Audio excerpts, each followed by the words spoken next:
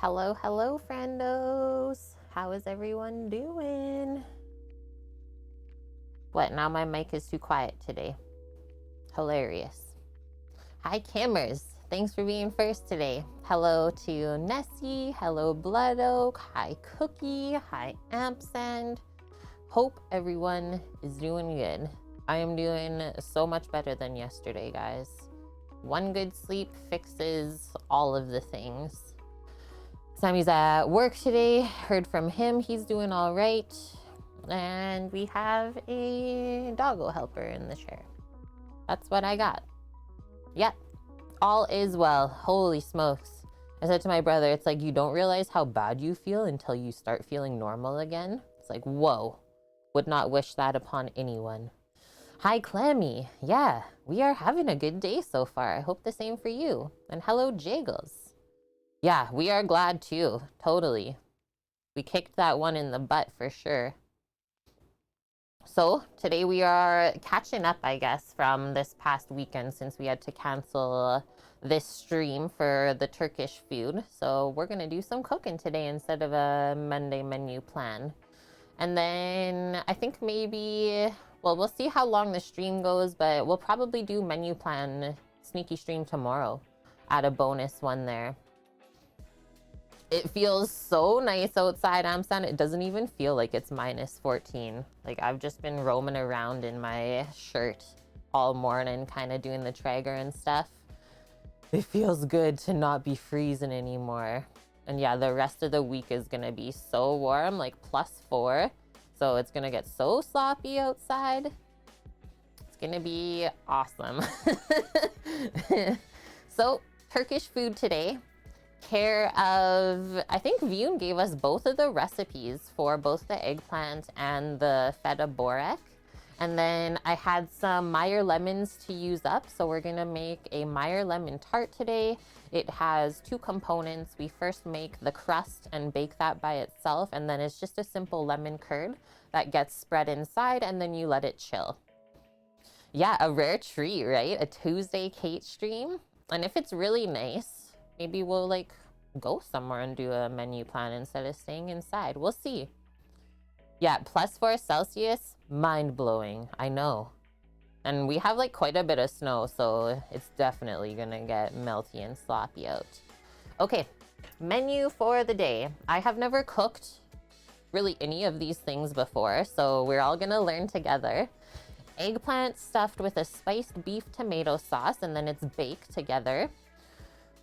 The eggplants, I was just looking through the recipe, is we kind of have to soak them for half an hour first to get some of the moisture out, and then you fry them. And then while they're soaking, we can make the beef tomato sauce.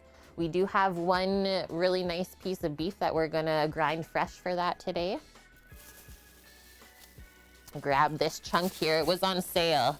Such a heckin' good price. And another cut that we've never really used before, but it looks so yummy and marbled. An outside round, this was on sale. So if you look at the price, like 13 bucks a kilo, that is so cheap. So cheap. Like most beef right now in the store is around 22 bucks a kilo. Yeah, fried feta. I think she'll stop by today. She usually pops in on Mondays. And hi, Vyun. How are you doing? So we're gonna dice this up, grind it up, but look at all the marbling in there even. So yeah, 26 bucks for that whole thing. We're probably not even gonna use all of the grind, so we'll put some of it away and maybe we'll use it for something else on another stream. So that's chilling on this side for us. Just gonna go put this in the recycling real quick. Trying to keep that out of the trash. The thing we can do here with our grocery bags is we can bring them back to the store and they recycle them for us. So I'm gonna do that because when we order groceries, we can't use our own bags. I am feeling so much better today, Vyun. Was like up again at 4, but I was able to fall back asleep and yeah, I feel like normal, let's say. Crazy feeling. And hi, Mickey. Good to see you too. Hope you are well. Okay, so beef, then we'll make our tomato sauce once that is ground. I'm thinking that we'll start with some of the tart things though. Maybe we'll get the crust at least set up and into the pan. I dug this one out. This is the special, wow, look at how shiny it is. Behind the scenes streaming. So this is the special pan that we need to make the tart today. This is a hand-me-down from my grandparents, the French side. And it is like an absolutely beautiful pan. I have not used it very much. And yeah, it says made in France right on it. Freaking cool. So we got lots of good recipes linked for those as well. I did a separate recipe for, it's called a sable dough is the base for the tart. And then the other recipe has the curd. So let's get our list out and we'll kind of organize ourselves since this is all kind of new to me. It's going to be a fun one. And we should have no issues with the Traeger today either. I'm going to kind of wait for it to warm up a bit more before I start it. Oh, shoot. Thank you for letting me know that, View. And I thought Samo took it off. I'm going to do that right now. And hi, Proudstone. Yeah, beg.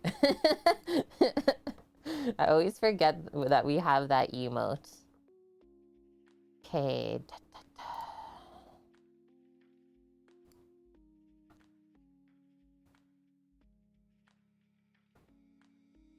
I mean, I guess even if they put the entries in, it means nothing at this point. And I did hear back from Ron. He did get back to us, luckily, like the last day of the week. I was like, you're lucky. I can't find it. Is it in viewer rewards? Oh, it is.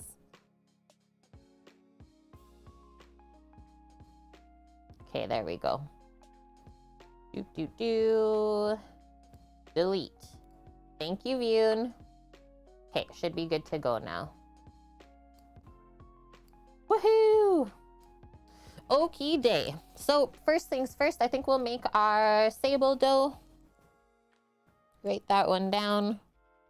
And at least get it prepped, and then it can just chill on the side. Is when we start the oven, we would like to keep it going for the baked eggplant too. So we'll kind of time that out together. So we can bake the crust first, bring it inside, and then put the eggplant in, because it'll take a little bit anyways. So the sable dough, I don't know if we want to make the curd early, because usually you just make it and spread it right into the tart shell. We don't really want it to set up in the bowl, right? Yeah, pour the warm lemon curd through a strainer into a bowl, and then smooth the lemon filling into the pre-baked tart shell. Oh, okay, we do have to also bake it once it's in the shell, just for like 5 minutes though. Pop it in the oven until the curd is just set, remove it, and let it cool. Yum. So exciting. So I guess since it has to bake again, we can make that a bit earlier. Lemon curd. And then we'll get into the ground beef, I think, from there, right? We'll prep the grinder, actually, first thing here. Get it chilling in a nice frozen spot for us so that we get a really nice grinded beef. Nothing mushing through there. Hi, Paloozer. How are you? It's good to see you. And then actually, before we even do the beef, we got to soak the eggplants. There's a couple steps in this. I'm glad I read through. So just grabbing an eggplant here. Is we're gonna kind of like peel little slits out of it to open up the pulp inside. And then we soak that in salt water to draw out extra moisture. 30 minutes, it says. And then from there, we kind of squeeze the water out, dry them off, and then we fry them. So soak eggplant and then fry.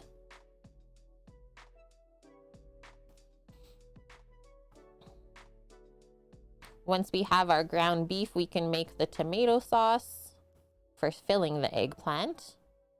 And then I was gonna leave the Borek kind of near the end because it's pretty quick.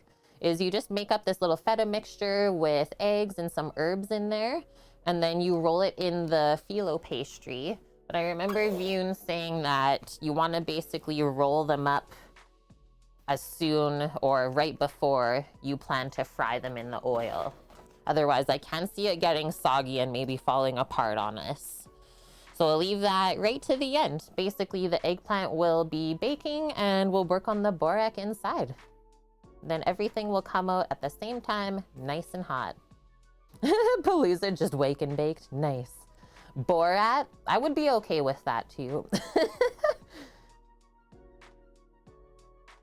26 Canadian is 20 US, is 18 euros, is 15 British pounds. So you can compare how inexpensive the cut of meat would be in those areas. Totally. Yeah, like 20 bucks US for that. I wouldn't complain. The only thing I have to look for the eggplants is how long they bake after we stuff them up. Take a peek at the linked recipe there. Yum, it looks so good, Vune. I can't wait.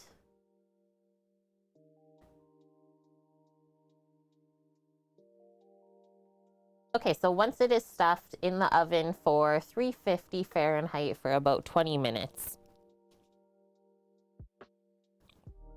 Last thing on the list, bake eggplant. 350 F, 20 minutes. Basically until it's just like bubbling and it's all married up together, right? Because everything else is actually cooked ahead of time. Easy peasy. Thanks, Diggity Dog. Yeah, I am also happy that I'm feeling better. That was a bit rough. That was a bit rough, honestly. I remember saying to Sammy, I'm like, I hope I don't feel like this forever. Oh, man. Okay, so sable dough first. A French pastry. I found a really good, simple recipe. There was a, like, tart shell recipe in the lemon recipe that I linked, but it was super weird. Like, you put sugar and water and butter in a bowl and then you bake it. I was like, I'm not gonna fool with that today. We like to do the simple things. So sable is French for sand, and a crumbly sandy crust or cookie is what this dough will get you. It's perfect for tarts. Add in lemon zest, vanilla, lavender, etc. to flavor it in any way you wish. Lavender, that would be nice. So it makes 1 tart shell, I think. I don't know, 2 pounds, 3 ounces of dough. I'm assuming 1 tart shell. Let's keep reading. Yep. So we're gonna cream, butter, sugar, and salt together, add eggs to that until well incorporated, and then we're gonna add flour and mix it on low until the dough just comes together. So I guess we'll use the incarcerum first thing today. And then we bake that at 350 degrees until it's lightly golden brown and delicious. Well, thanks for the timing, but what? Are we gonna assume 7 to 10 minutes for that at that temp? Why do people do this? Like, they go through the entire blog, like put in all of the words, and then they leave out the timing of the bake? Sometimes, chat, sometimes. I would say 7 to 10 minutes though. Like, check it at 7, just because it is butter based, so I know it's gonna brown quicker. Unacceptable. Cookie. I didn't say it. A specific flour they recommend, so just all purpose. Simple, cheap, all purpose. Yeah, bake it till it's done. Come on. What are you, an amateur? Actually, I am, okay?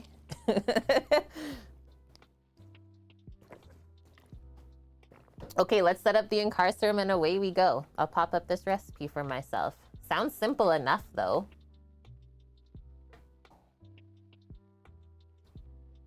Oh. I'm doing crazy stuff here with my windows. I didn't mean to. Oh gosh, now I really ruined OBS. I'm sorry, give me a moment here. I tried to pop the recipe up and then it just halved the screen. Not what I was going for. Okay. Oh, you know what was really cool this morning? So I think it woke like all of us up, the 3 of us that were here. There was a like chopper, a Huey, just rolling right back and forth in the river valley with a little like dumpster, a bin on a string. We couldn't figure out what it was doing, but we have never experienced that one before. It's pretty cool. We're like, what is happening? Like, is everyone okay? So freaking loud. But they seem to be done now. What I thought is maybe they're like rebuilding a trail in the river valley because there's lots of walking and biking trails down there. Couldn't really think of what else they would be hauling back and forth. Yeah, really cool. Yeah, Paloozer bakes till he's done too. So easy. Playthrough crew, thank you for the follow and welcome in. Hope you're doing all right today.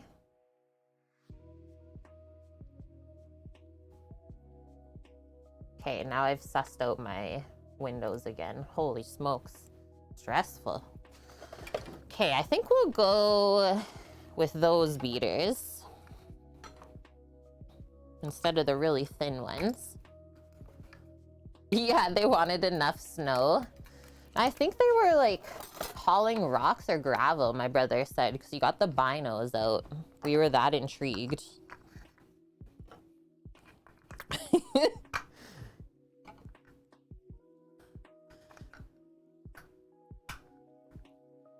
Yeah, right? They're so cool. Wait, there is the world's tallest snowman. Of course there is. Was built in Bethel, Maine in 2008, so not actually that long ago. But still, has no one attempted to overtake this? Is this our moment, chat? Named Olympia. 122 feet above the ground? So tall they use skis for the eyelashes and wreaths for the eyes? What? Imagine. Paloozer, thank you for giving us that fun fact today. Yeah, a kaiju made of snow. Okie day. Gonna get some ingredients going and away we go. So 9 ounces of unsalted butter. Obviously we need it like softened. We don't want it melted, but just soft enough that we can mix the sugar and salt in there. And then just 2 eggs and some flour. We'll grab the scale. So I'm gonna move this back over here.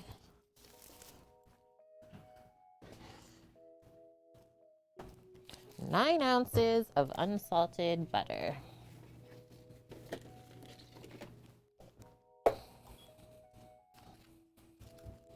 What's everyone else up to today? Do we got some peeps lurking and working?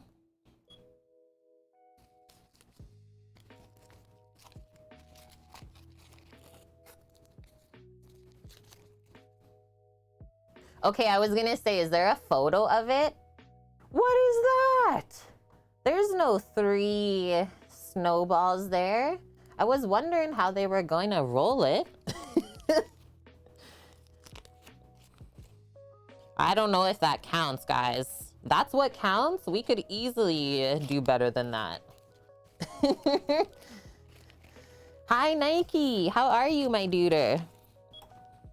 We had folks asking about you yesterday. I think it was Greek. He's like, is Nike okay? I'm like, yeah, he's popped in before. How are you doing, Nike? Surprised it's only asking for 2 eggs for a tart. Don't they involve at least 3? Are you trying to make a joke here? Or are you being serious? Because I'm not really sure. I don't make too much sable dough ever.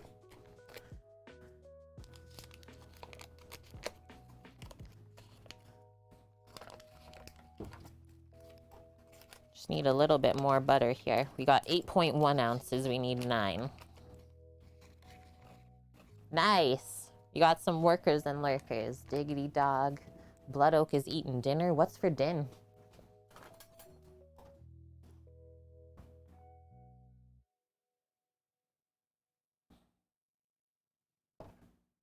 Boom, right on the dot. Good one.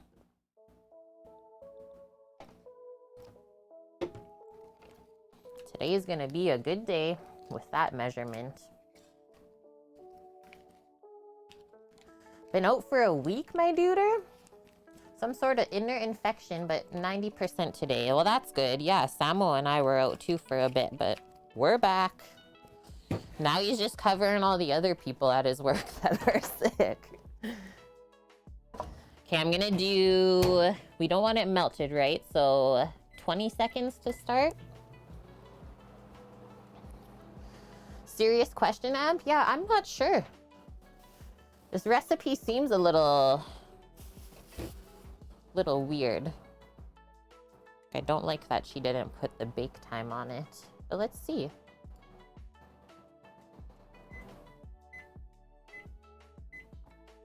Yeah, she doesn't even like say what kind of pan to use, I don't think, unless I go up farther.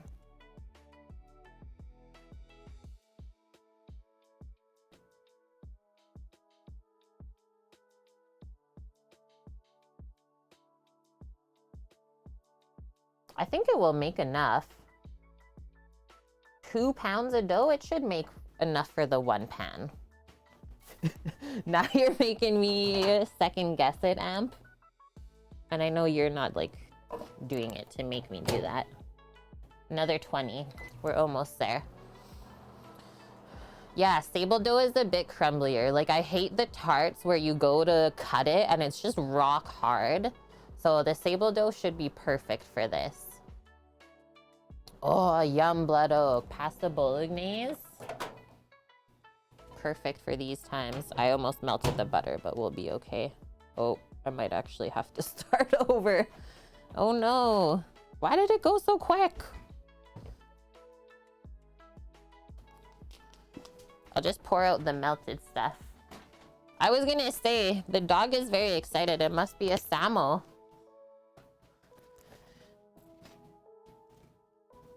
Guys, what not to do. Starting the stream with what not to do. Melt the butter.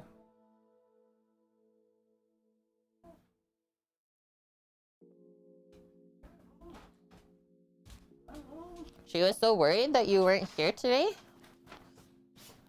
Very worried, doggo. Look at this guy.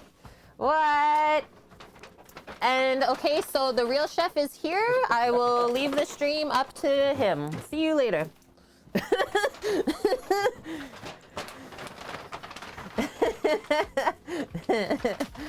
It's not a lie. He actually is also a chef.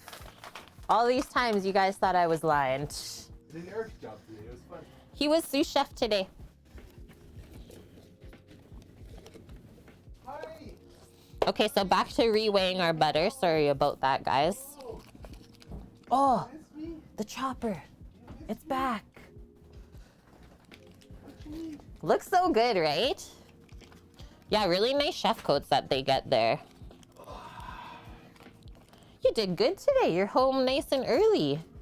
Yeah, that most of the week. That's okay. Yeah, Sammy said he didn't have a very good sleep, guys. 6.2 ounces. Hey, that doesn't mean doggos lick the butter. No? Are you sure? You sure? I love the sound of kiwis. We got a chopper today. It's something private, Bran said. He just pulled out the binos and did some glassing. Glassed it up? Yeah.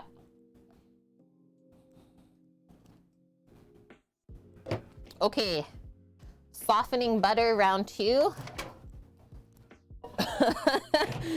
This is what happens when we cook on a Monday.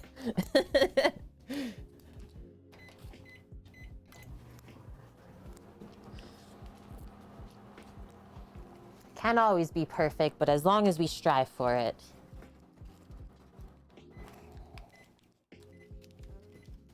Yeah, we're alive again, right? Like yesterday was a bit of a struggle, but I really I didn't want to like lay down and do nothing anymore. It's hard. Okay, this one went a bit softer still, but heck it. We're committing. 45, Nike? Is your birthday coming up? He's an old bye. And the occasional osprey, sweet. And hi, Wilson, how are you?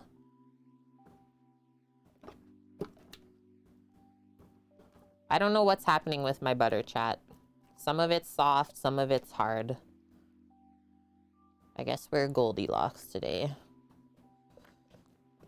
I think it'll even out though, so pro tip, just mix it together now before we add any sugar or stuff like that.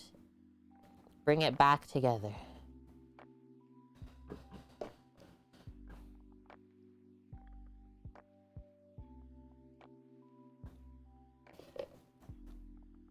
See how she goes.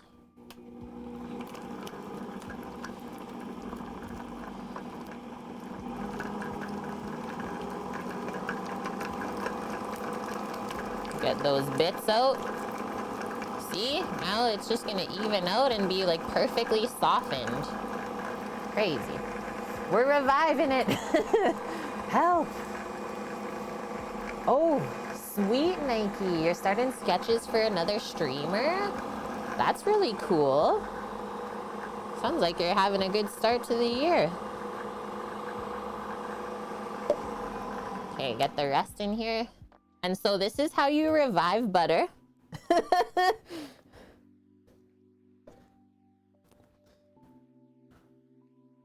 have some good news and some bad news. Good news and bad news. What would you like first? I always do bad news first, guys. Bad news. Bad news? Yeah. An extra $1,000. The fridge went up in price? Good news is there's 3 of them there. Okay, bad news, the fridge is an extra $1,000 now. Good news is there's 3 in stock. What the heck?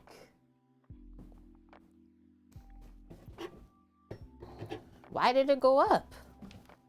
Why does everything go up? Supply and command, chat. Exact same model and everything, just... Dang. Well, think about it though. Like, we started that goal, what? Last summer? That's how much things go up in that amount of time. Huh? Yeah, we got them, but it's gonna cost ya. Man. Okay, 7 ounces of sugar next. What happened to the dog staying in her chair? Uncle's home, so all the rules go out the window.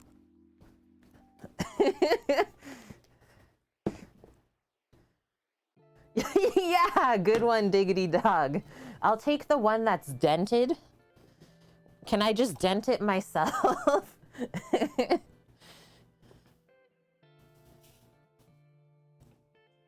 Oh yeah, I gotta sing to her to get in the chair. That's right.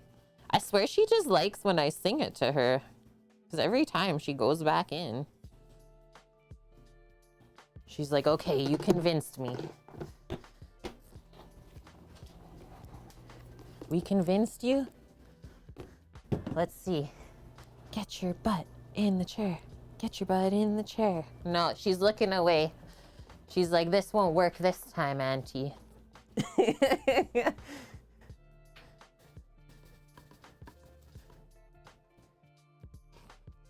It's really funny, like, when you do talk to her and you try and get her to listen, you know she's not listening because she just looks away. She's like, sorry, what? Half a teaspoon of salt, aka just a little pinch. That's right, Nike. You said the truth bomb there. Greek, no. You're at home sick? Your kitty will look and just shake her head. Oh, that's attitude. That's some attitude, Paloozer. Okay, so we're creaming this up. We'll let that go for a bit. Come a bit closer, I think. See what we're working with here.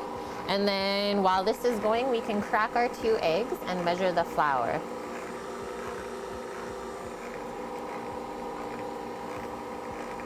Two whole eggs, 17.5 ounces of flour, 1 pound, 1.5 ounces.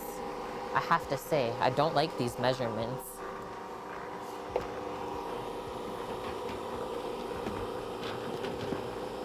Whoa, that's really creaming already. You're having computer issues and it's driving you crazy, Wilson? Yeah. My brother said like his computer just blarged out this morning.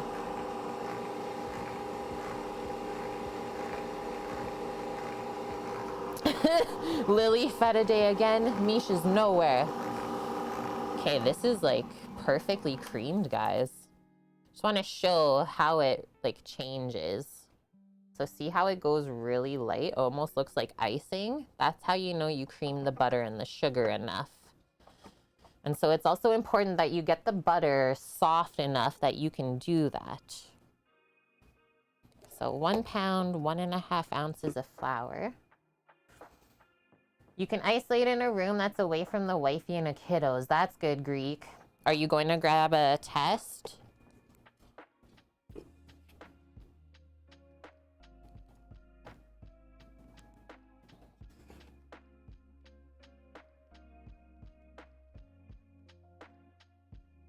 £1 pound, 1.5 ounces.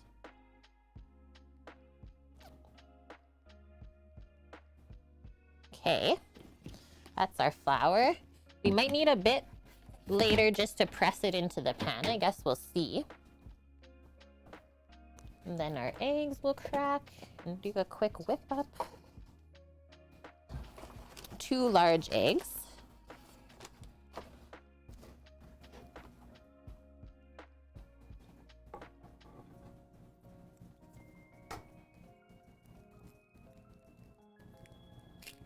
You're not getting a test, Greek.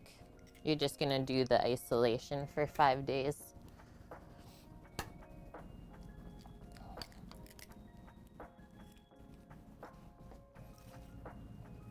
Just a rinse-a-roo of that.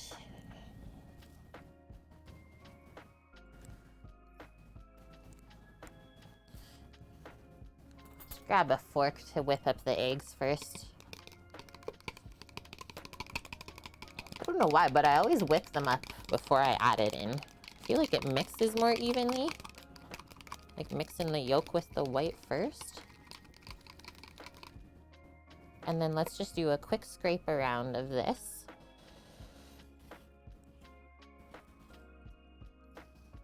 The chopper's back at it. I could listen to that all day.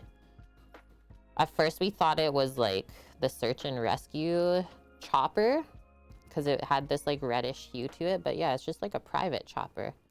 It's orange, an orangey red. I think this is the next step before I do this. Let's see, yeah. Add eggs and then add flour just to mix to combine.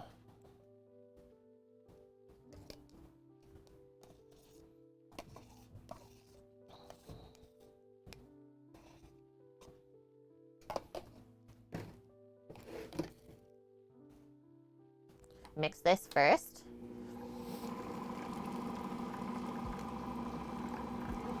I gotta do this pretty quickly too. As you can see, the butter is cooling off.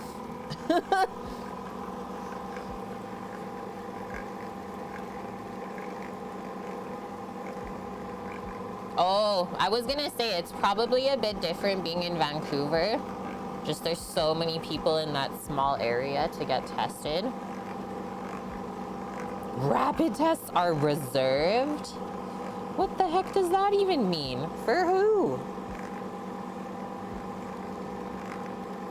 That sable dough butter needed to be cold. It's a weird recipe. I don't know, Lily. It's looking pretty good.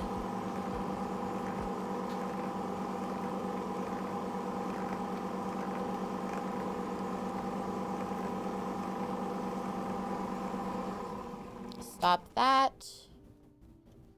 One more scrape before we add the flour.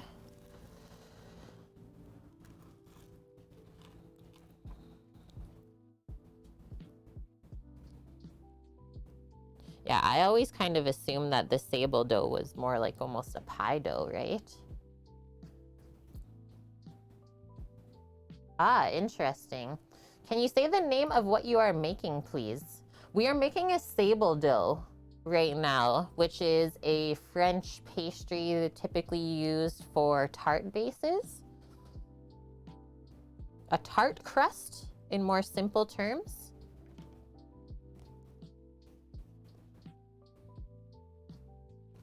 And it comes out kind of more crumbly instead of going rock hard. But it's also important that we don't overmix it, otherwise it will go rock hard on us no matter what. Well, it is part of the dessert. You're not wrong. So now we just slowly mix this and bring it together.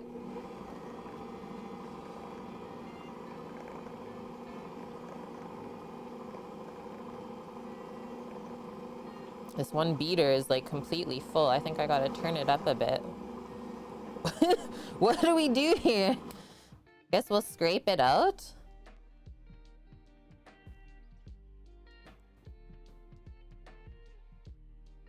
Butter said, nah, not me.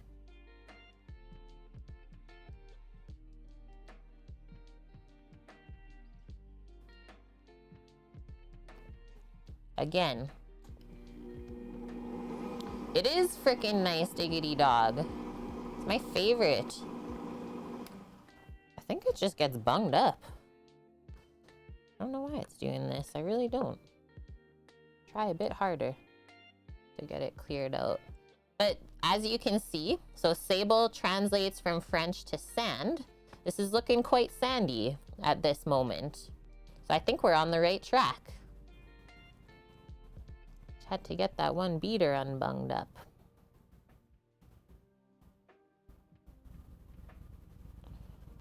Also trying to scrape off the rest of this stuff. Okay, away we go.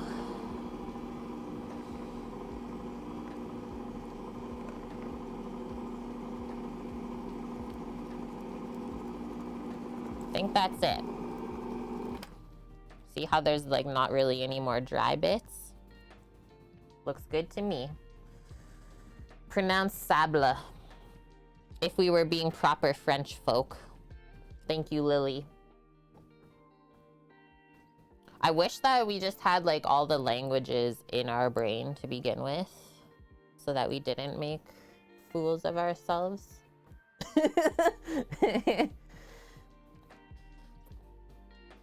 In the recipe for this one, she said it's more like a shortbread cookie than a sugar cookie, which makes sense because there is quite a bit of butter. And yeah, I've not even made that many sugar cookies in my life, so I'm not super familiar with that dough.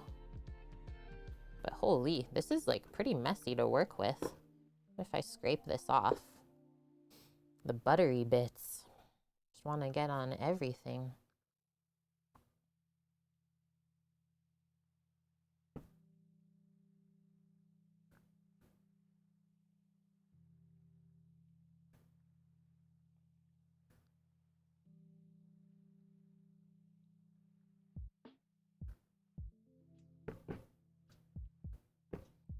Okay, the other one now. Holy.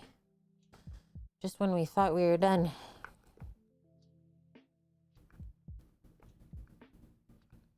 To say this mixer mixed it up really nice though. Nice and crumbly. I think this will press into the pan perfectly. Good thick crust too.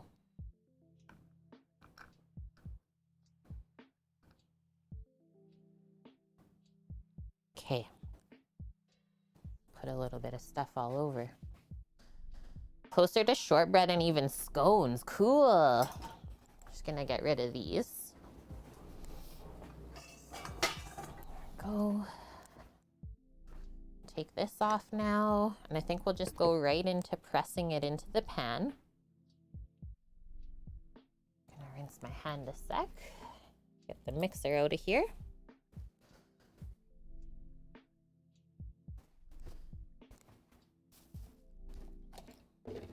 A nice buttery dough.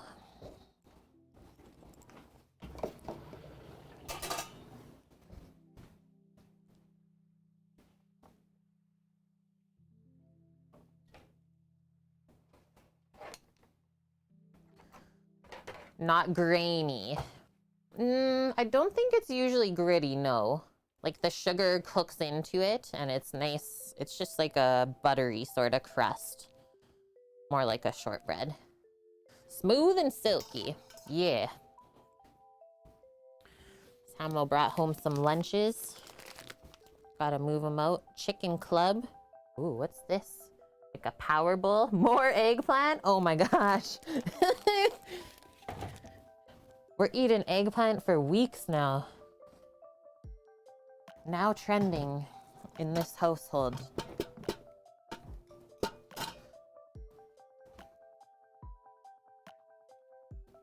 So this is the pan that we need.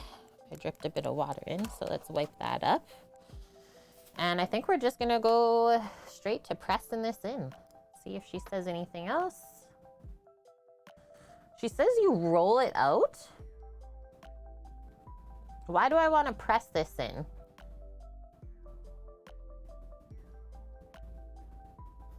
Lily, you seem like a pro at this dough. What do you think?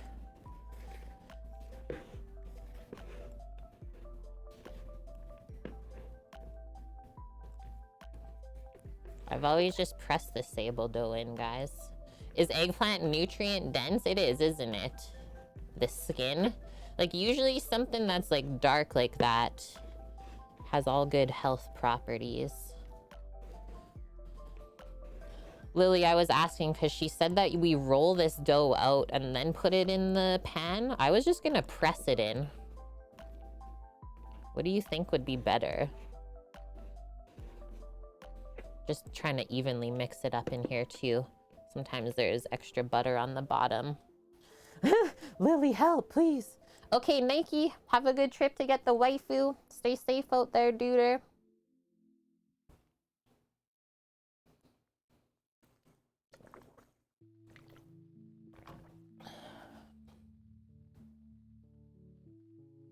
I think I'm just gonna press it. It feels really nice.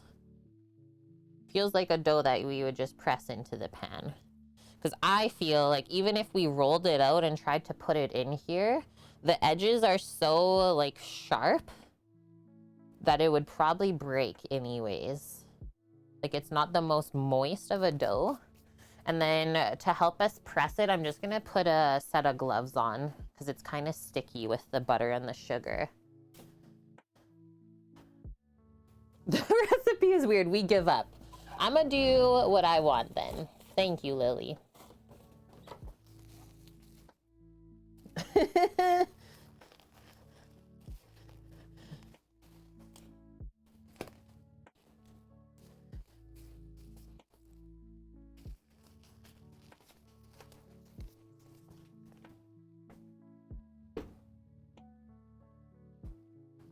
So the way that we do this, we always start with the middle first and then work out from there.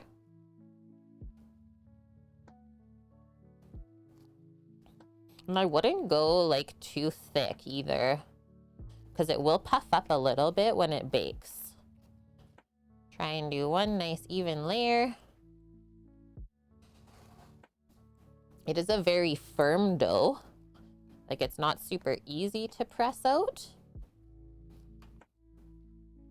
Hi, Mish. Welcome in.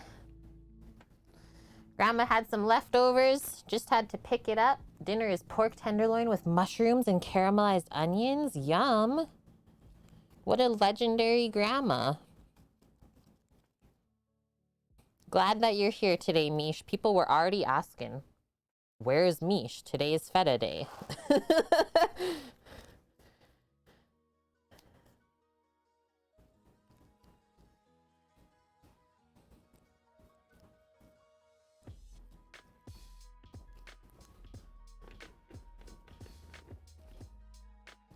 Our Feta fan. Yeah.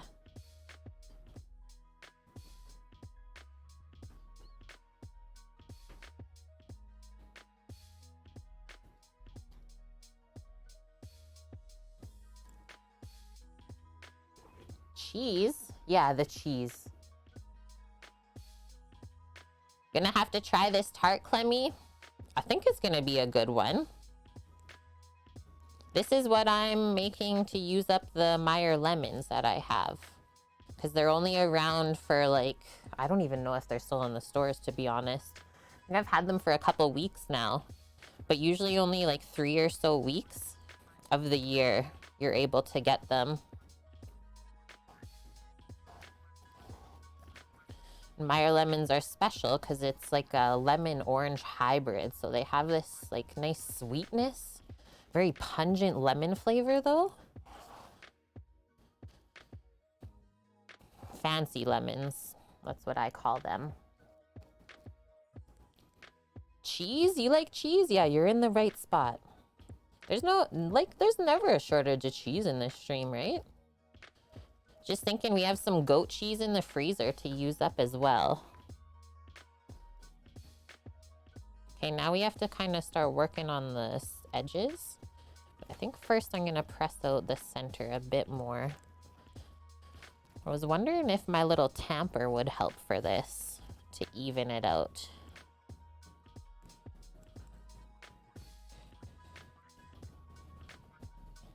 And it would probably do the edges really nice too. This is the one I'm talking about for doing our little tart shells. Hi Faye Green, how are you? Welcome in. Yeah, Meyer lemon. Why am I using gloves? Because it's a sticky dough with butter and sugar, so it helps it not make my hands really sticky and like melty. So this creates a little barrier for us. You can tell it's even sticking to that. I don't know, I think I'll just keep going with my glovies here. I might try it for the edges though. KV the monkey, oh nice. You're a new baker, like you're taking it pretty serious and you've been looking at mixers. So the one that I use is a Swedish brand. It's called an Incarcerum, and I've used it, I think I've had it since 2016. Absolutely amazing. And yeah, if you do a lot of baking, it's like basically my second helper in the kitchen.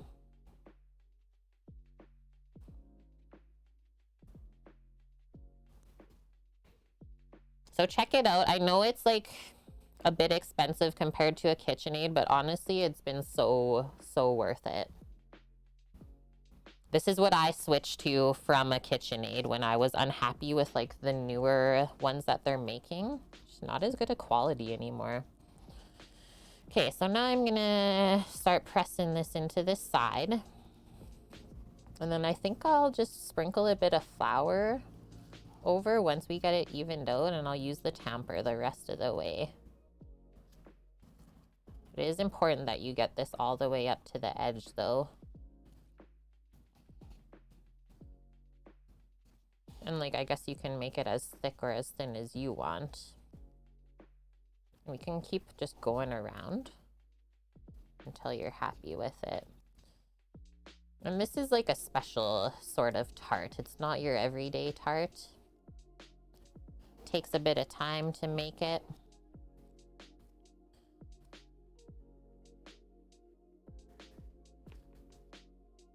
Yeah, I saw that, Lily. I'm just gonna chill it once I have it pressed. We're gonna do a chill before we bake instead of the other way around. That's where my mind went. Yeah, you're looking at the mixers now. They have so many different colors too. And then I will say, so in a little bit here, once we're done with our sweet part of the stream, I'm going to be using the mixer again. I have a meat grinder attachment for it, so you can see how it works with some of the attachments.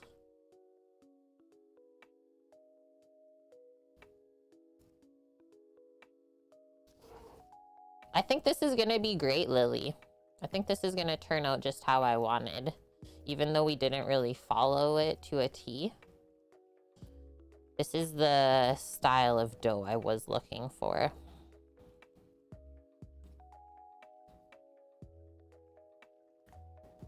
The mixer like literally does everything pretty much. We even have a grain mill attachment for it, and they're just, in the spring here this year, they're coming out with a ice cream maker for it. So that's one of our goals for the stream right now.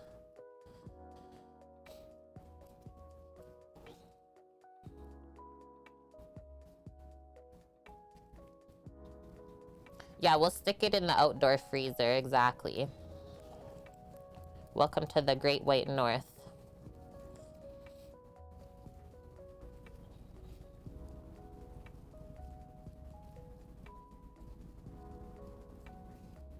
Okay, I'm almost done with the edges. Feeling super happy. Now it makes sense to you? You can always ask if you don't know what's happening. Blood hook. Okay, do I want any more around the edge? Just kind of even this out. This is gonna be so nice and thick, the outer crust. I think I'm just gonna tap this.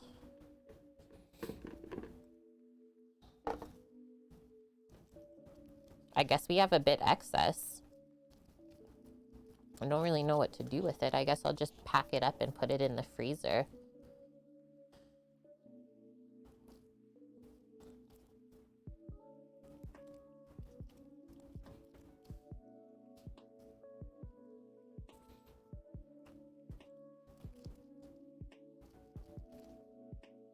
Okay, now I'm gonna do a little sprinkling of flour all over this, just so that we can tamp it down a bit more smooth. Let's put this to the side. I think we're done with what we needed. Hello, AMK99Y.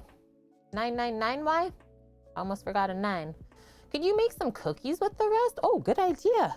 Good idea, Lily. Why don't we just do that instead of putting it in the freezer, right? So we're not gonna turn on the oven soon because this is gonna chill. I would say like minimum an hour.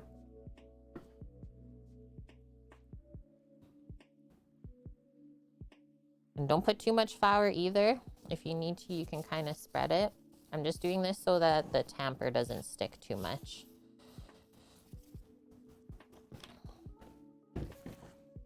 Thank you for the follow, Estarcy. Estarcy. Now we can press a bit harder.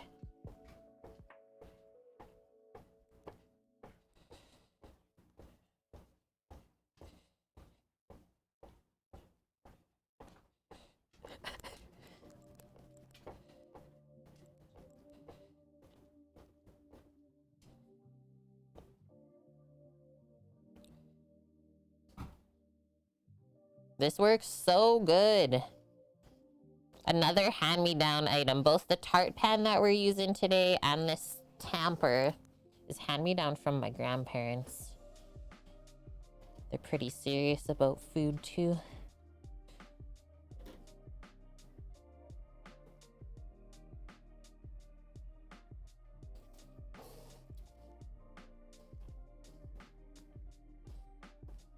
Because we want a nice even edge for when we fill it with the lemon curd. Hey, Pooer, get in the chair. She's like, no.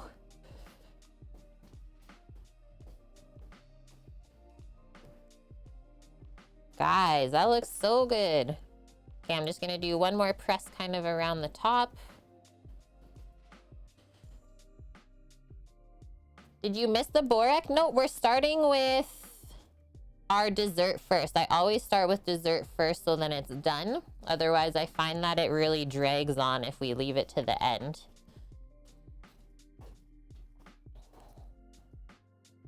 The Borek will actually be near the end of the stream just because you need to literally roll it up right before you fry it.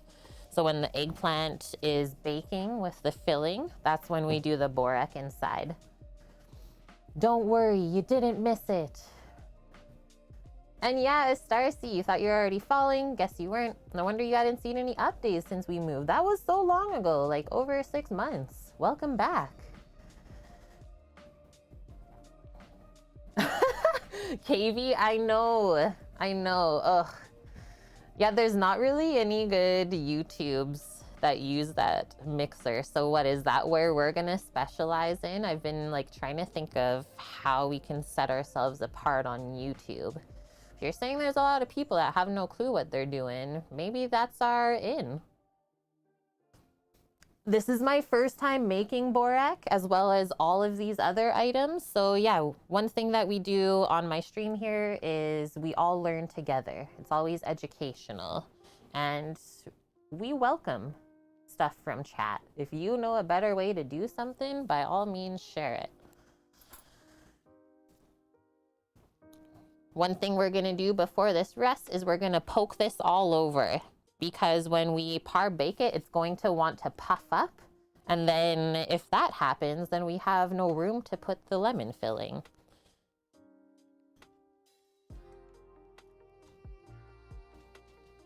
I usually just start around the outside, about an inch apart, and then go into the middle.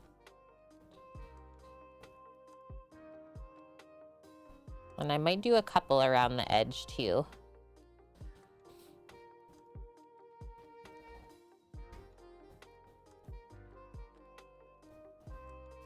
Boom. Is this basically a lemon bar type of tart? For sure. I would say that's what it is most similar to. So I always link the recipes that we make on stream too. I think today we have 4. As well, we have a Discord channel where we have like 4 years worth of recipes from stream. So if you have Discord, make sure you pop in there. Okay, a little bit more. I'm gonna go around the edge here where it's a bit thicker. And yeah, one thing we do on my channel is we always try and make stuff from scratch as much as possible. Whenever people come in and like ask me my style of cooking, I basically say I cook like a grandma. But I have gone to culinary school and I've worked in lots of restaurants, and over the years, this is how I have refined my skills. Oh, you're Turkish? Amazing. Yeah, you don't know how to make it, you gotta let your mom teach you, for sure. For sure. Okay, so now I think I'm just gonna put a nice plastic film over this to chill. We're done with our gloves. Wait, why don't we... Should I ball up the rest of this dough before we get rid of the gloves? That's a good tip right there. I don't know if I'm gonna do the cookies right now, Lily, with stream, but I'll definitely roll these out later when I do some more baking for the cookie boxes to send out.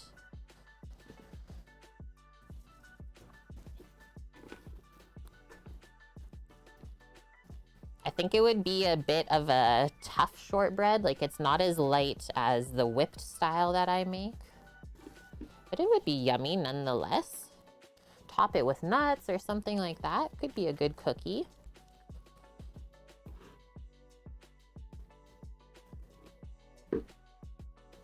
It's destiny. You just made lemon bars and granola bars for your treats. There you go. Okay, now that we got a good dough ball, you just scrape it around, pick up the rest of this. That made a lot of dough. Not quite enough for 2 tarts though, I would say.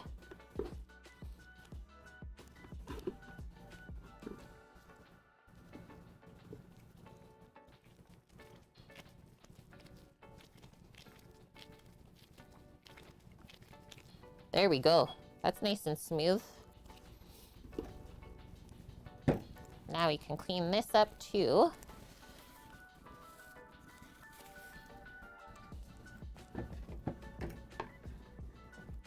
Just gonna do a wipe of the board first. I see we smushed some of the dough onto it.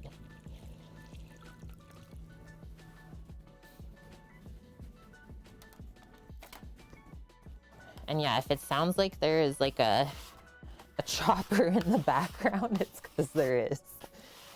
Don't ask what's happening. If it's still flying around after stream, I'm gonna go see what's up. I'm taking a walk.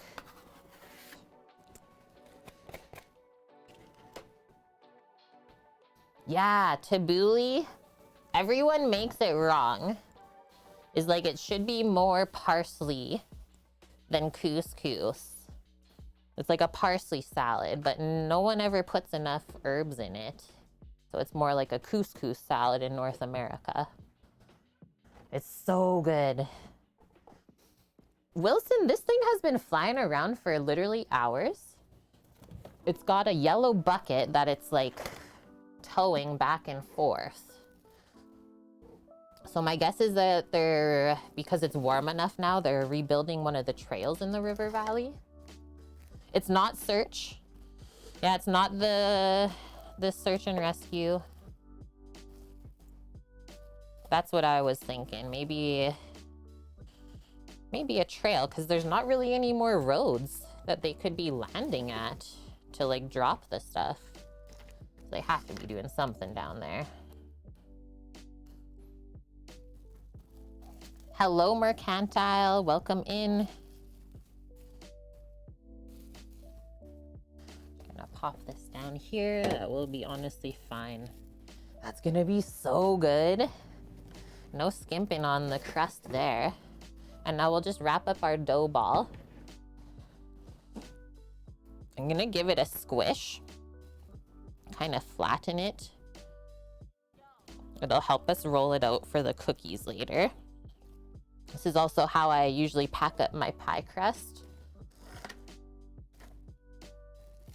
Not a fire either.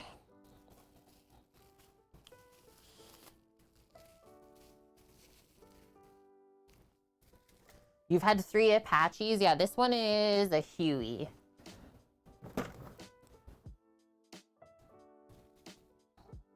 Yeah, it's pretty intense. Like, I really like this sound. Did someone say crust? It's just crust, Dust. Welcome in, dude. How are you? Hope you're having a good start to the week. Wait, Wilson. Yes, Crust Pirate. This is the new one. Wilson, did you fly helicopters before? Because that is cool. Samo's jumped out of one when he was young.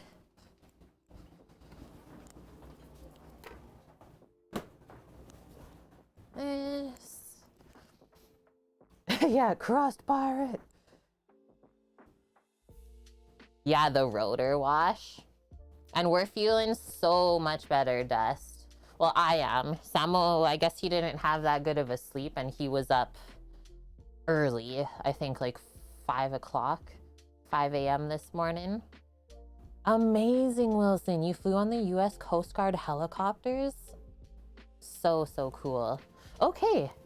I mean, that crust took us a little bit, but hey, all good things take time. Sable dough. We know that after it chills, this bakes at 350 degrees Fahrenheit. The recipe said just until golden brown. I'm gonna say like 7 to 10 minute bake time. Next up, we are going to get our eggplant soaking.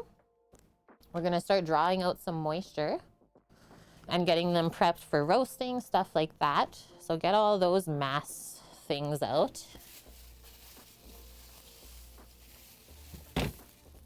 I mean, these will shrink a bit, but typically the eggplants in this store are not this big. Like maybe more like that size. So I mean, because we ordered groceries this week, I ordered an extra one. Literally the biggest eggplants of life this week. I'm terrified. Good thing we got a big baking pan. So first things first, I think I'll peel all this off and then we'll just wipe them. Wipe or wash, whatever you're comfortable with.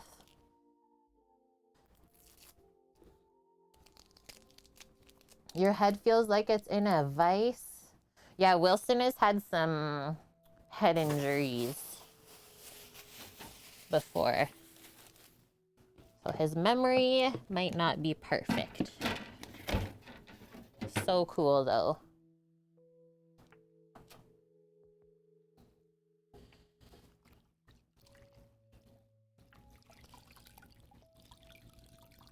This is gonna be so tasty with the fresh ground beef. Giant eggplants. Seriously, giant.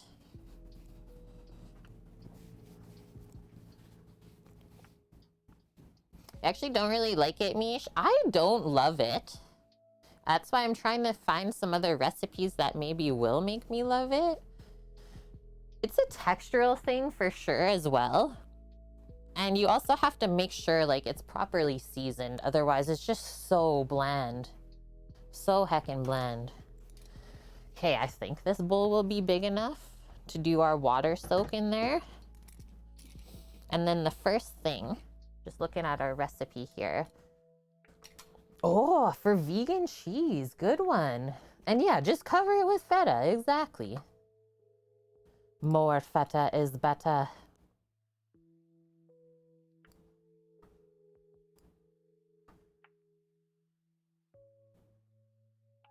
Okay, we leave this top stem on, guys, the whole time. We don't take the stem off. If we want the maximum amount of stuff we can do, because I feel like it holds it together almost, is you can just take a paring knife and like come up and under this part and just trim that. Kind of pick it away. There we go.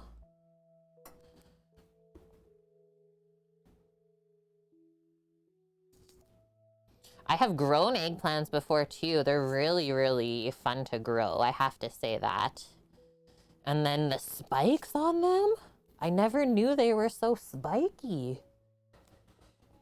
Like this part of the eggplant, the stem is like covered in spikes. It's so sharp.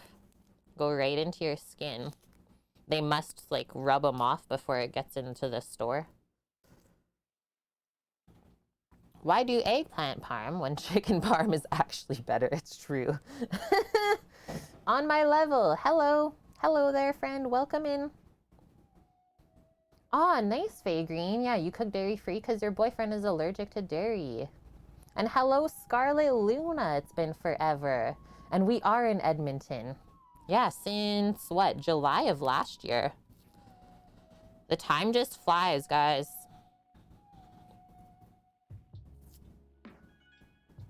Okay, those are all peeled up. And now next step is to be able to soak inside. We use a peeler, but don't peel the whole thing. We only peel certain strips away. So I'm gonna kind of watch and see where it's a little bit browned and bruised. I'm gonna peel off those parts of it. That makes sense to me, right? Peel off what you would basically discard anyways. So turn that. That. If you see a thing that you want to take off as well, do that now.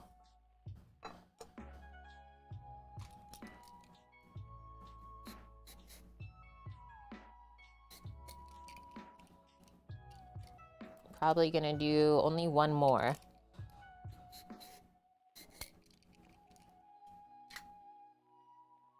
Something like that. Yeah, Dust. Okay, do you like my 70s shoes? Dust said to me he walked into a place the other day and the dude in the store, Dust was wearing Converse shoes. He like made fun of Dust for wearing shoes from the 70s? Oh yeah, Scarlet. I'm in Beverly. I don't care about saying it. I'm in Beverly Heights. Right by the river.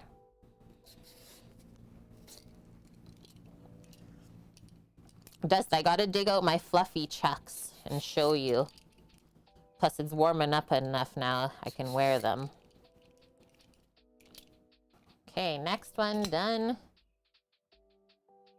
The eggplants are gonna be stuffed with like a spiced beef tomato sauce. You're in Mill Woods, that's not far then. Yeah, check out the recipe there that we have linked today. It is the first one for the stuffed eggplant. So we're gonna grind our own beef for it too. That's what's next. We just gotta get this soaking first.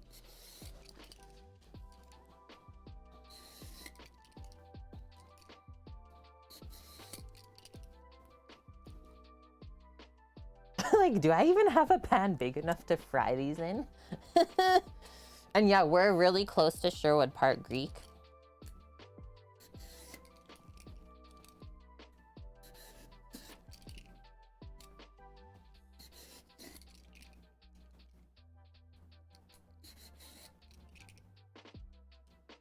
Boom. Dunzo. Look at how dark the skin is, hey? Almost black. Into the compost with that.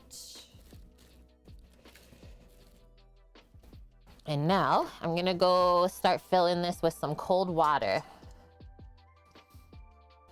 West Edmonton, what are we? We're like north?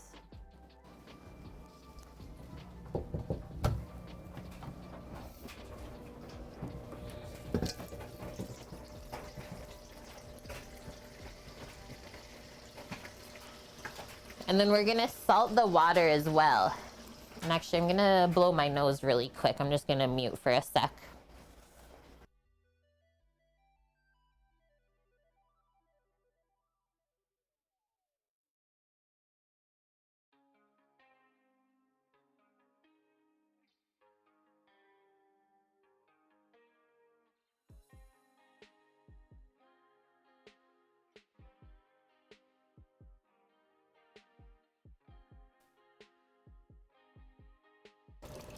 Okay, I'm back.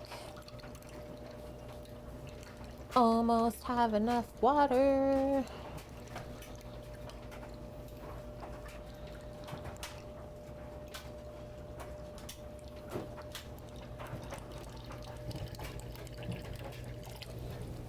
Should be good.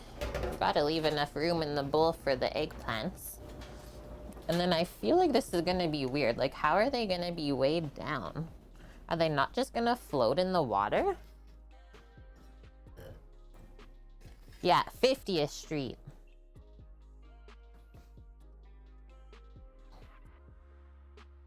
Yeah, 118th is really close. Okay, salt. We gotta salt the water to draw out the moisture. I think I'll do a sprinkle like that. Pretty good amount. And then probably just mix that up to make sure that it's evenly dissolved.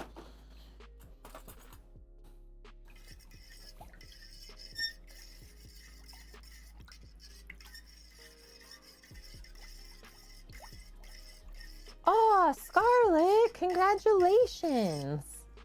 You had a babe. Hopefully everything went good with that. I've never done this before. This feels weird to me, but I love it. I really like learning new things and different cuisines, stuff like that. I don't know, this isn't gonna fit.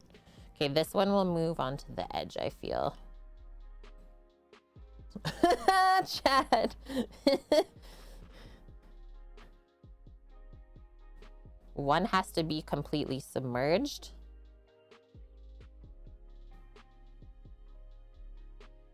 I think we can fit them. It's just finding the way that works the best. Or what? Do we have to like flip them over maybe? So it's not gonna stay weighed down. Just gonna find, oh, don't need that bag anymore. Trying to grab a cloth and then get a bag with it. What if we just do this?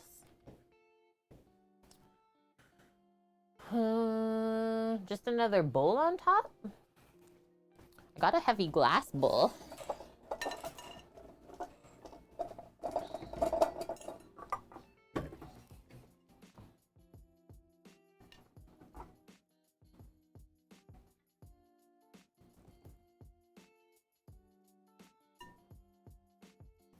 It worked. It worked pretty good. I think I'll set like a 15-minute timer and then just give them a flip around. There's only a little bit of each one sticking out now.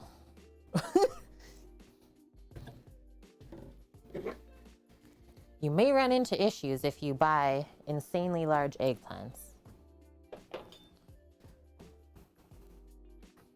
Why are we soaking the eggplants like this? Because it's drawing out the moisture miche, and it will actually make them a little bit smaller. So it's gonna help when we go to bake them and stuff them. It's gonna help it not to be too soggy. Because yeah, it's basically a sponge filled with moisture is what an eggplant is. So the salt water helps draw that out, and we're gonna actually like squeeze them once they come out of the water, and then they get fried, and then we fill them and bake them. So it's a bit of a process. A lot of love in this. You lucked out, Scarlett. The babe is really good. Yeah, 7 months now. Wow. Slept through the night since month 1. That sounds pretty amazing. I feel like that's what everyone wants, right? Okay, so those are gonna soak minimum half an hour, so I'll set a timer. And then while we're working on that, let's prep up our meat grinder. And then we'll dice up the beef to grind and get that going, so then we can work on the sauce for the filling. So this is for the incarcerum as well. I'll switch back to this. This is one of the attachments, the mincer.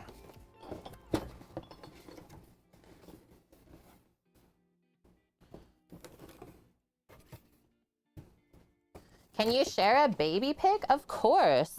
I don't know if you want to do it here, or you can do it in Discord.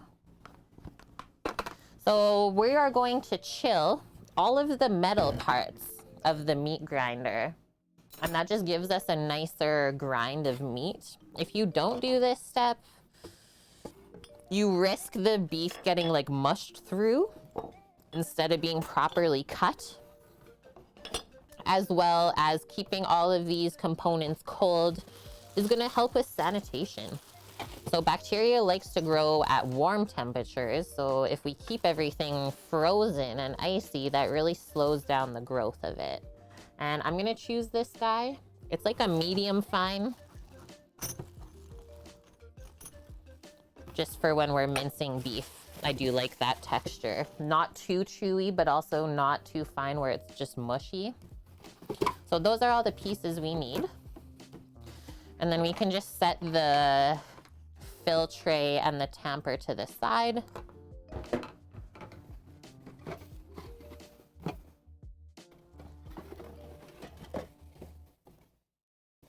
Yeah, that's insane, Greek. Your kids are only like 10 months apart. Good one. Yeah, Palooza, I got a 9-year-old cat. I have a niece dog. I'm just gonna load this up into a bowl. And then we're in Canada, so it's pretty cold outside. Just gonna put it in a cold room for us. Either in the freezer or the coldest spot you can find. Like minimum half an hour, I would chill it. It wasn't on purpose. Greek. This is the cold room over here, if you're wondering where the heck I'm going. Works so good. Okay, now we're gonna do a little bit of beef butchery. And Yoshi Squared, thank you for the follow. Welcome. So we need a cutting board, our meats, and then I think I'm just gonna use the boning knife for this. Doesn't look too tough to clean. So this is the cut of beef we got to grind today. It was on sale. $13 a kilo, which is quite inexpensive, like $26 for all of this. That's a steal. What else do I want here? A pan to put the meat chunks into, and then I usually just do a bowl to put the ground stuff in, coming out of the mixer. You can use that. Oh, thanks, Scarlett. I will check that out right meow. I got time. Oh no, it says it's private. But I might not be logged in on my thing. You can send it to me in a whisper if you want. It might be my side. It might be my side. Okay, boning knife. And I've never really used this cut of beef before, so really interested to see how it tastes, how it grinds up, stuff like that. And I will say, like, it's better to choose a less expensive cut of beef to grind than the really expensive ones.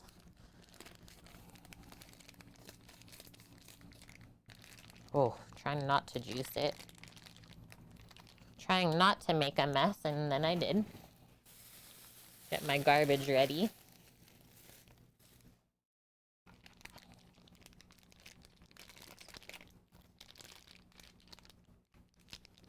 Okay, I'll click that when I don't have meat hands.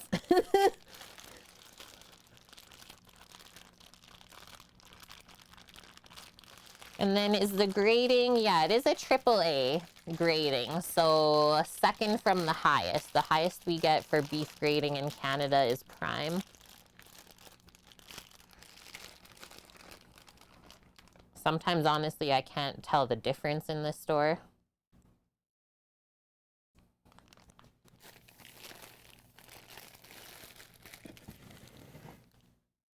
Nice roast, though. I mean, I probably would never buy this for a roast, but interesting. So let's undo all these. And then we're just gonna first look for any connective tissue or pieces that we don't want to put through the meat grinder before we even start cubing this up. Really nice marbling though. Probably gonna be like a 80-20 ratio of protein to fat. Not too fatty, but also not too lean.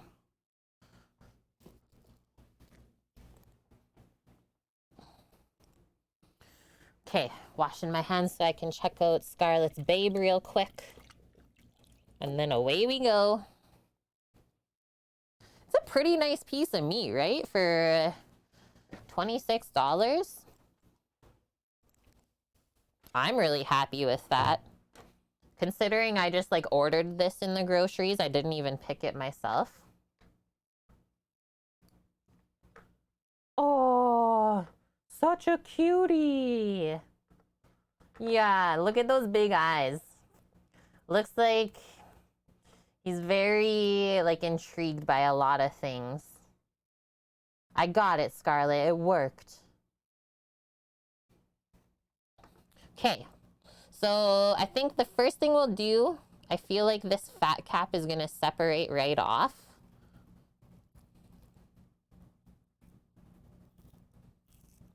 That's how easy beef separates, by the way, the muscles. It's quite an easy animal to clean. So just keep going along there. This fat feels really nice. I will say that. It's really hard fat compared to stringy fat. So the hard fat is what you want to keep inside of there. The stringy fat, it renders different and is just not the best to keep around. So what I'm doing is just opening this up. All the good fat is on this side. And then if I turn this, you can see that there's always that bit of connective tissue underneath separating the muscle. So I'm going to work on cleaning probably more from this side, if anything, because there's more nice fat up here. It's really only this thick connective tissue that we're going to take off. Because even if you put that through the grinder, it's not going to break down with cooking. Slide your boning knife under, and then keep that nice and tight. And just take that off.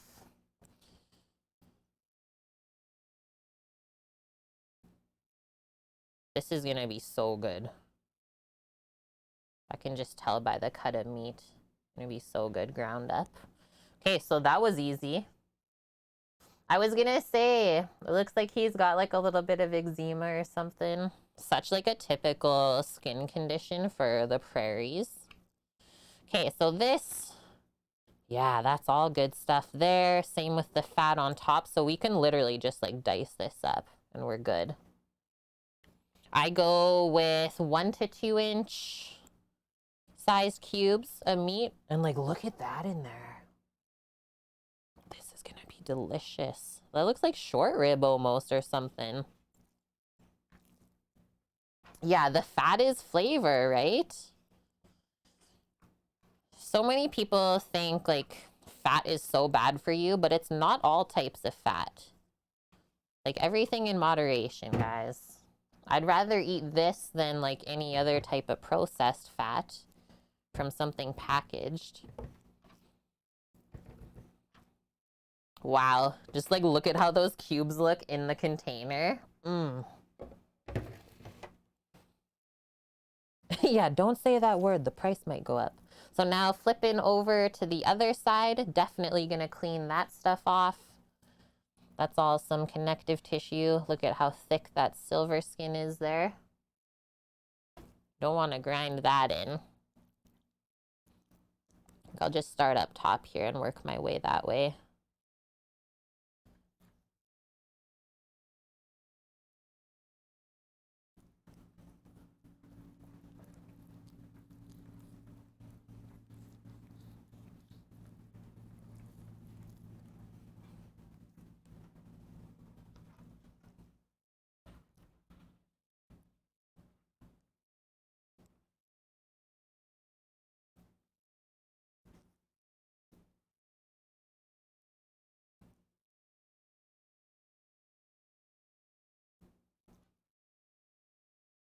Interesting muscle separation a bit here as well. So you can always like dig into there, right? Just to check it out, to see if there's stuff to clean out. I might just do that. Otherwise, that stuff is okay. It's not super thick or tough. But this, definitely get rid of that.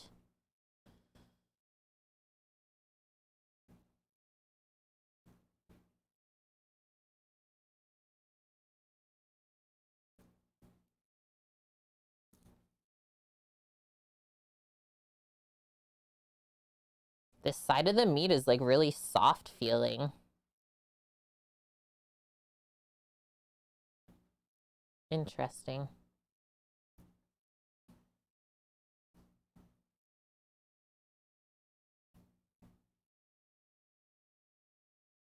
Yeah, really nice marbling, hey?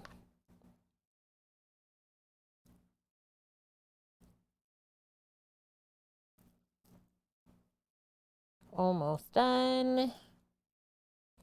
And I do like to buy chunks of meat that are big like this for grinding because it doesn't take too long to clean them up. Whereas like using steaks to grind meat, to me just seems like a waste because you already paid the butcher to clean it into a steak. So then why would you grind that up, right? So this is how my mind works.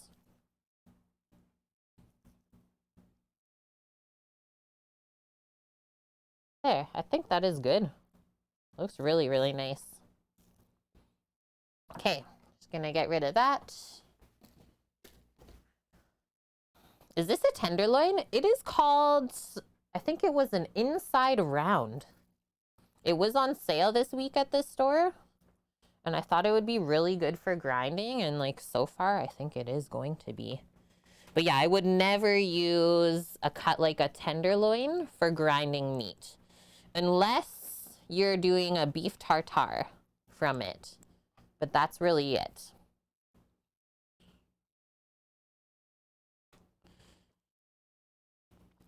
It's always better to use less expensive cuts of beef for grinding because then they also have the fat that you need inside of there. Like, look at that. Wow. That almost looks like part of the brisket. And then this, I think I'll just flip over like that. John sign. Thank you for the raid, friend. Welcome in, everyone from your channel. How are you doing? How was your stream? What did you get up to? We are currently prepping a cut of inside round of beef to grind up for our eggplant stuffing. Hello, hello. Gone from knife making to knife using. Nice. Yeah, I'm using my boning knife right now. This is a Victorinox. And then you'll see us using some other knives a little bit later. Welcome in, chat. Wishies for fishies. Amazing. So John was making knives today then? What kind of knife was he working on?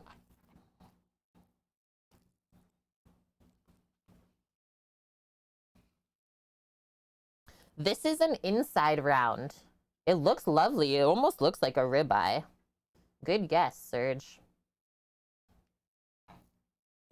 And so we're just chunking it like 1 to 2 inches to go through the grinder for us. Any bigger, and I find that the grinder will struggle. Any smaller, and you just get super small meat ground, which I don't like that texture.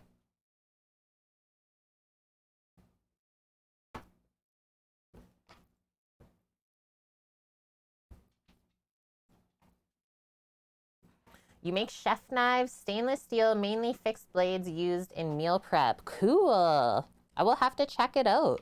Thanks for bringing your crew here.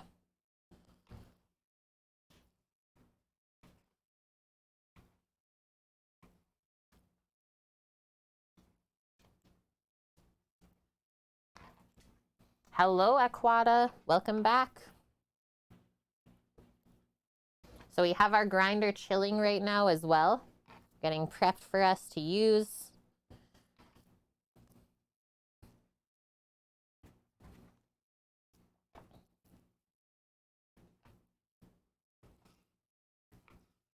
And if anyone wants to know the menu or recipes of what we're doing today, we have those commands available in chat. Exclamation mark menu for that, exclamation mark recipe for all of the recipes. If you want to save them for yourself, definitely do that, or pop into our Discord. We post them there as well every single week. Thank you very much, Cookie. Okay, so done with that part. That was easy enough. There's all of our cubed meats. This was from an inside round roast. Never used the cut before, but it was on sale at the store this week, so thought I would try it out since we're grinding it up. I'm very happy with it, I have to say. We'll definitely be buying that one again. I'm just gonna go wash my hands up and the board and the knife. No cross-contamination allowed.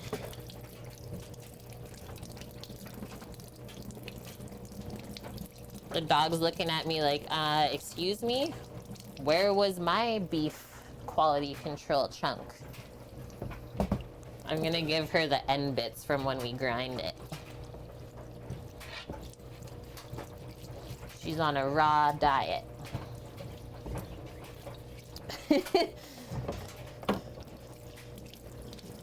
Hello, excuse me? Where was my snack?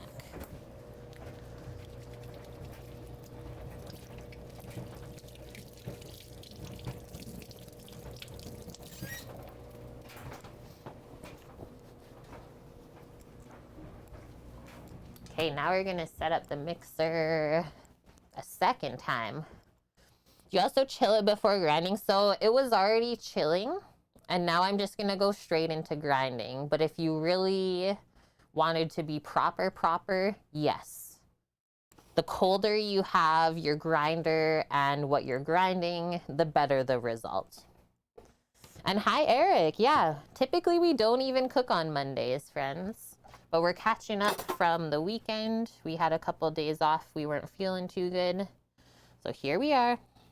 Get this big beast out. How's your day going, Eric?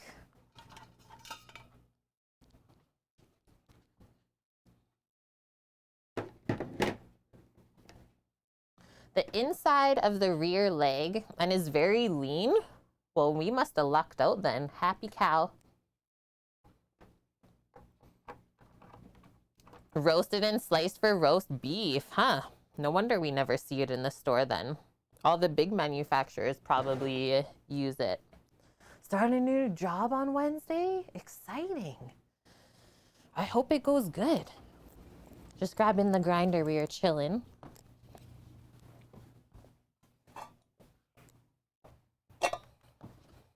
Yeah, good helping. Good helping, doggo.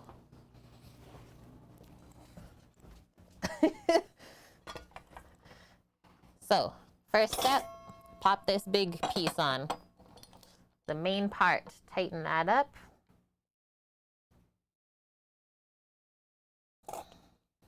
Now the auger, get that set and locked in there. Next piece is the blade. The ridges always go facing up. Make sure that's locked in. The die is next. Hi, Simo. How are you doing?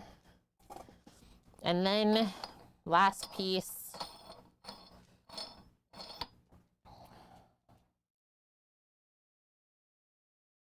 Twist that on. And this goes this way.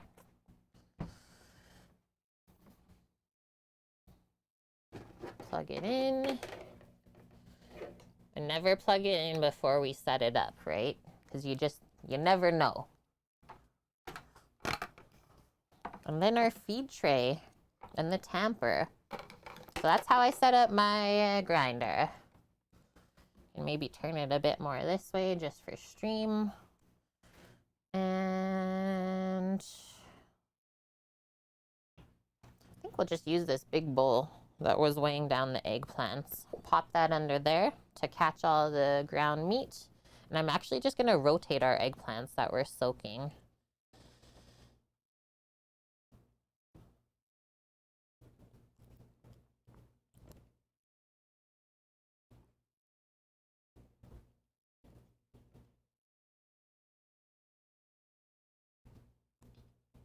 Works good.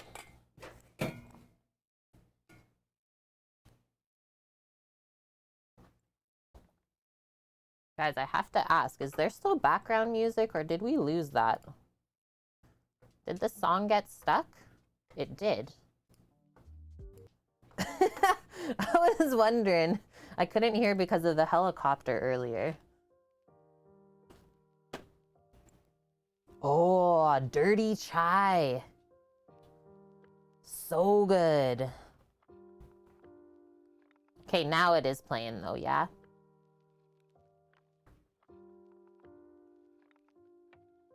Should just be really, really quiet. Yeah, literally. Is the CD skipping? Quick, wipe it off. And what am I gonna do? I'm only gonna put one glove on just while we're feeding it. We're jamming now? Perfect. Thanks, guys. Ah, Paloozer, good one. The top round roast, or in Canada it's called inside round, which is what we cut up for this. It's the most tender of all the round cuts. So another round cut we use is eye of round, so it comes right from the center. That's what we would slice for beef jerky, but that one is so lean. Yeah, dirty chai. Oh, that's what you call a dirty chai? Here we call a dirty chai a chai tea that has a bit of coffee inside of it. Okay, before we start feeding, I always just do a test run of the grinder to make sure there's no weird sounds. And that we tightened everything proper. Yep. So now that we're there, I gotta run the machine at half speed for this. Away we go. And kind of put the lean and fatty pieces through together, just so it grinds nice and even. And yeah, most of the time I don't even really use the tamper.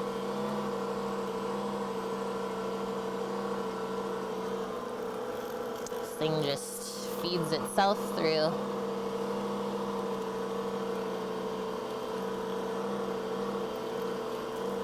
quite sure we'll have lots of extra ground beef. I was thinking maybe lamb burgers coming up to use up the rest of the feta, and we'll cut some of it with this beef, so it's not as strong of lamb in the burger. We've had a craving.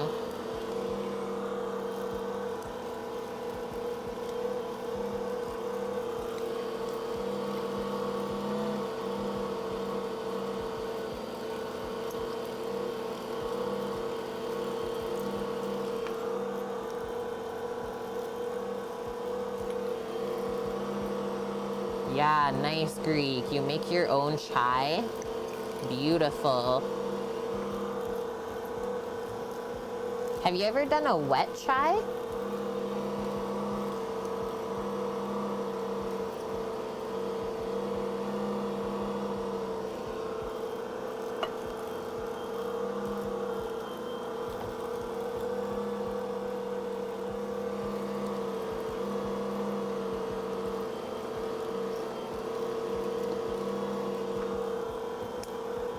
That looks so good.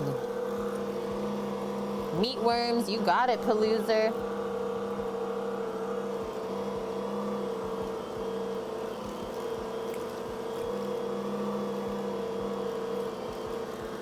The dog is my best friend right now. Yeah, we're kind of funny like that here sometimes. We say like funny, gross things. We got a sense of humor.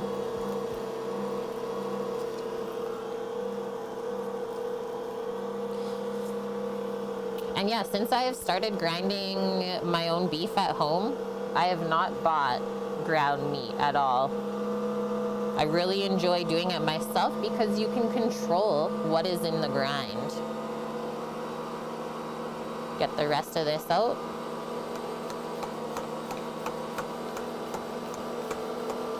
This only came from one cut, whereas, I mean, who knows how many cows the ground beef in the store come from. Maybe it's better to not think about it. And hi, Bonk, how are you? Oh, this would make such a good bolo. Just a little bit more.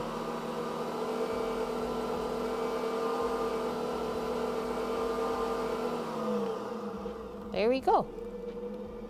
Yeah, that's good. Yeah, like look at how perfect it just grinds out. Almost looks like spaghetti. And they do have an extruder attachment for this. I think we can use it for pasta. So this goes away. And now we just literally take apart what we just built up. Unplug this first. Yeah, I know, Bonk. I think Sammy felt the exact way this morning.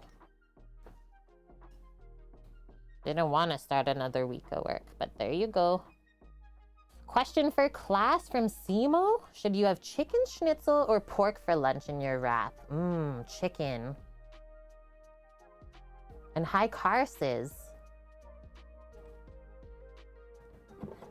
So I just take all of that off and then we can take the big mixer out with our clean hand.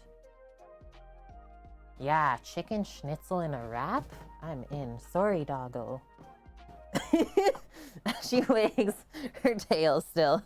She's like, it's okay as long as you give me beef snacks.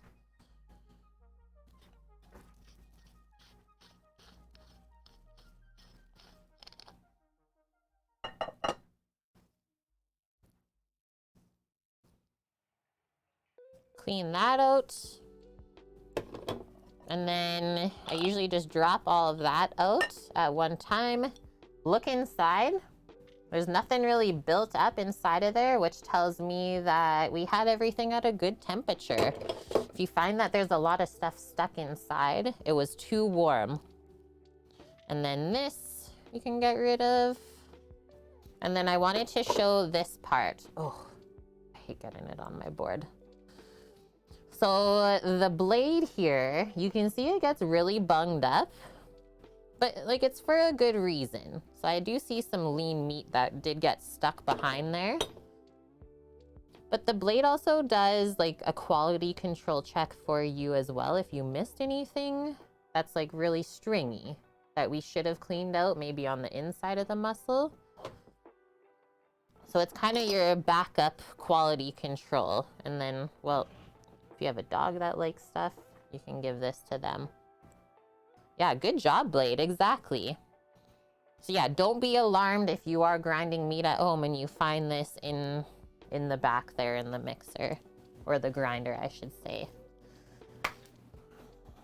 I just put that in a container and gave it to the dog. And now, this is the other thing that people are scared of doing their own grind at home. Just soak this in starting with like a lukewarm or even cold water. You don't want to start with hot water, especially if you have metal parts, because you'll cook the meat on and then it's so hard to clean off. So do a nice soak in sunny water first, and then you'll be able to rinse everything off and get it proper washed. And yeah, you put it in the container. Protect fingers. Nah, just because she's good at eating out of that. She knows if I give her something in there, it's fair game. Nice, our timer is just going off for the eggplant.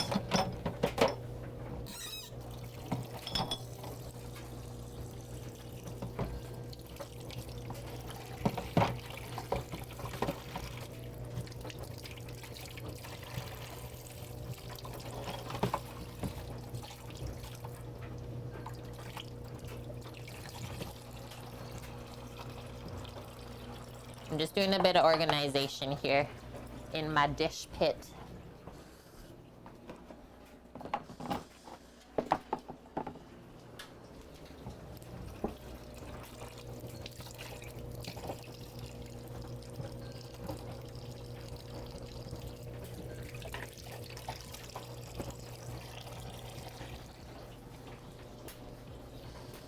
And so now our meat is ground, we can start working on the sauce.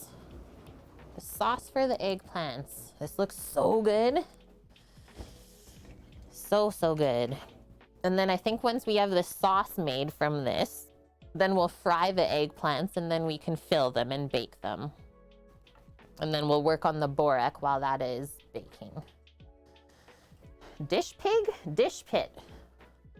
That's what you call it in a restaurant kitchen. The pit. The pit where the dishes go.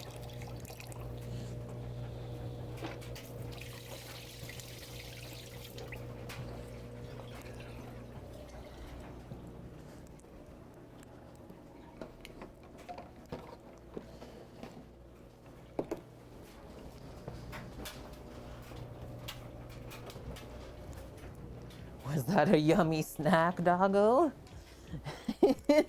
She's like, hell yeah. Okay, I'm just gonna cover this up for now. Maybe not. We'll just put it to the side if we're cooking with it right away. We just have to do a bit of chopping, I think, first. Some onion, stuff like that. A dish pig would be useful. Hey, get back on there. Yeah, get back on there. Just gave you a snacker. A dish pig. Sometimes doggo is the pre-rinse cycle.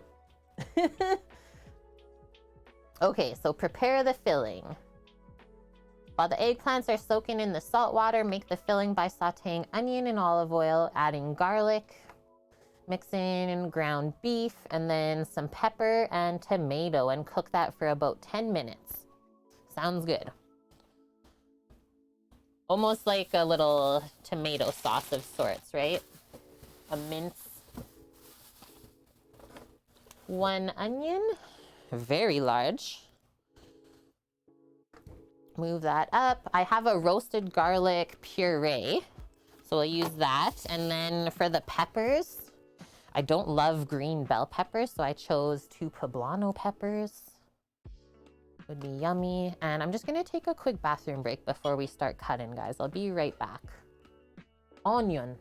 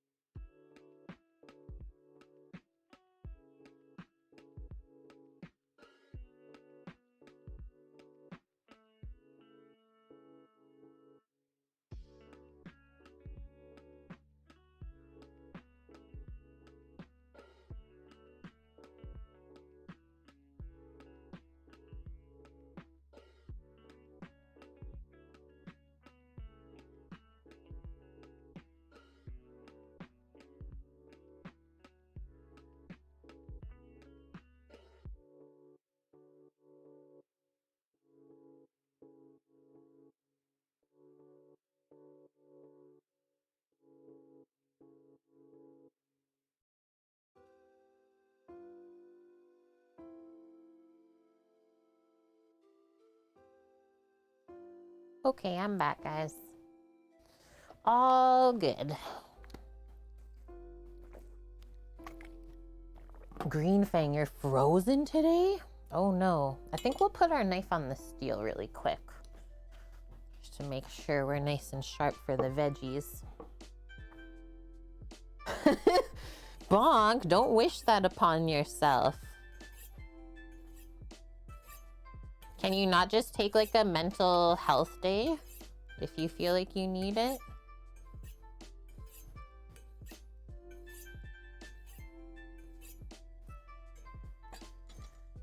Oh, Green Fang.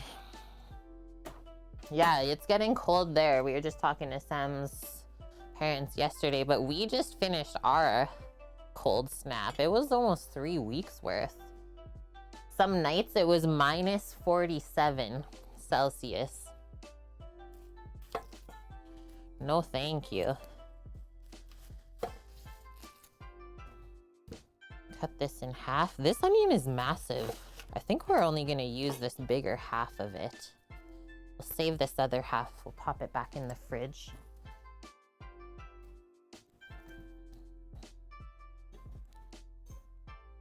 Really cold, yeah.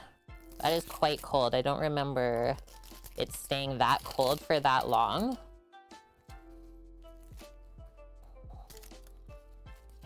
I might have a little sneeze building. Try not to.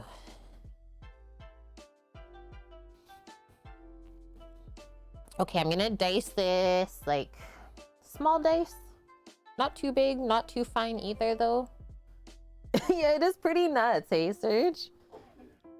Bless you, Samo. Let's go like 1/4 inch.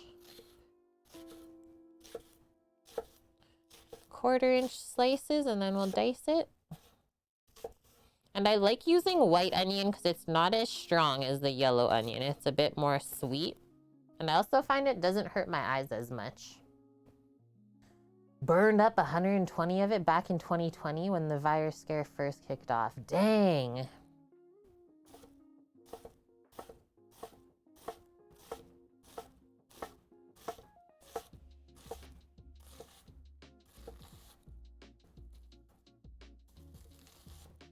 When you get near the end, go slow and controlled. And then usually it wants to fall over, so I just let it. Don't risk your fingers for the onion shape. And then if you want to, sometimes the outer pieces like to fall off anyways. We just cut back through that, turn it, come back through the other way.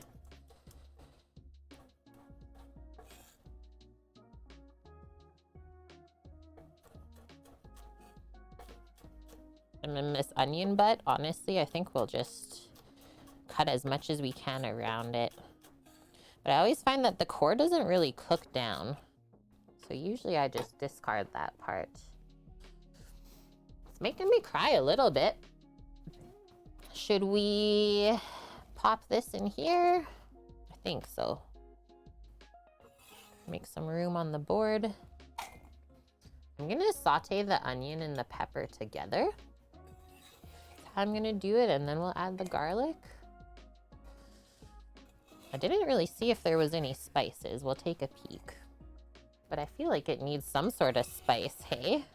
What kind of spices do they use in Turkey? I didn't know I set a 5-minute timer.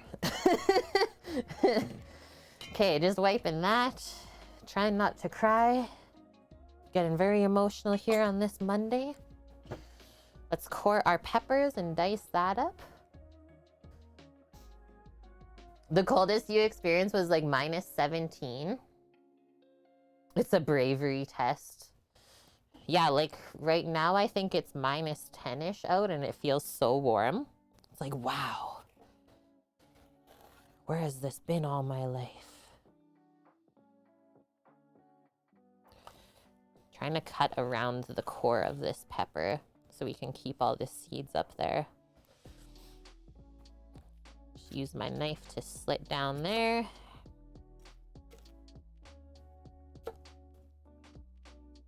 Works for me.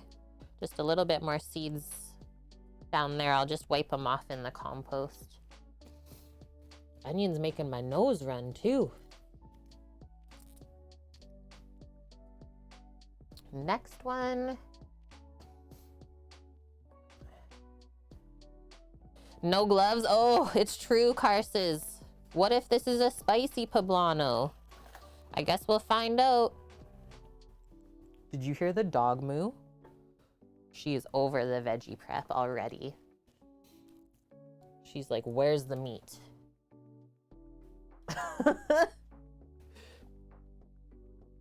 That was a big moo. She doesn't bark or whine or do anything like that. She moos. Part cow.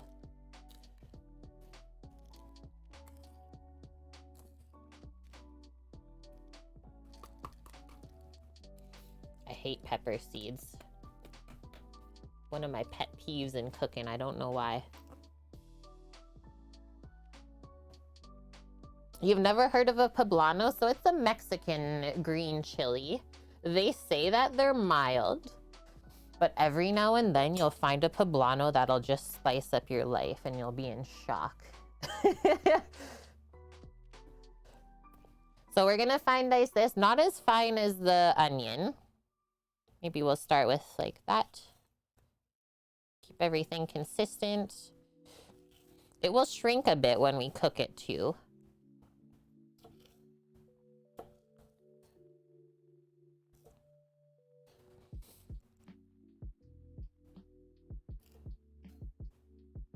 I just like these. I find that they have more flavor than just a regular green bell pepper. The bell peppers in North America are pretty lackluster in flavor.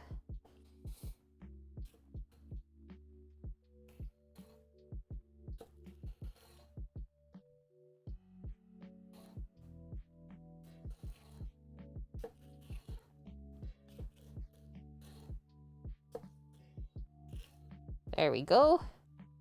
So crunchy. That's a lot of pepper. But like I said, it will cook down. And we do have a lot of eggplant too. Now we go back through and dice it up.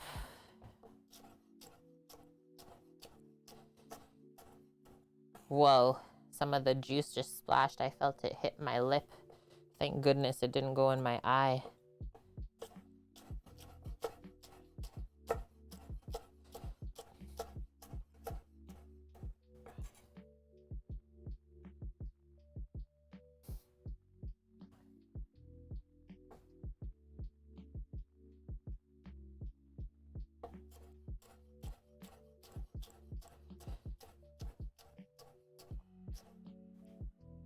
Okay, now these have like folds in them, so we gotta go one by one. The pepper curl.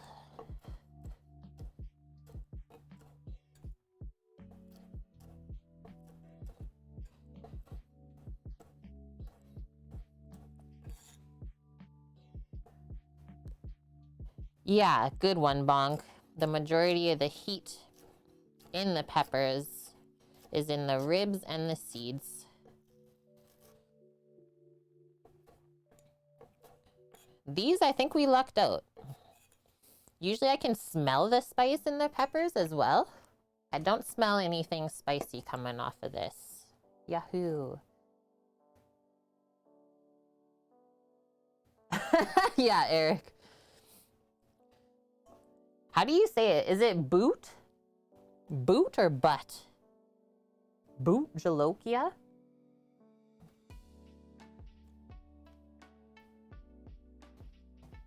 Okay, that. Give this a wipe. Boot.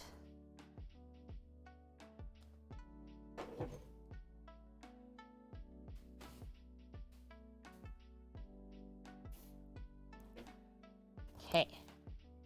We got our handy dandy out of the fridge roasted garlic puree to add into that. And then let us see what else. We're almost there.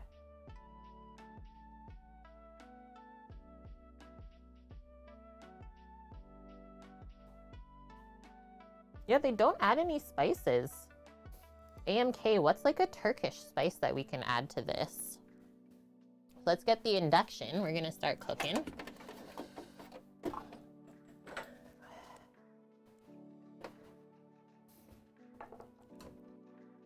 How do I want to cook this? I guess I'll do it in my brazier.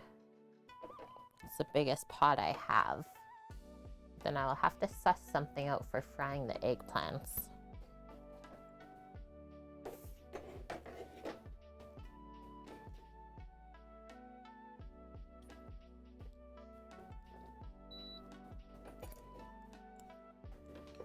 Cumin, turmeric, not sure, salt.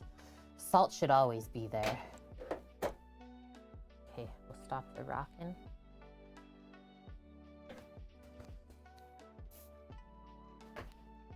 I'm gonna go blow my nose before we start cooking, or maybe while our pan is heating up.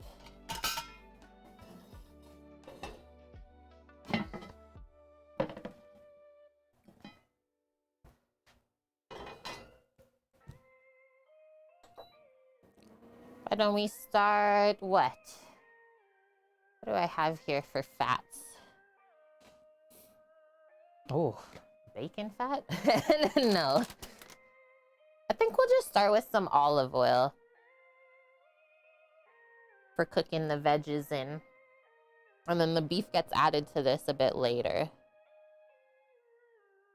A good amount of olive oil too. Thyme, cumin. Okay, I did bring thyme in. Thyme and cumin. I think I want to add that to this. Be really yummy. Just add some more depth of flavor.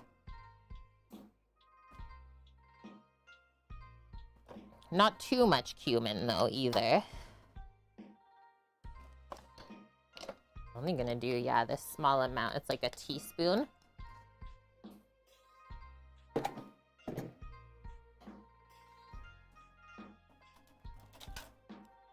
And then this, and then we'll just need a spoon to stir our stuff up. Okay, I'm just gonna go blow my nose.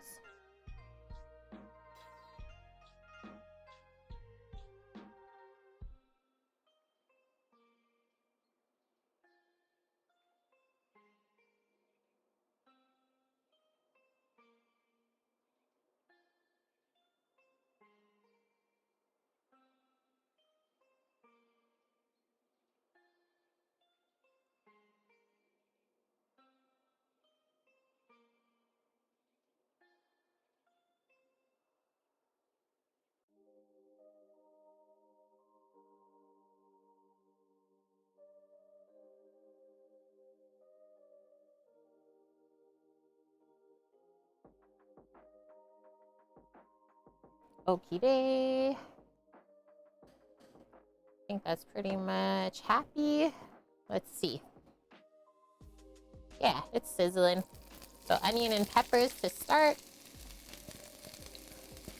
One of the peppers must have been a bit spicy because after blowing my nose is burning a bit. Oh no. R.I.P. Kate's nose. I guess it'll burn out the rest of the illness. It was meant to be. So get this nicely coated in the oil. And then this will take a bit to cook out. I like to cook it until it's like golden brown. So we get more flavor that way. When it's caramelized. And then I think we'll just take it out of the pan and cook the beef on its own with the tomato sauce and then add this back in. So keep the bowl close that we had the veggies in. It's gonna start smelling good in here. Get my little steam fan on. Ouch. And yeah, I didn't wash my hands and then I blew my nose first. It burns. My little nosy right now. And yeah, I don't think I have any straight up sumac. I do have like za'atar, but that's more Middle Eastern than Turkish.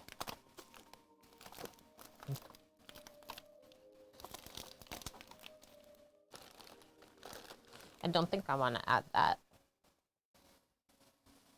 R.I.P. Yeah, Zatar. You know what that is, Bonk? I can grab the bag of it to show. I don't even think I've opened it yet.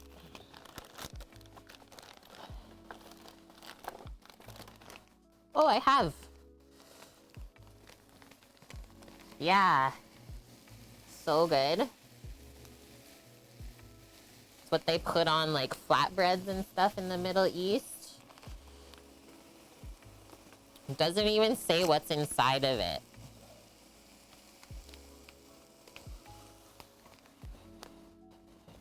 Tastes great on top of pizza, it says.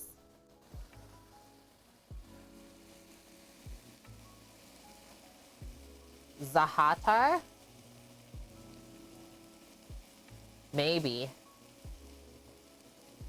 It looks Turkish enough. Stir this up.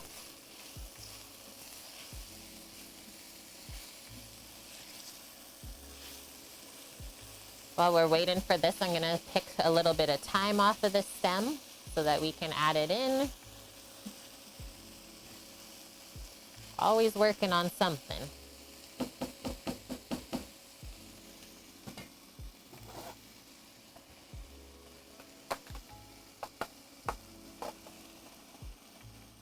I can't believe how much my nose is burning right now.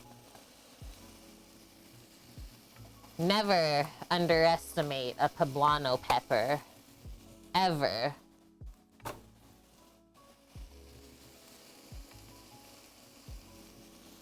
I'm gonna pick it on this side. The time has come.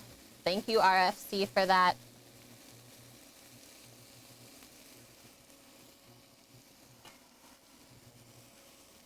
Back when you were getting Blue Apron, they had a few recipes with the spice blend in it. Yeah, it is interesting, isn't it? That's a good way to describe it.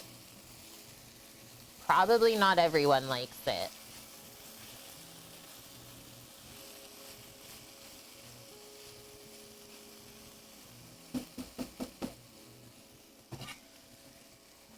Every time, Carses, they've turned on you. This one turned on me too. Yeah, we made some really yummy curries last week, Green Fang. So good.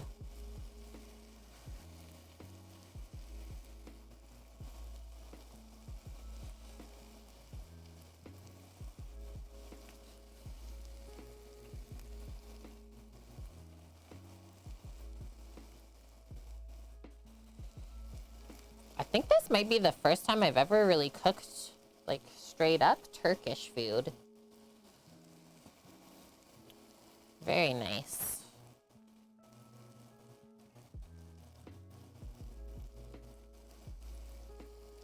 Yeah, that's for sure a quote. Like, now, I thought my nose was running before. Now it's really running. I'm trying not to sniffle. Ugh. We've been peppered. I just did the Hot Ones challenge on my own self.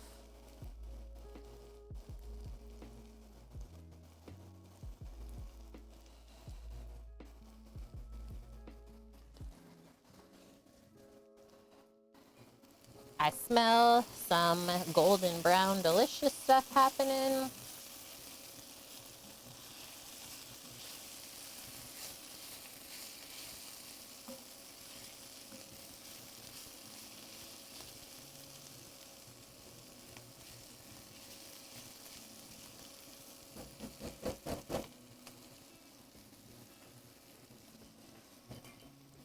Chop up our thyme a little bit so we can release more flavor. What? You got to pick your proteins and recipes? That's cool. What have we tried for that, like, meal prep? We tried the Good Food box. We thought that it was not worth the price for, like, the size of the protein that they put with it. And then all of the plastic packaging really bugged us too. You tried the HelloFresh Mish and you were not that impressed? Yeah. I just don't like all of the plastic waste. And then I did... Yeah, we tried it on stream. We did like a challenge. So we ordered the good food and tried to follow the recipe with the timings, and it totally was off. They're like, yeah, it's gonna take like half an hour to make it. It took us like an hour. And that's like me cooking it. I don't really consider myself like a slow cook. The Butcher's Box subscription, no. Let's move this back over.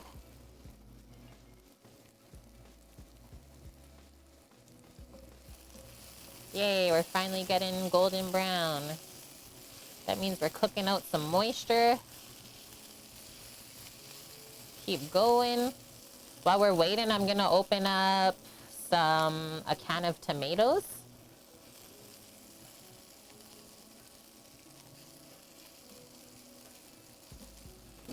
And I might just blitz it up with my immersion blender. We'll see. Or I'll just crush it with my hands.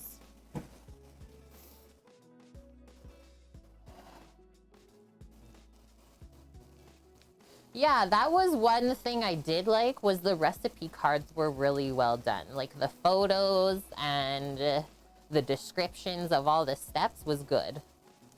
Yeah, if it was Sam, maybe 45.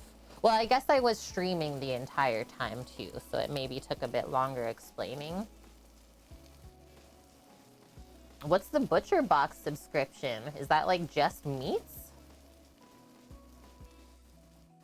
Sunbasket. That's one I've never even heard of before.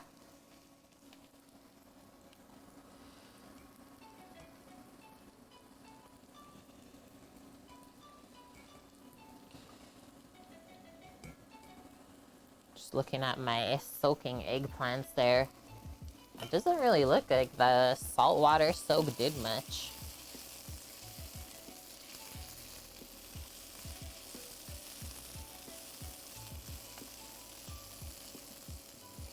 Guys, I think before we cook the beef, after this, we're gonna fry the eggplant in this pan first and get those fried up and then continue our sauce.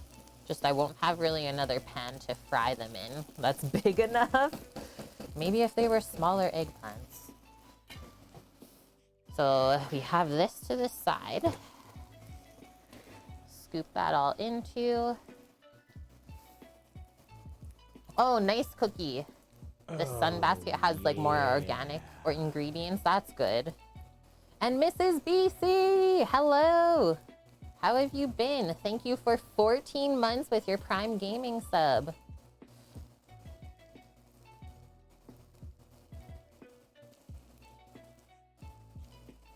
A meat a month subscription amp may not be available in Canada, but there's also like a fish one. Yum. I do miss fish. I do miss eating fish from the West Coast. I think Mrs. BC already has her VIP. I'm gonna wait for her to say something if she does, and then we'll know for sure. Yeah, the Taco Bell monthly subscription. What the heck is it? What was it? 10 bucks? 10 bucks for the month or 30 bucks for the month to get one taco a day? What the heck is wrong with you? Why would you need that?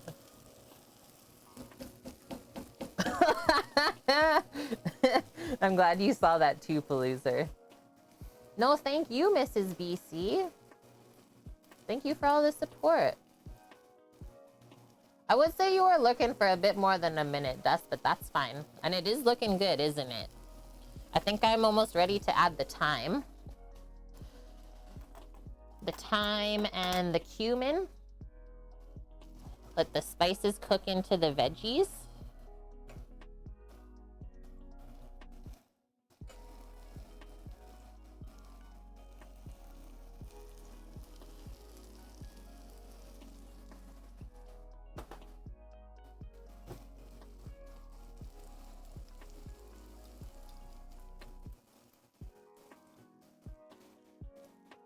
Yeah, you were being like forced to cook the meals. That's true. I never really thought of that either.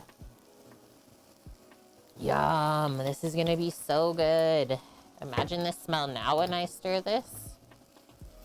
And then why don't we just add a little sprinkle of salt on here too, just to season the veg through so it's not bland. And then this is gonna get cooked into the beef tomato sauce.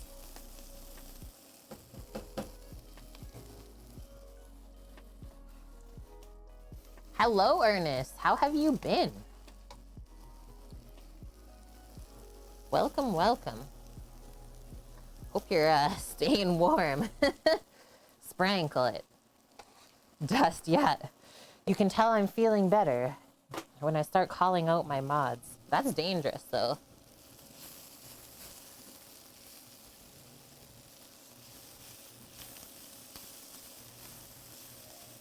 Yum.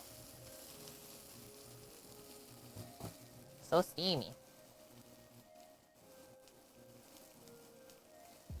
Paloozer, if you had a taco nearby, you would totally do the subscription? No. Yeah, that is one other part, right, Bong? With the boxes, you didn't have to figure out what to make for dinner all of those days of the week. So they've got positives and negatives, and I guess we just gotta weigh out what works for you. Yeah, you shan't leave my post. And yeah, Ernest, it's finally melting. I don't know, are we getting any melt today or not until really tomorrow? I'm gonna turn this off and scoop it out. Yeah, which meal matched your appetite that night? That's a good way to put it. Boom. This smells really yummy. I'm glad we added those spices. I think that's just gonna make it a bit more special. Like, the original recipe was good, but now it's gonna be great.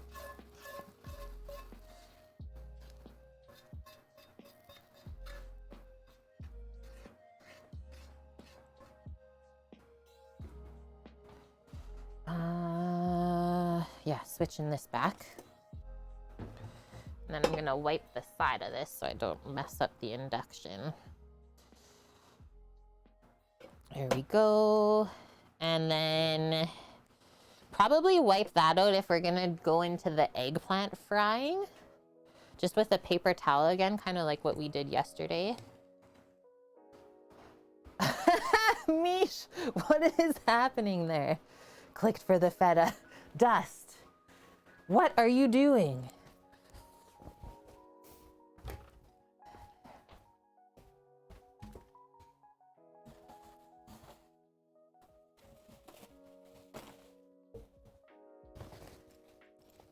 Okay, the nose burns are slowly subsiding. Or maybe I'm just used to the pain. Yeah, there's feta flying everywhere. Oh my gosh.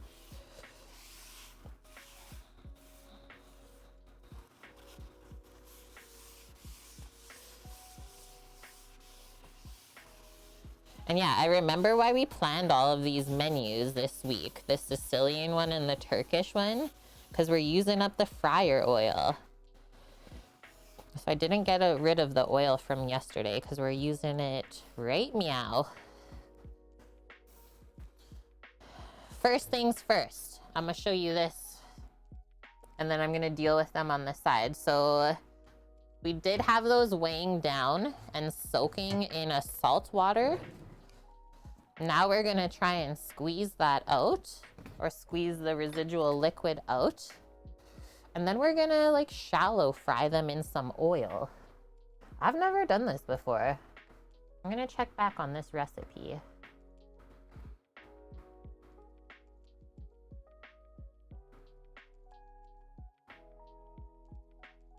The head is buried in feta. Okay, so we gotta cut it in half first, and then I'll squeeze it. And then scrolling down, so 1/4 cup of vegetable oil in a pan. Fry the eggplants on all sides until they're soft and browned. Okay, that sounds simple enough, right? This pan is still pretty warm.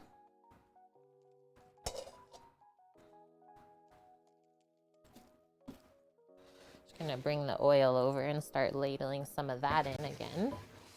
And then on the side here,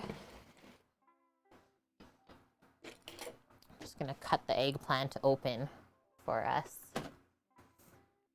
Mish thinks she's cute. Mish is cute. What are you talking about, Dust? That. Let's see what this does. Biggest eggplants of life. Should I slit it where it's already cut? Probably. Or where it's already peeled. But don't go all the way through, guys, because we are stuffing these, right?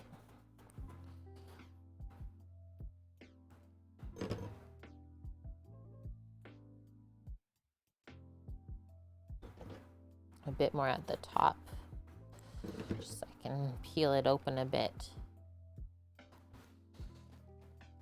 It doesn't really feel like I can squeeze any moisture out, so let's just start heating the oil and we'll keep cutting those open. Just careful now, right? Put in the kind of wet eggplant in the oil. Might splash, so be aware of that.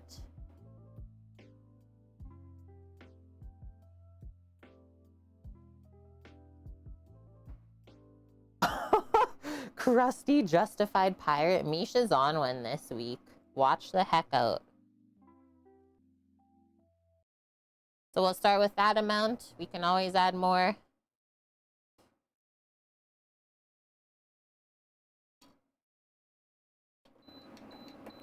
I'll turn up the oil temp a bit too.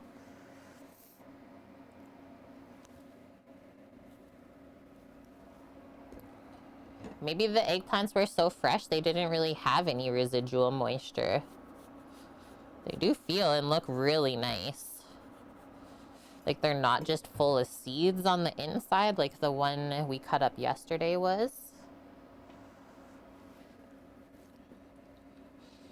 And then once these are fried, we'll be placing them into a baking pan. So we're gonna be using a Lloyd pan today. We might have to split it into two, just because these are so large. Really insane. Of all of my years cooking, I've never seen eggplants this big.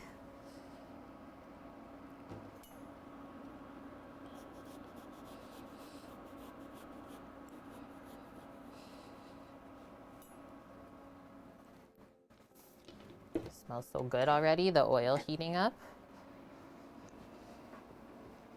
Guys, this is a stream of streams today. I feel like we've barely even done anything. It's going to be a long one. Okay, yay, I can get rid of this massive bowl of oil or water now. Yay! Clear the area.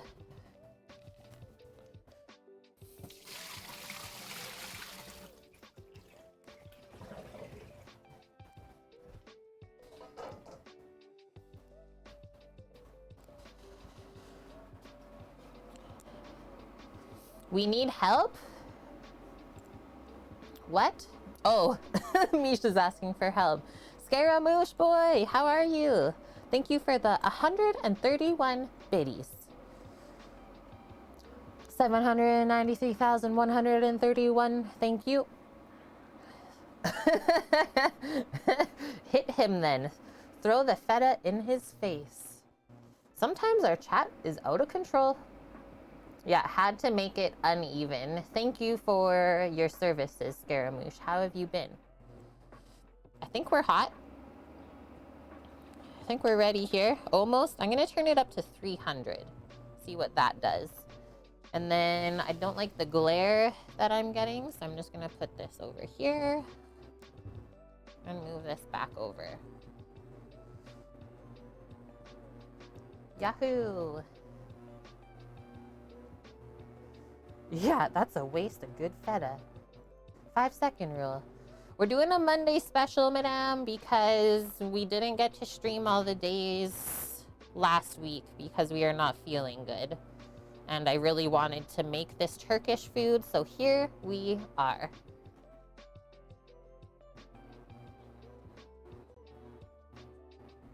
I'm gonna start with, should I start with the biggest one? So I'm just gonna grab a little towel first, a nice clean dish towel, and just give it a wipe. Just to get all the excess moisture off, because I don't like getting splashed in the face with oil.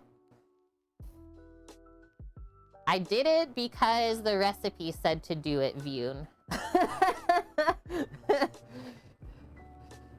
Other than that, I don't know why. No, it's to draw out the extra moisture, and then we just cut it in half as well. So I guess I'll just pop it, what? Just down like that. It's frying. I think the camera is still a bit oily from yesterday. So while that's going, probably just a couple moments per side. I'd even turn it down one to 270.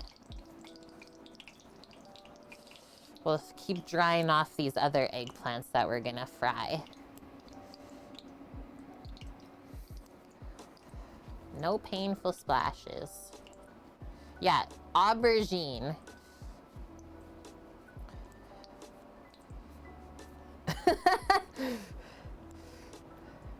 There isn't, but we can make a command.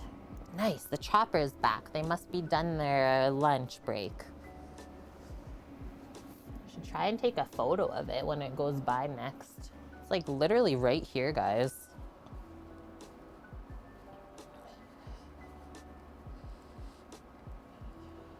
Freaked me out this morning because it sounded like it was just hovering above the house.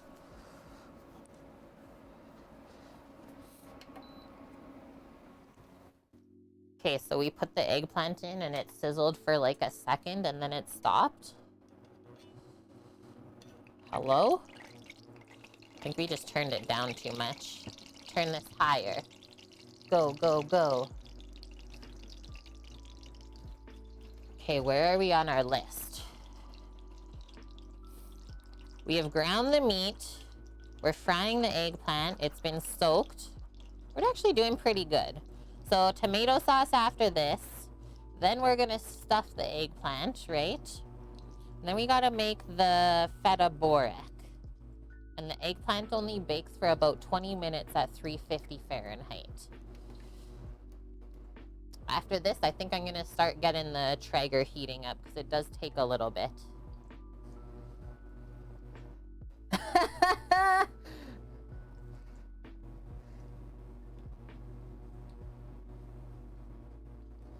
Nike, welcome back to our stream shenanigans. It's great to have you. And hello to waifu, or Nike's waifu. We got some sizzle sounds. Can I put 2 in here? We're putting 2. There's no way I'm waiting for each of these to fry. Let's go. Whoa, it got browned. It got brown, so now we turn it. Next side. Let's get our baking pans.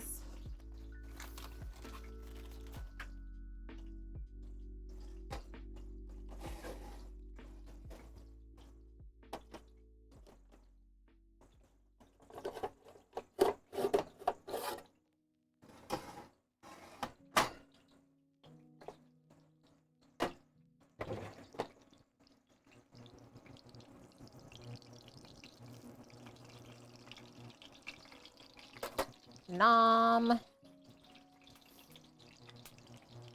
Yeah, turn it, but don't let it get turned. Turn the brown upside down. You guys are being silly today. I like it.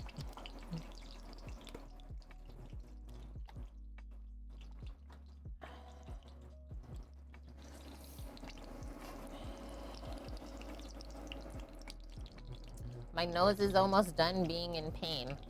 Perfect.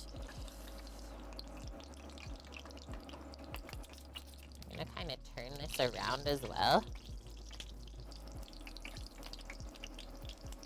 The middle of the pan is obviously the hottest.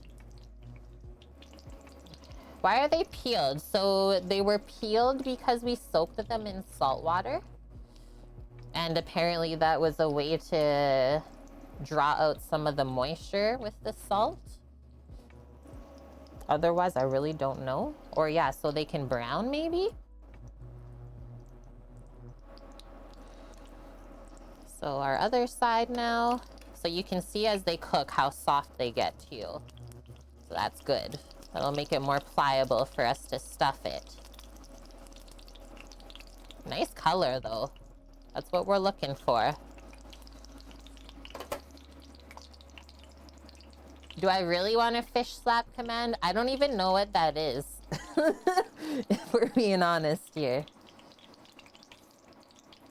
Makes the eggplant so much better. It's true, Nike. Just that little bit of extra love, right? You tried to oven bake one and it was the worst food ever? Did you do like anything else to it, Buffalo, other than just like putting it in the oven to bake? Because you do really need to like season it.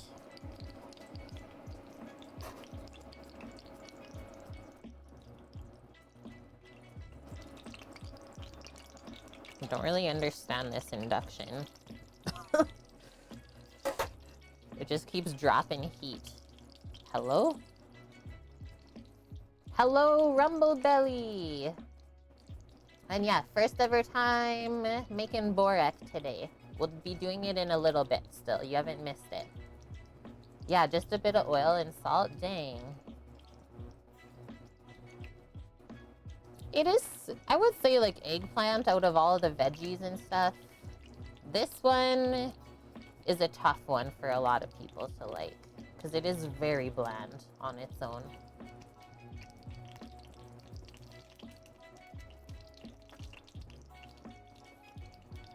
Oh, that would actually be pretty funny for a command, I would say. Maybe not everyone would understand it.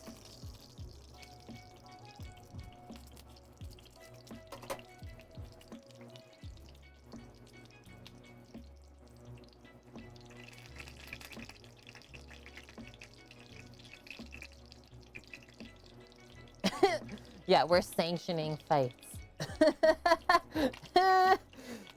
I don't want to start that because it'll be too distracting. Flip this. As we flip, make sure we don't splash, right?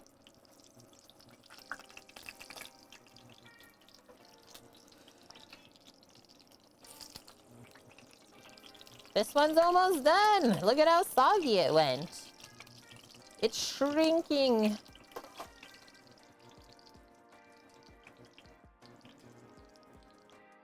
The Hungry Channel throws tacos? Oh, I didn't know. Okay, yeah. One of my absolute favorite eggplant dishes is moussaka. It is really lovely.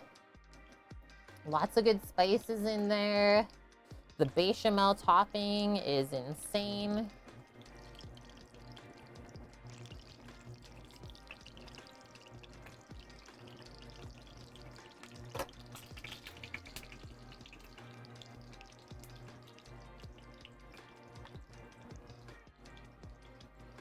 Yeah, you need to try it. It is a labor of love as well, just with all the layers and stuff. And like you have to fry the eggplant before you layer it in the casserole, but it's worth it. It is worth it. Okay, that one is basically all fried. I'm just gonna pop it on like its butt, let's say, and fry the bottom part. Ah! We'll just use tongs. I should be able to turn it just with my hand. Okay. Is this our last side? Yes. With this one.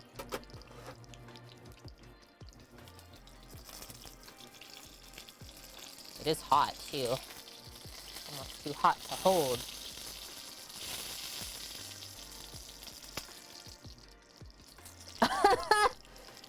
This looks soggy as heck right now. There's a lot of moisture coming out of the middle.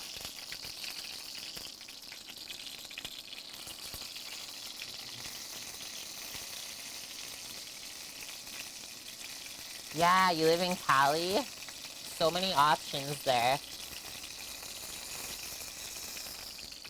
I'm gonna pop it on this side and just lean it on the side of the pan. Whoa, see? That's where you watch your face. Yes, yeah, some people are affected by eggplants in their digestive part.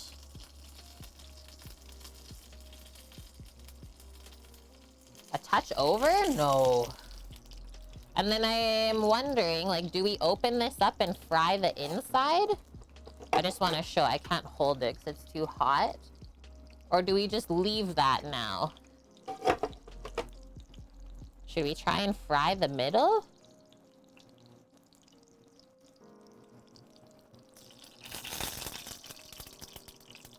When the liquid starts coming out, that's really scary, actually. Let's pop this other one in just to even out the heat.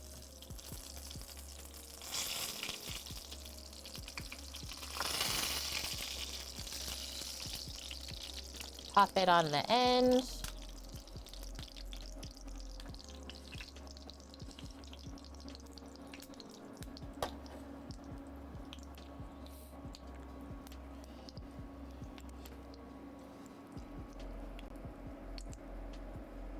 Yeah, I'm not gonna touch it anymore because as it's sitting here, Greek, it's just opening more and more.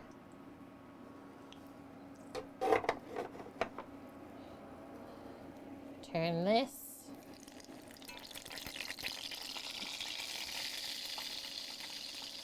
It is the soggiest. It is dust. That's why we're making Feta Borek on the side for some crunch. You always have to, like, plan your menu for your textural things to play off of each other. Recipe calls for Italian, but we have purple. This is Italian, pretty sure. I only have 2 eggplant choices in this store. The other one is a Japanese variety that's really skinny and long, and that would not work good for this. But I think these have just been overgrown, Vune.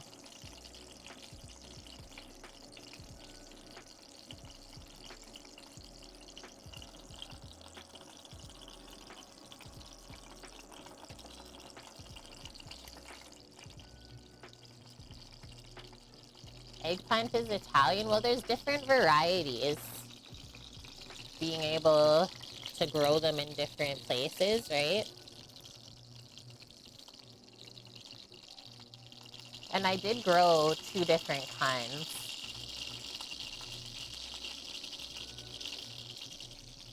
The dog can't handle the sizzle sounds. All she's doing is mooing. It's really cute. She's like, huh.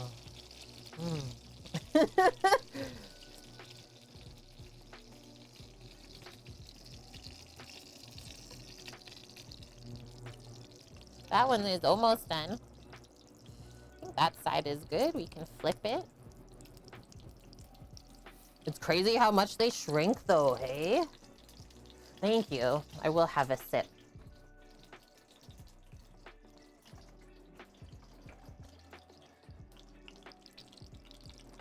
Okay, I'm gonna take this little one out and we'll put the last one in.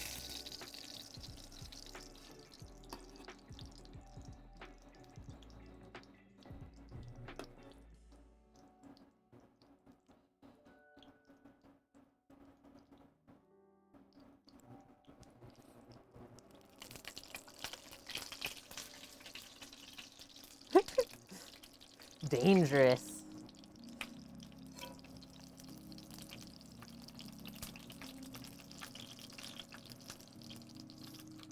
It's gonna be yummy though. Like our fresh ground beef and then the sauce with the tomatoes, the onion, the pepper, and the spices. Gonna be nummy.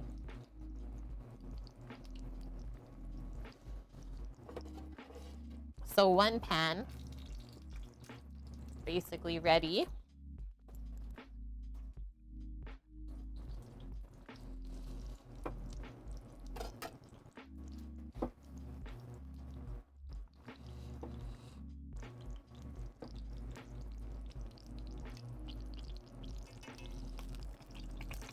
one's done too.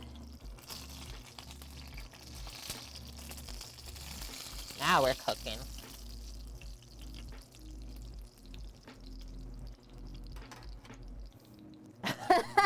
Wonder why it's a pee-pee symbol, Buffalo Safari, for like the emotes. I don't know why the kids started doing that. I really don't.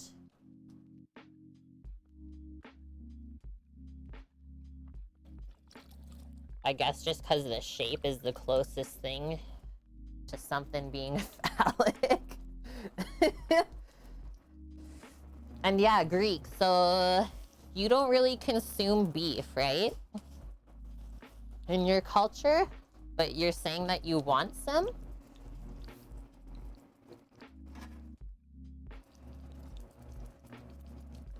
Yeah, exactly, Nike. We'll go with that. If that's what yours looks like, you might want to get help.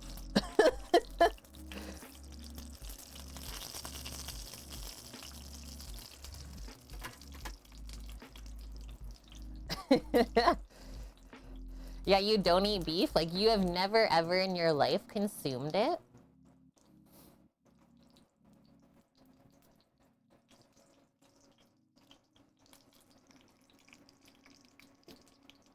Can't wait to start cooking the beef after this. It smells so good. Niche. Yeah, just want to say that my butt doesn't look like a peach. Everyone is shaped differently. Oh, that was my last side. There we go. Keep going with this.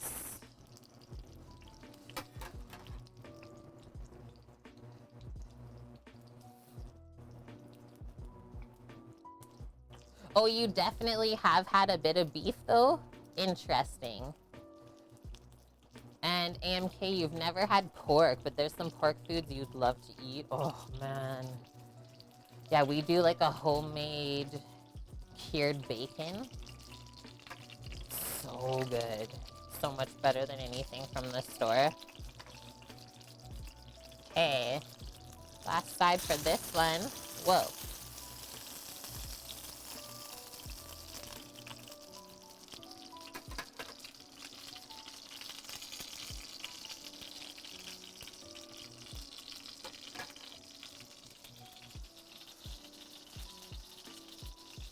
Oh, okay, yeah, interesting. You were Orthodox Christian when you were in Greece, so you could eat it there.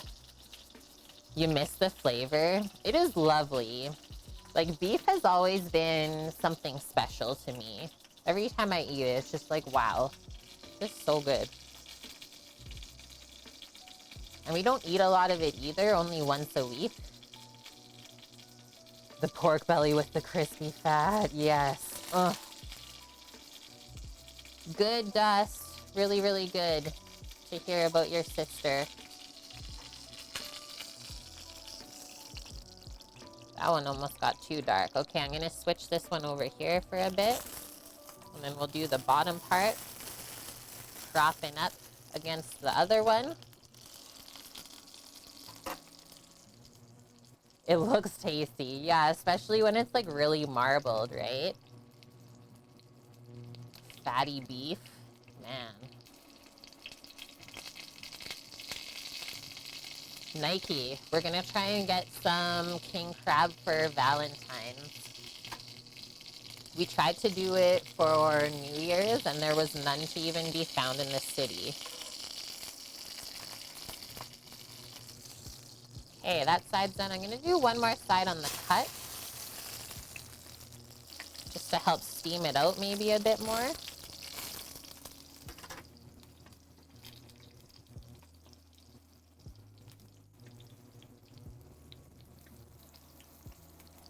Yeah, 45 bucks a pound. For Alaskan king crab, 75. It has gone up so much in price.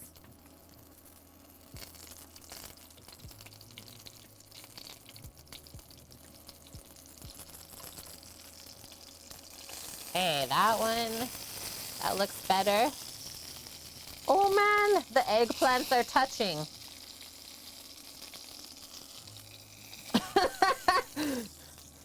You're welcome.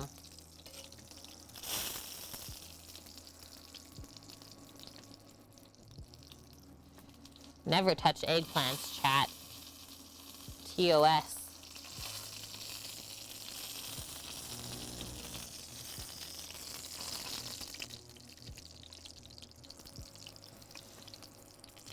Hello, I'd like to place an order for a ticket to Sogtown.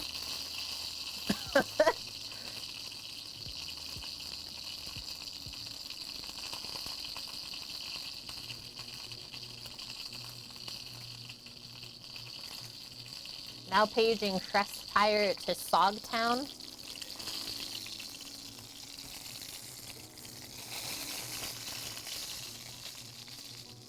Cooking stream? Is it Saturday? Do I get another weekend? Squigs says.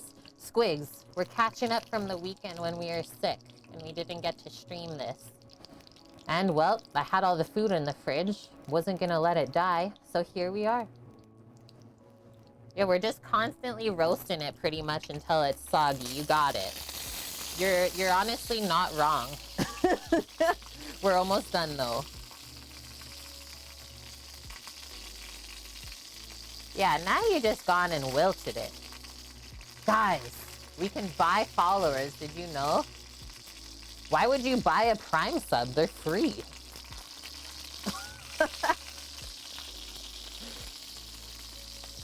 Oh, I was just being silly, Dust.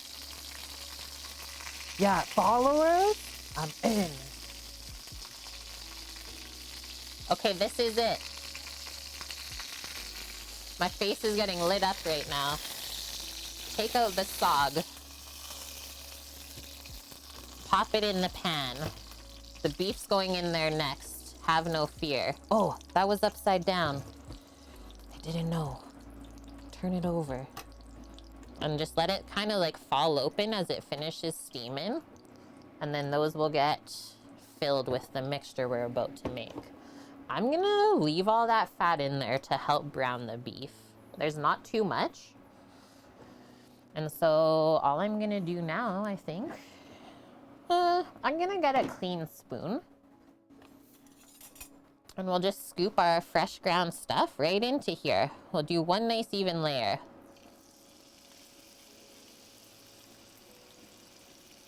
This is when it's gonna start to smell really nummy. And so now we're gonna start working into the beef tomato sauce that gets put inside of those.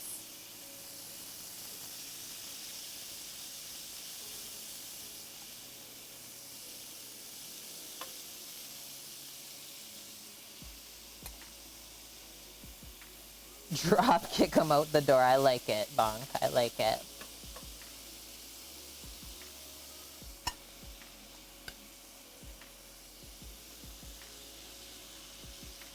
Turn up the temp a bit more because it's really gonna cool the pan down, all this cold meat. I'm gonna do what? That'll probably be enough. By the time we add the tomatoes and all that back in. Yeah.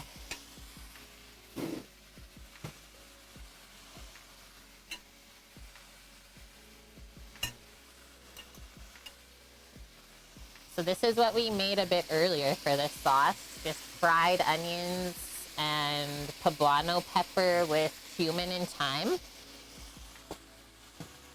That'll be put back in, and then some of our roasted garlic puree. The TikTok Greek. Oh no. Oh no. Oh no, no, no, no, no. So good. Okay, let's season up our beef.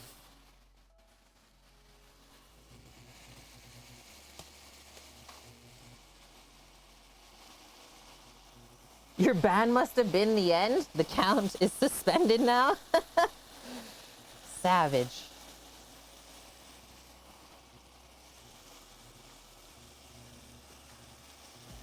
I'm also gonna sprinkle a bit of salt inside of the eggplant right now as they're sitting. These ones down here.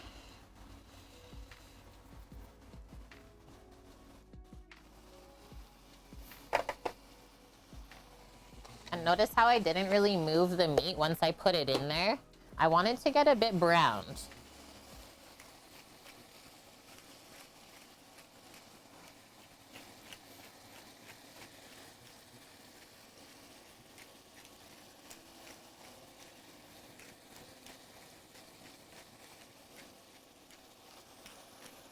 Nike.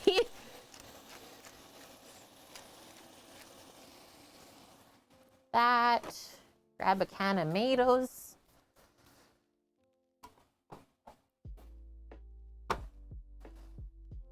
Should only need one.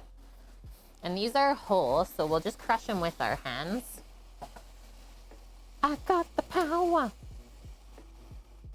Greek, you don't have TikTok, so you didn't know what I was talking about then. Just cleaning off the spoon from the onions, and we'll give this a stir real quick. Yeah.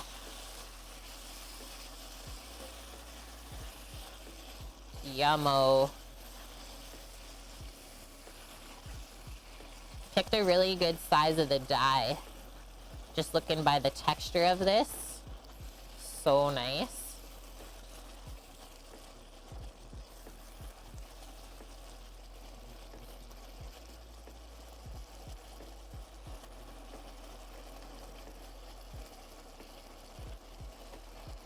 Let that cook out a bit.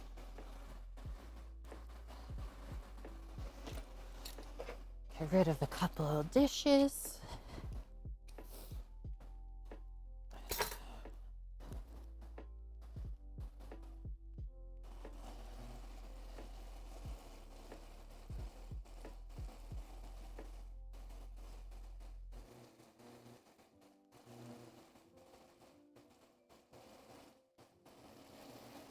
Cook out some of that moisture from the meat too.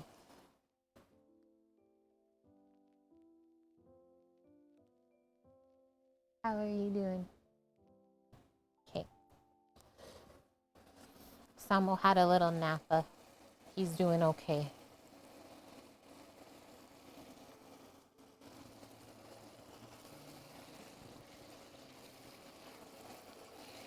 Okay. I think I'm ready to add the onion and pepper now. Listen to that. Pop that in and let it cook together.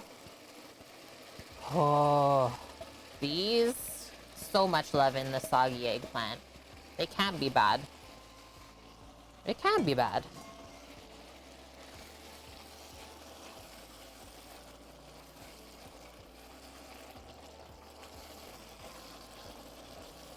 Turning down the heat a bit now as well.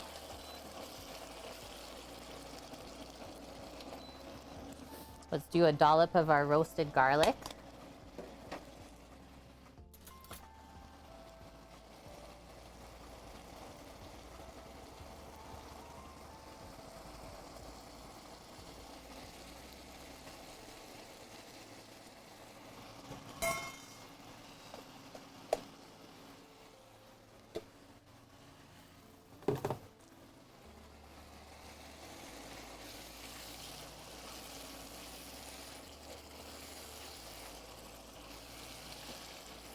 Whoa. And now we'll turn it down a bit more and start doing the tomato in there. Let this start to simmer together a bit lower and slower. Will it sog? Might have to get a pole going. Okay, so I'm just gonna put most of the juice from the can into here for now. And then I'll just crush the tomatoes with my hands.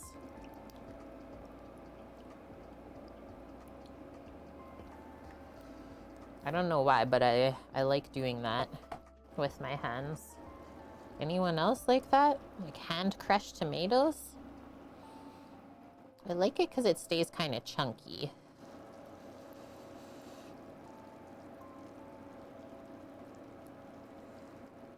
Nice one, Nike.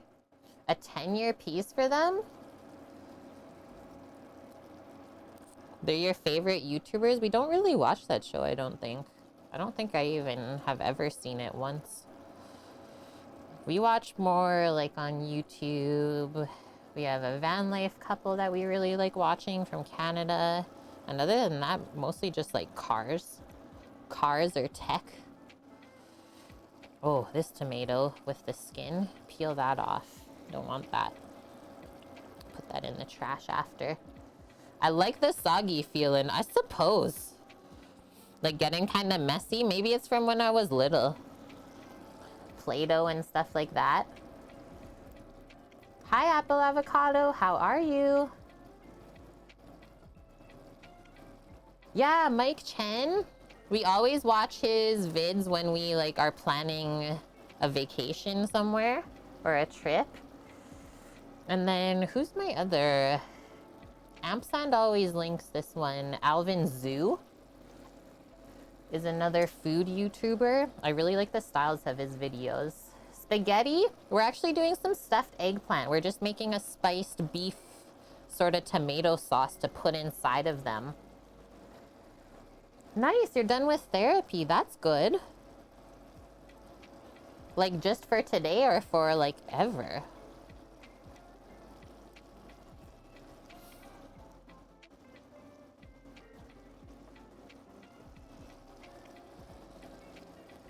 Just today. Nice one. Good for you for helping yourself out. I've done a couple stints with that too, and it really does help, I have to say.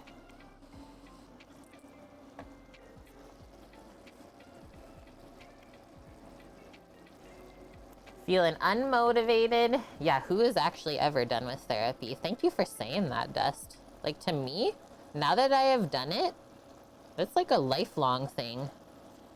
It's not just a one-time donezo.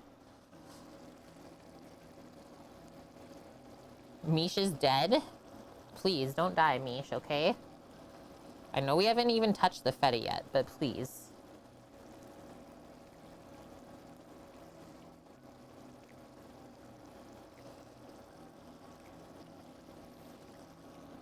What do I have? One more, two more tomatoes.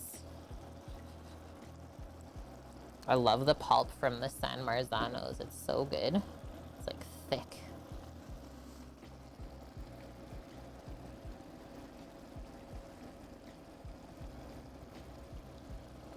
Really, Nike? You still get a sore neck some days after the accident. Nuts. Look how messy my hand is just digging in the can. This is top tier food streams on Twitch. Okay, now I'm gonna go wash up.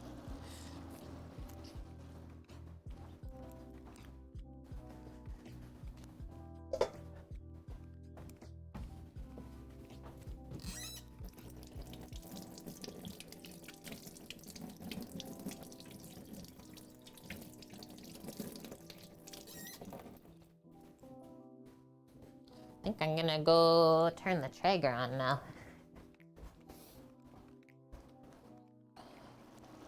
And we can work on our Borek while it heats up.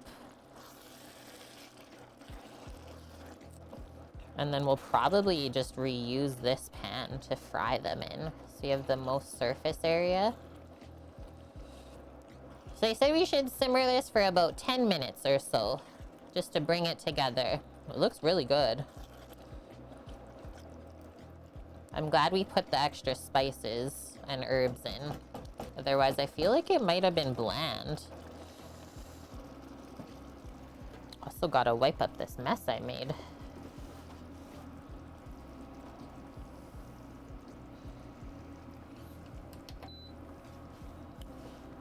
That's coming together. It's like already thickened.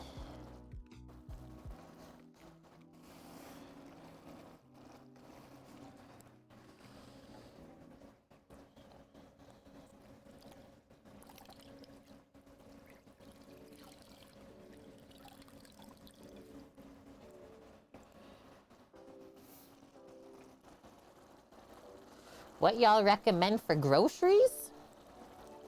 I don't know. What are you feeling? What are you feeling this week, Apple?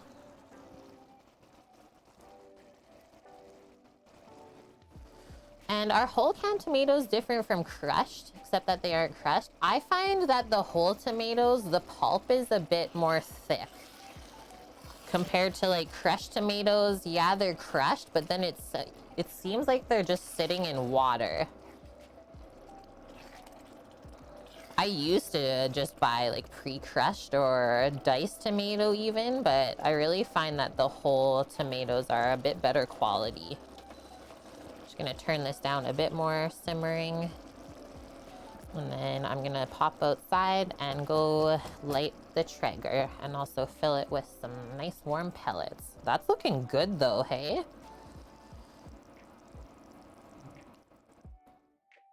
Okay, bring this out. Turn that baby on. Cleaned it up all good this morning too, so should be no issues. I'll be right back. Yeah, this is the filling. Filling to go inside of the fried eggplants, and then they bake together for about 20 minutes. We can maybe put some Parmesan cheese on the top afterwards. I'll be right back, guys. Astra's gonna help me. Do you need a pee break? Good girl. Now you can hear the chopper.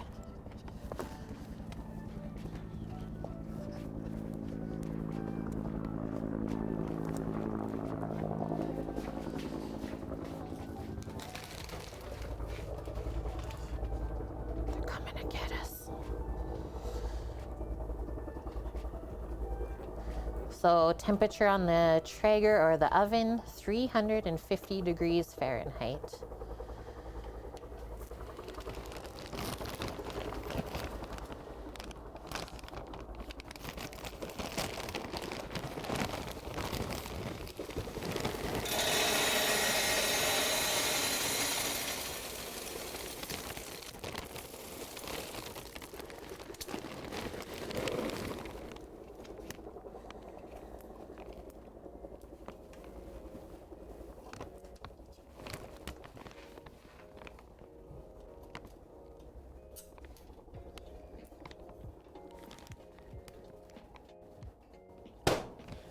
That should be good.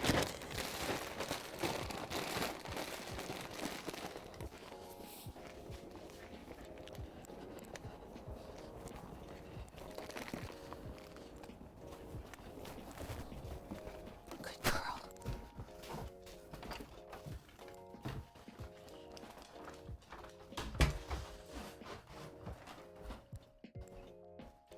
How is this simmering? Did you guys hear the helicopter?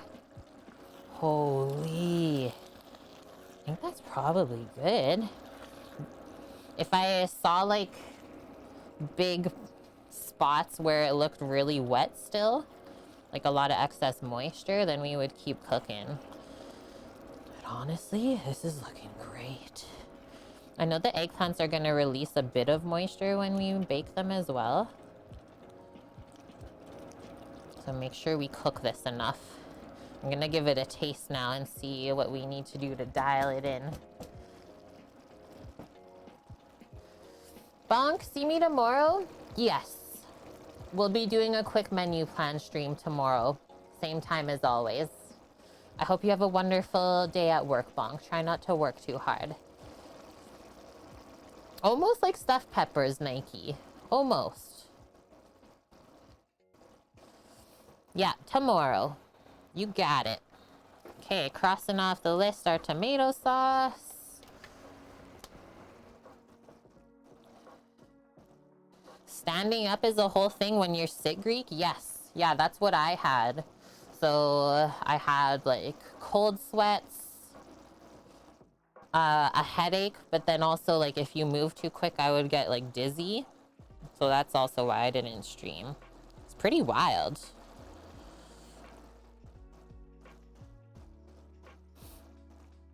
Okay, grill. We're going. It's doing stuff. Pop that over there so I can monitor. We're at 21 degrees Fahrenheit.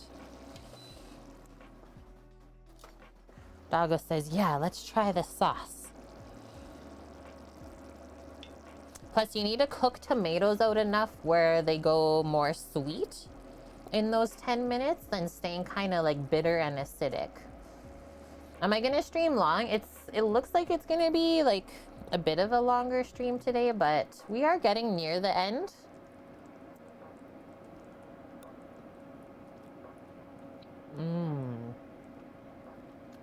The peppers just melt in your mouth, so those are nice and soft.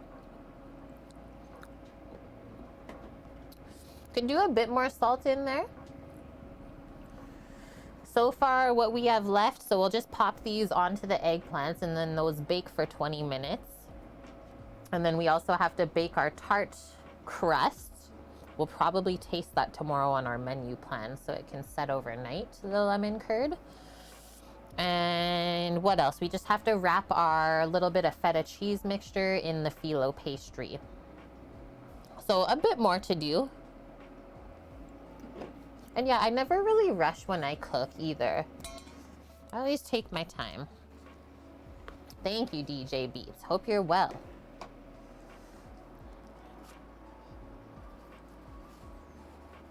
Nice, Nike. Yeah, because the tests there are expensive, right? Like, we were able to get a test through the provincial health service simply because there was no PCR test to be even found.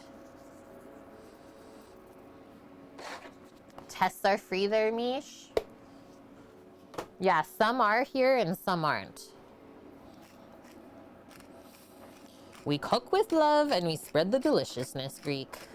A bit more pep too.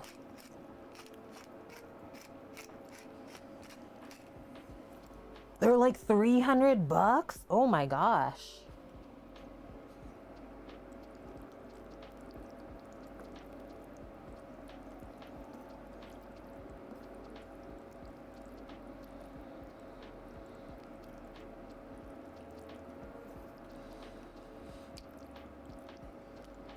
Yeah, I think we'll finish our lunch first and get the tart shell baked, and then we'll quickly make the lemon curd right at the end of stream and then let that sit. And we'll taste it tomorrow on our menu plan stream.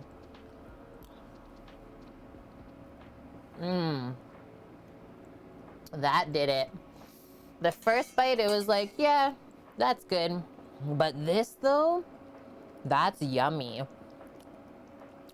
Like, you taste all of the things that you see. Taste the beef, you taste the tomato and the peppers. You get the sweetness from the onions. And you don't really taste the cumin that I even put in. And hi, M. Finko. How are you? Nice. You used the frozen tomatoes you talked about for sauce last week. Perfect. And good, Cookie. Yeah, your wife tested negative. Still feels like crap, just hunkering down. That's the best thing to do, right?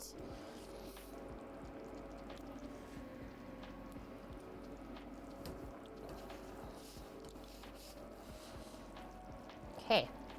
I'm going to shut this off. I think we'll just switch this out onto a trivet for scooping and filling. I think that'll be possible.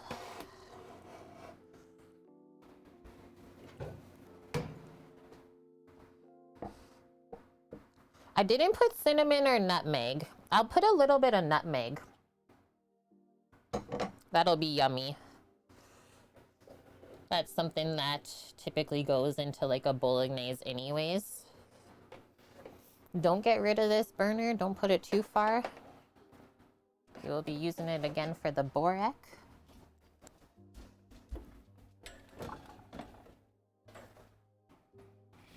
This was my prop up because my induction's a bit uneven. Okay. First two, they were so big we had to split them up in the baking pans. And hi, vicariously through you. How are you doing? So I did do a sprinkle of salt over these once we opened them up as well. I have pre-made phyllo dough. I've had it sitting just on the side over here, kind of thawing as we are doing the rest of the stream. And I can definitely see that I need to wipe that lens off again. Okay, so trying to get a nice even scoop with like the sauce and the meat mixture. Bring this really close as well.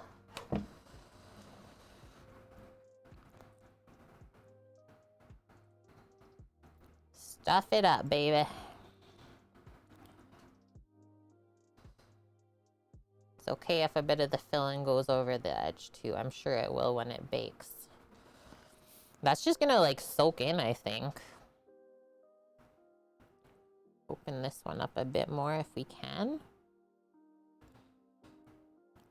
I might have cut it uneven though.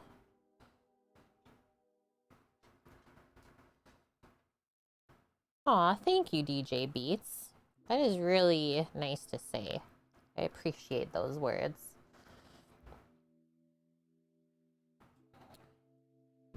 We're just here trying our best. First one's done. I'm gonna go get that cloth so I can clean the camera so we can see. The splish splashes.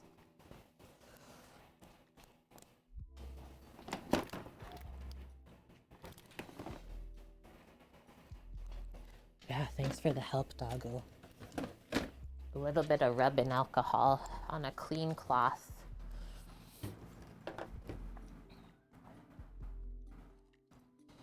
I couldn't imagine making phyllo pastry from scratch. That just seems like a hard one. Yeah, look, we can see again. Okay. Switch this out.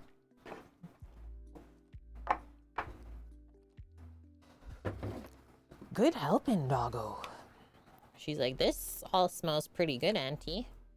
There we go. Let that open up a bit more. I think we'll definitely have some extra filling here.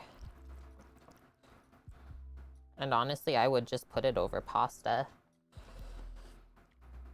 Boil up some pasta and spoon that over. Dunzo.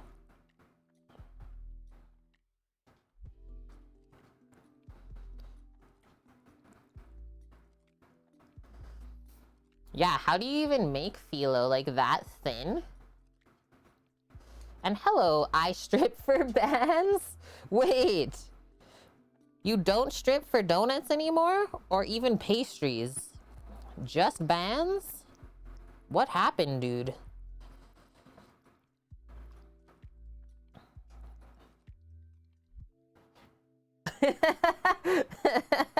You can't get into the main account? We've missed you. How have you been?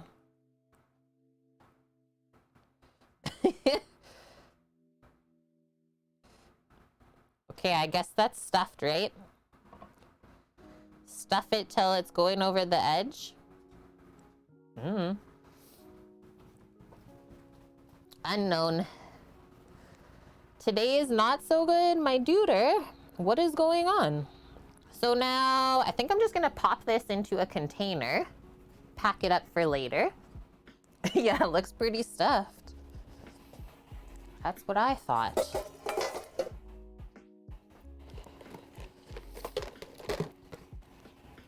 Pop it in here because I want to reuse the pan. Oh, dang it. Honestly, we just got over it, dude.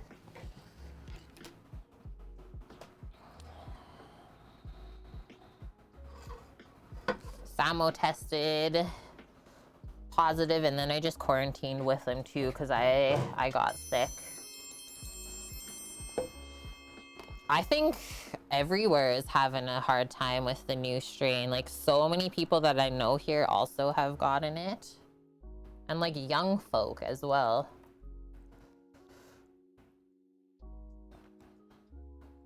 This looks so good, I just want to eat it by itself. So all I'm gonna do is wash this pan out, and then we can keep frying the feta pastries in it. Because it has the biggest surface area. That way we can fry all of the things at once. Okay, BRB. That's a lot of leftover sauce. Definitely 2 portions for pasta. Doggo's like, do you need help rinsing the pan out?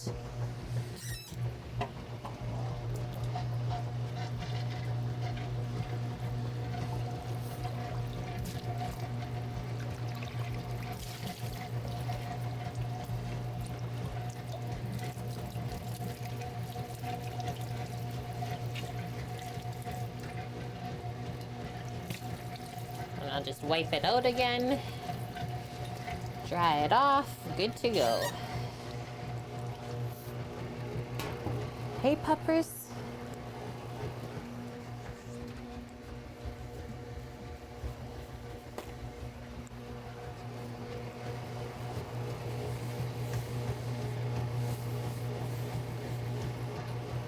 Okay, let's go. Let's go.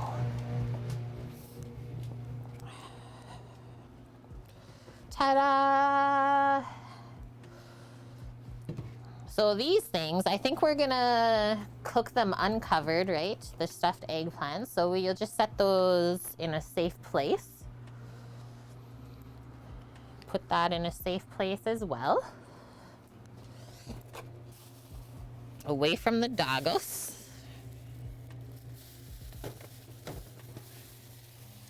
Yeah, that's you. Looks at me. Who, me? And Nima Zemu, thank you for the follow. Welcome. Sorry, I missed that earlier. We're busy cooking now. Yeah, maybe that is the catch, Nike. I honestly don't know how it's spreading so quickly. Okay. That's good to chill there. Same with our pan for now. And now just gonna quickly switch and look at this recipe for the Borek.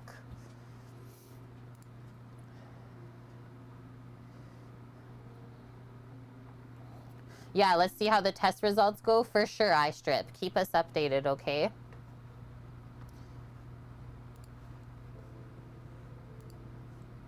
Turkish Cigara Borek. Just gonna scroll up. Maybe they have a good explanation of what exactly this is. It looks so easy to make though. A Turkish pastry with savory filling. The most common fillings are cheese, meat, and spinach. I love the tasty little cheese-filled Cigara Borek, shaped like cigarettes because they're great for grabbing and dipping, and they're always a big hit at a party. If you clicked on the recipe, it honestly looks so good. Just turning my fan off for now.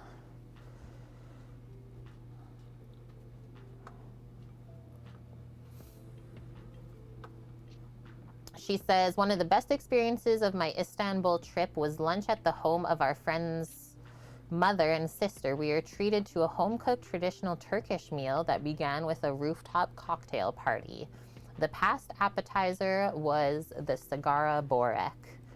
That's where I first fell in love with the dish, and I've made it many times since I returned home for my own parties. It's always a big crowd pleaser.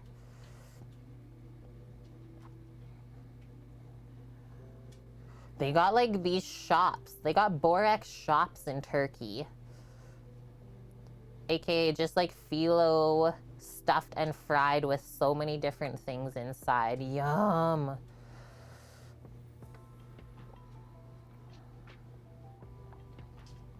How to make it. So we're first gonna make cheese filling. We're gonna crumble feta and mix it with chopped scallions, eggs, and some pepper. Shouldn't really need any salt in the mixture because feta cheese is salty on its own.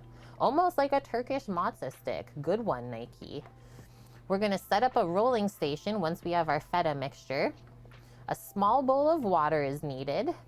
And then our phyllo pastry, a damp dish towel so the pastry doesn't dry out. And then just a plate or tray to place the rolls on. We're gonna cut each sheet of phyllo into 4, and you get 4 Borek out of each sheet, so we can really make a lot here. This package, I think it was like $4 or $6. It was very inexpensive.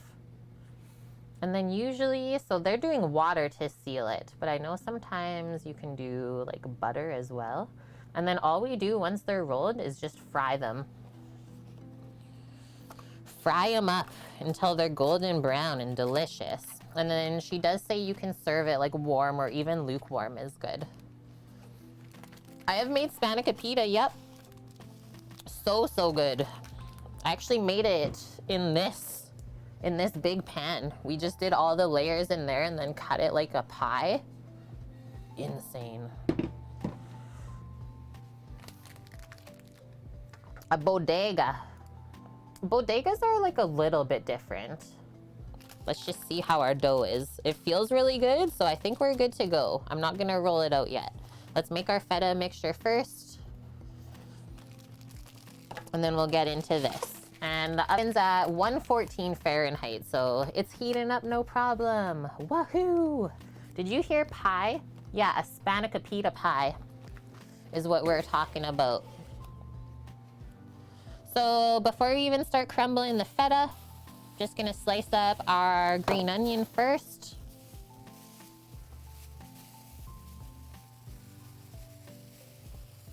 The bodegas are like what's in New York. Oh, yeah. The little corner shops with like a convenience store, but also food. Probably do what? 3 of these? And Faye Green, thank you so much using your Prime Gaming sub. Welcome to the kitchen crew. It's great to have ya. I know you only get one of those Prime Gaming subs a month, so thanks for using it here. And feel free to keep asking away those questions. Yeah, a corner store with a deli. That's a good way to put it, Greek. Okay, so back to knife skills. We're just gonna slice the bottom part, the root end off of the onion, and then sometimes we have to pick off some dry stuff from the bottom.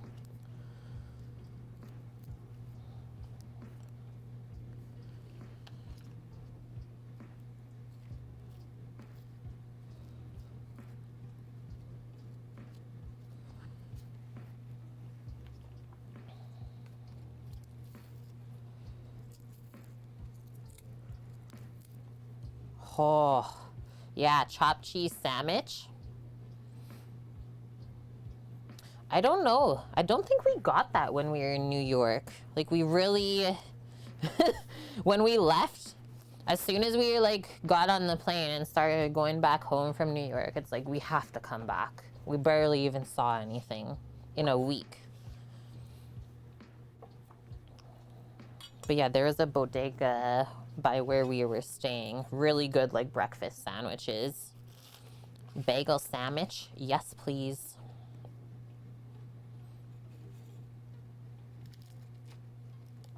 Yeah, the made-to-order ones. You got it, Greek. That's what it was. And then they also had, like, a salad bar as well as a hot buffet with, like, really good stuff. I was shocked. Something like that, like, wouldn't really go here, I don't think, in Canada. Canadians aren't really like that. They love their frickin' fast food places in the morning.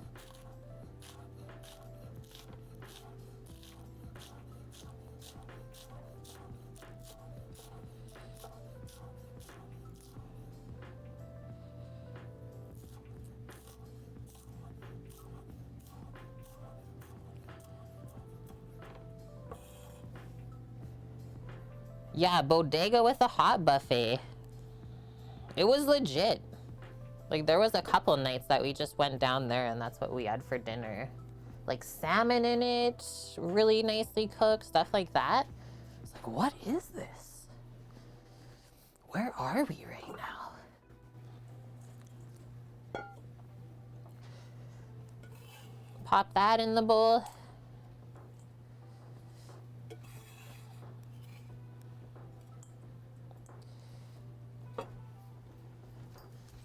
Having a peek at my Traeger. Everything looks good. Wash my knife off. And now we're gonna start crumbling up some feta. And then we also have to whip up a couple of eggs.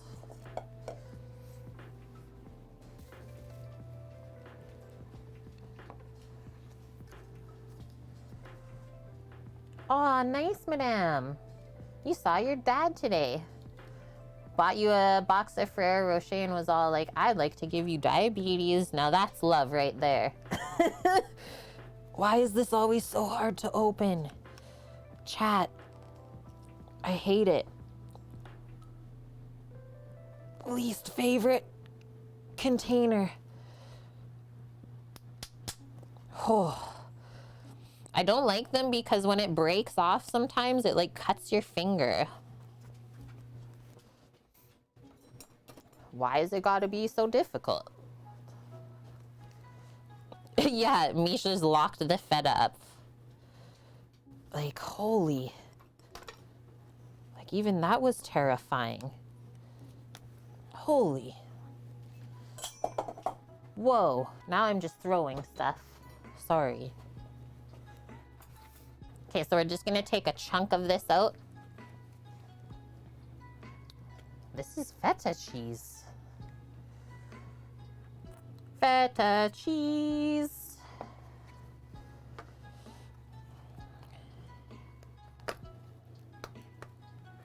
We're not doing the whole container of feta, no. You crazies. Look at this dog. Wow, are you a cheese dog? I wonder. Could not be closer. Is it a Danish brand? Amazing, Mish. Just for you then. Wait, why is feta being produced in Denmark?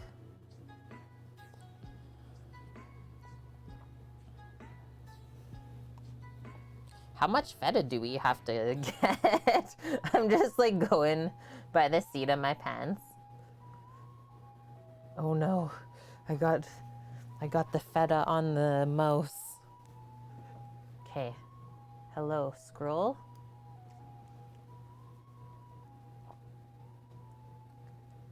$12 ounces? How many do we make here? 40 to 50?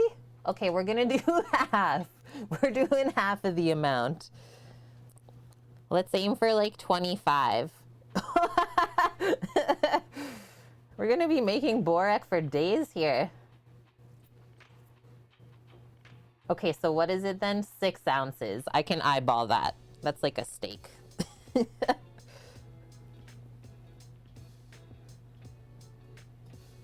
A feast, if you will.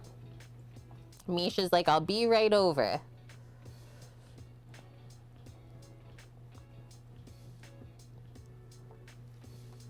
That's more than 6 ounces already.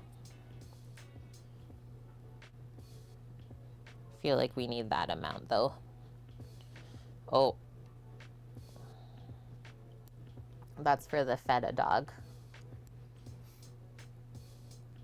Milk dog equals cheese dog. Okay, get over here, sit. I need to put it in your container.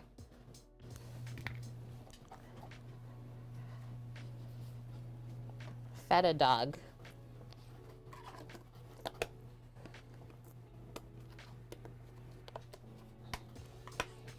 She could barely wait. She's like, heck me up, auntie.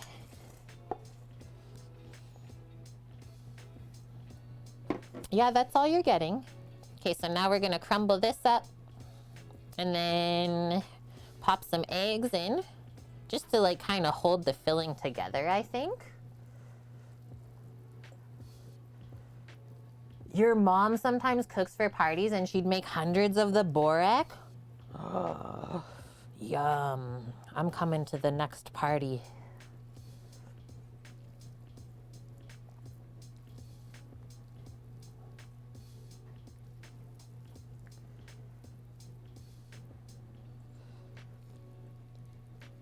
Yeah, I know. I want to move in.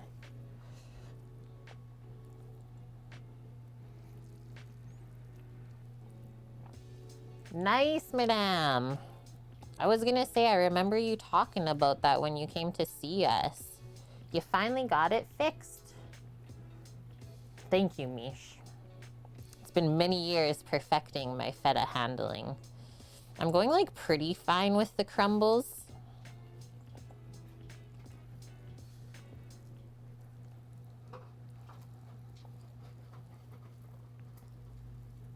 And no cavities, good one.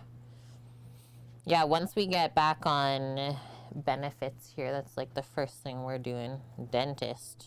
See what's what. It's been way too long. 6 years? Good job. Okay. Dust off the feta crumbs. No wastage.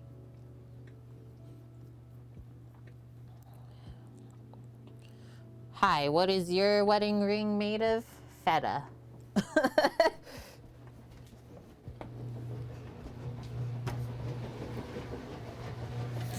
Rinse-a-roo. That's a ring for Mish. She doesn't want diamonds. She wants feta. It's better. Good doggo. You're really getting your steps in today, doggo. We're gonna crack the eggs in a separate container and whip them up. I don't have any parsley to put inside of this. It kind of froze in the fridge and died. Otherwise, I would have. So actually, we only need 1 egg then, right? If we're doing a half recipe. Phew. I might have went too watery.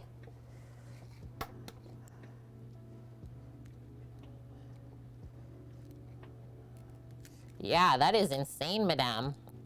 Glad they got it all under control now, though.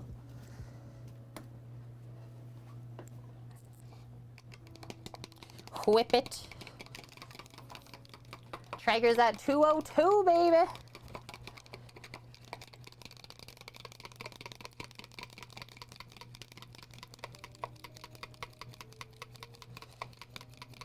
Yeah, I was gonna say, you probably have a really high pain tolerance now.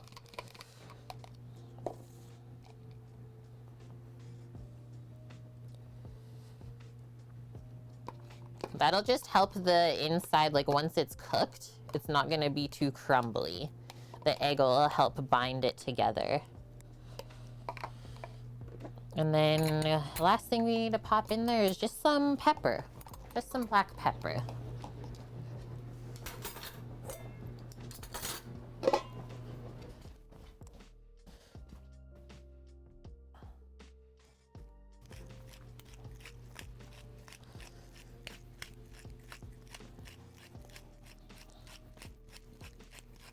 Oh, for sure, Greek.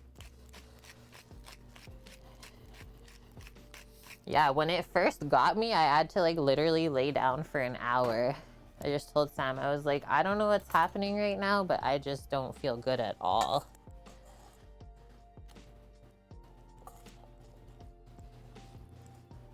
This is gonna be good with the onions in there.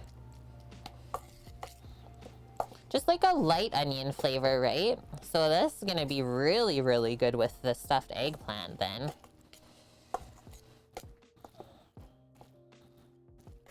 It already absorbed all the egg.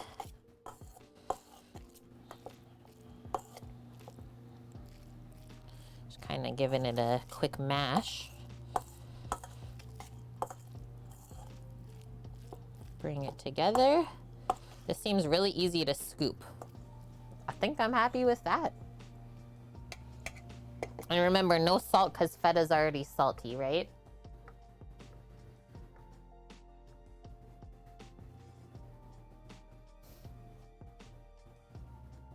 Someone's planning tattoos, huh? Who is? Okay, a pizza cutter for slicing phyllo, they say. Okay. Away we go. We need a small container with water still. Almost like a funky cottage cheese mixture, kind of, hey? Grab a little container of water.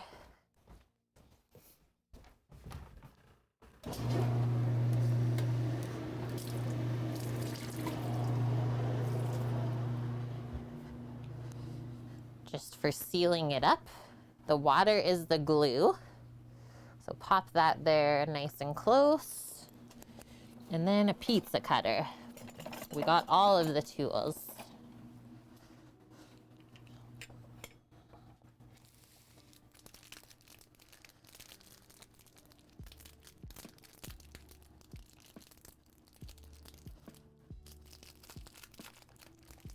Yeah, oh my Lanta. I used to say that too. This looks nice. It's like already wrapped in the parchment. I think I want to try and reuse the bag and the box, because I feel like we're gonna have extra of this.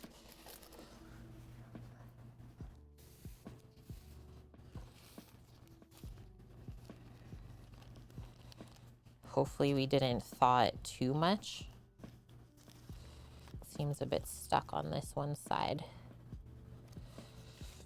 Like, phyllo is such a delicate dough. It's crazy. There's a lot of layers in this. Oh, see, that's what I was talking about. There we go. Let go. Let go of the dough. Massive, if you will. Absolutely massive. Gotta open this up all the way. Okay. What should we do here? I'm thinking sheet pan to put the rolled pieces onto. And then honestly, I think I'm just gonna do one. We'll kind of divvy it up into 4. Or I think I might even do 3, just going with how it looks.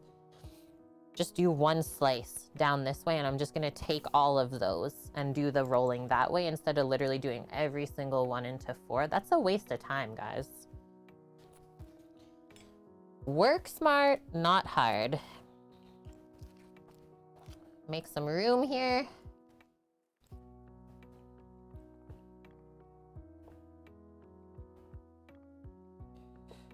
Okay, well, wait. If that's like the center. I'm so excited, Vune. Should I do them smaller or bigger, Vune? Because we gotta fold the sides in still. I don't, like, they're gonna be like super small if we do that. I think I'm gonna do it into 3rds.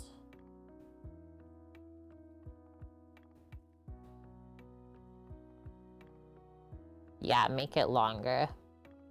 Thank you.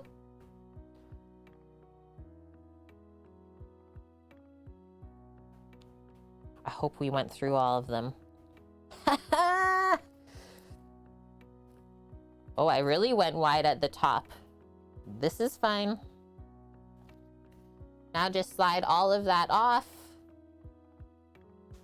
Literally bring the rest back onto the paper, back into the box. That's probably gonna be enough. If we have to cut more, we can. But how perfect was that? What did I just miss? This always happens while I'm looking away.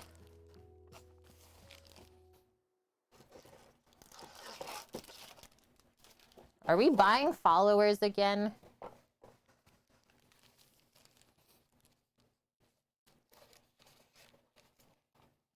Go in the box. Yeah, it's too late. We already did that. Okay, if we go quick, we should have no issues with this drying out. If we dilly-dally, we're definitely gonna have issues with it drying out. Done with the pizza cutter now, too. Just need our little sheet pan to put the prepped pieces on. The oven's at 246. Yahoo! Okay, so I'm gonna work away from myself.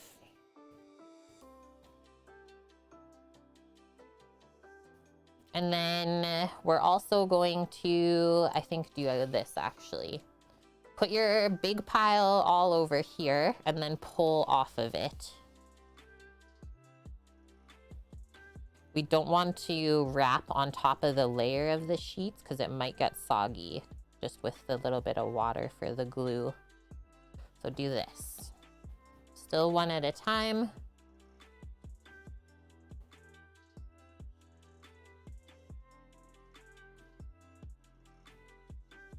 Bit of that down there.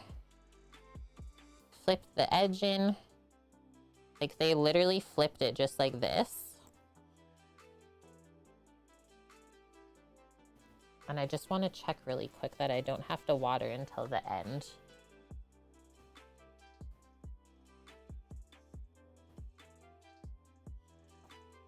Yes.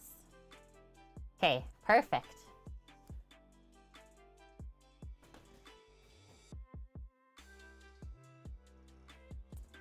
So it is good if you get that nice and tight inside too. Kind of push it together, and now this is all you do, literally, this easy.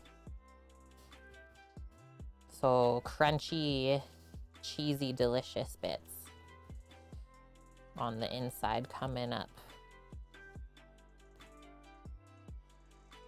The water is the glue.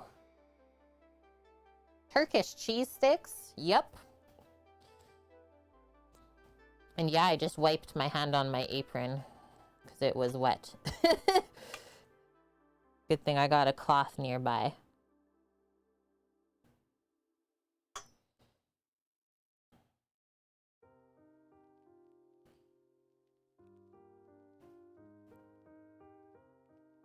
Turkish cheese stick spring rolls. Basically, it's like all of the above.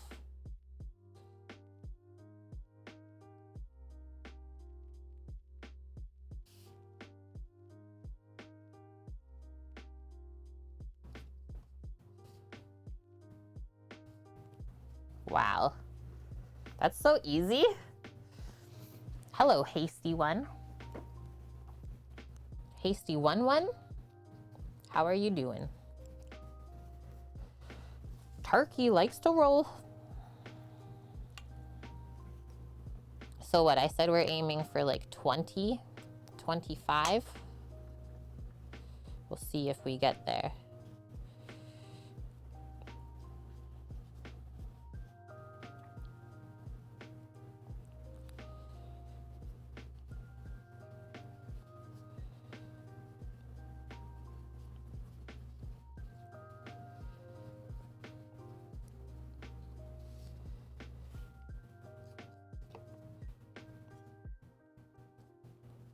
We'll just call these crispy miche.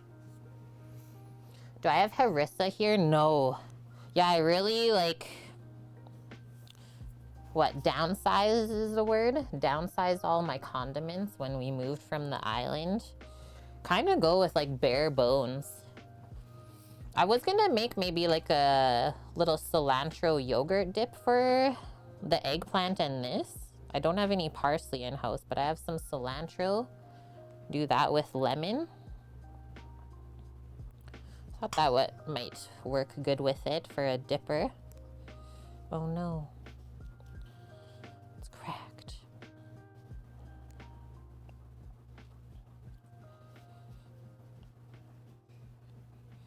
You really need like nimble fingers to make this. Like I don't think Sam could do this as efficiently. It's a bit delicate.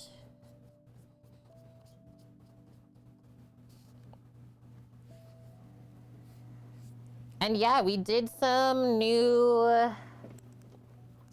sub badges recently, Nike. I did it all myself. I'm so proud. So it goes from chef knife to cleaver, and then the next series is spatulas. all the different colors.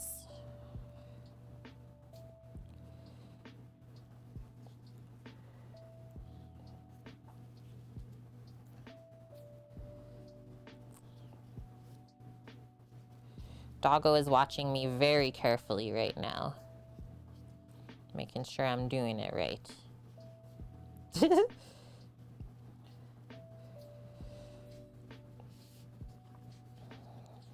I have to say, there's a lot of love in today's meal. I cannot wait to eat it.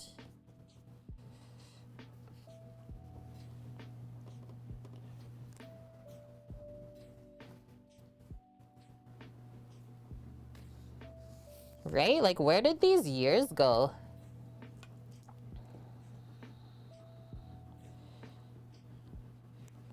Considering we're doing our 4-year stream anniversary on Saturday coming up. How have I done this for 4 years?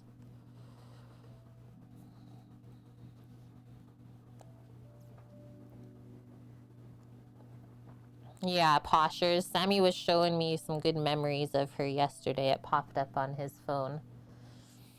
Cutest. One where she was like waiting for a snack and she's just like, wow! Her crazy little bark. Okay,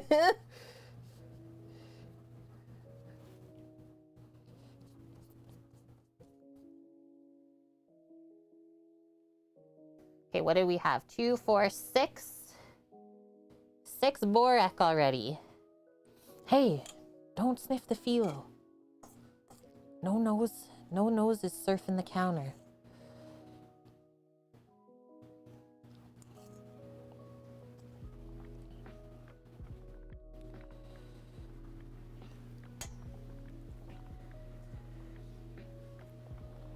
Yeah, she's never forgotten. Grew up with that doggo. One of my best buds.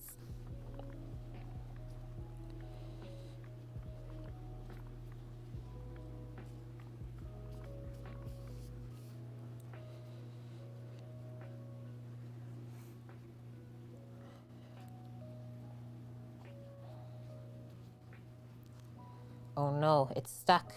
See? Don't get it too wet. It'll stick and tear. Might lose the feta. Mish, after you watch me make these, are you gonna make some for yourself now? Herons. Why? How? What? Where? Who? When?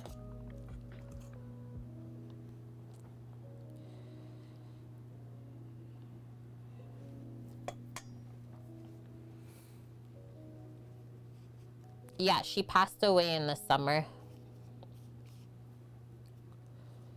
She went to doggo heaven. Whoa, this one I really made thick. Thick Borek. Borek by Kate. that frickin' time, Nike. She is eating all the French toast she wants. Steals it off of my plate. Some people's dogs. Thick Borek, yep. Double C thick. We're going at a good pace because it's not drying out too much, the phyllo. Keep going. Don't stop now. We're almost there.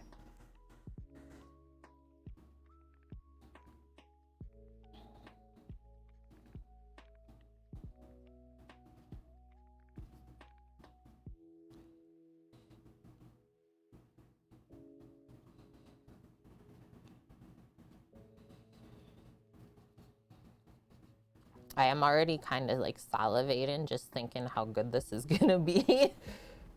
Crispy, melty cheese bits? Mmm.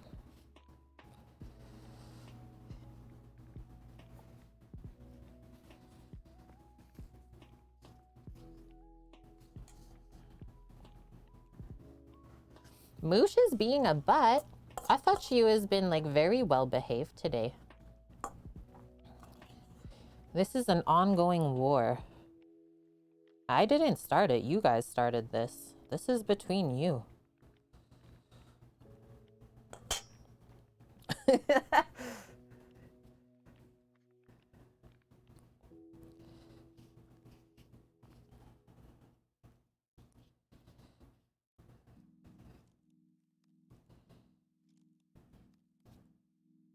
Tighten it up. They're like little cheese Ritos.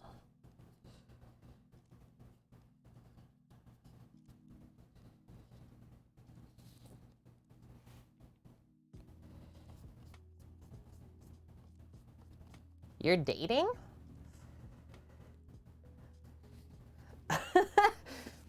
I'm pretty sure Mish has a boyfriend. Oh no. Okay. One of the Boreks that I put on the tray was kind of stuck to it, but I think it's just because of where I put the water on it. I was like, oh no, are they all stuck?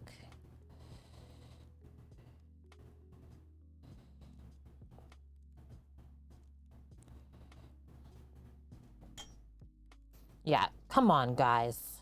Sheesh. Don't make it weird. You ever had a sibling rivalry? Or are all of you only kids? You're the only child.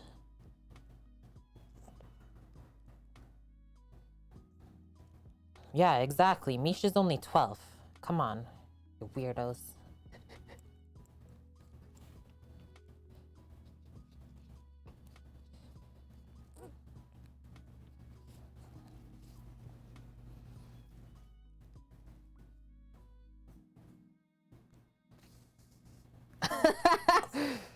Dust is like 56.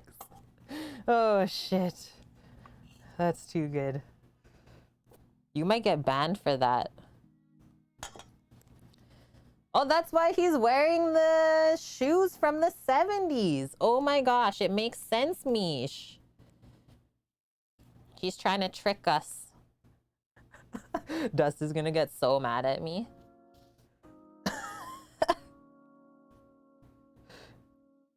Ban me. I knew they were onto something, Dust. I knew it. I'll just be over here rolling Borek, please. It looks like we're almost done, though. I mean, we're gonna obviously go until all the filling is gone. So if we gotta cut a couple more, we can. We got 12. And then we see this. Who does this to the phyllo? Completely destructed. From the factory, even. Tisk.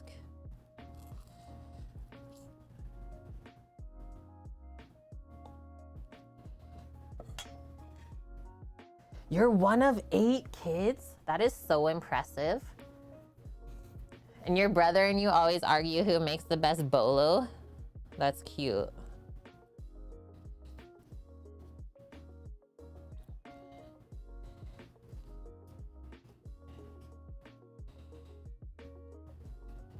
Okay, let's try to keep this together here.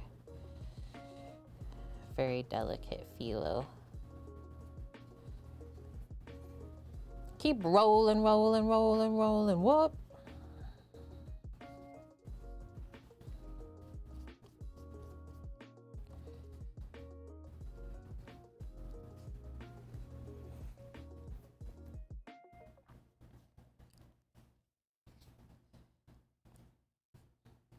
Link Biscuit? Is that like from Zelda?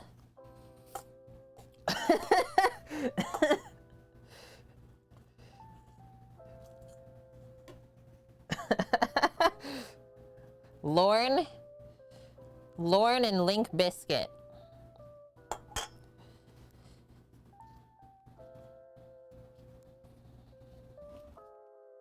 Okay, these last pieces are getting a bit dry, so we gotta go, go, go.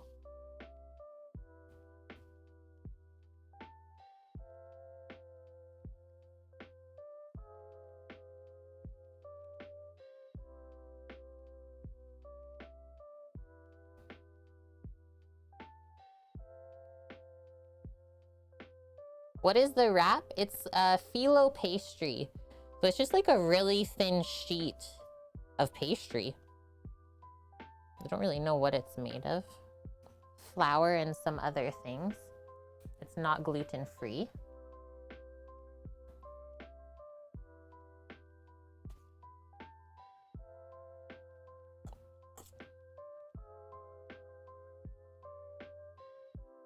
Holy smokes, the Traeger is at temp. That means literally when we're done rolling these ones, we're putting the eggplants in and the tart shell. Tart shell will be like 10 minutes, eggplants about 20. While they bake, we're frying this. That's it, guys. I don't know, I might do the curd for the lemon tomorrow. My body's still kind of sore today. My back is kind of bugging me. Probably not used to standing after like not doing it for a while. Okay, so this part, it's kind of like wrecked. I think we'll just sew it back onto itself. I'm so happy the Traeger is working though, guys. Don't know how stressful that has been for us.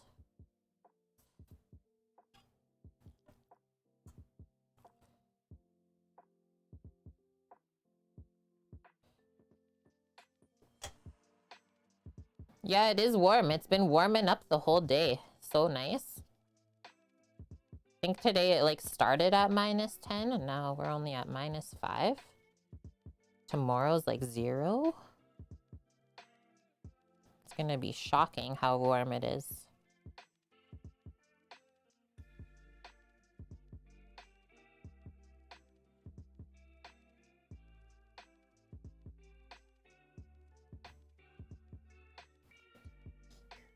That's all good.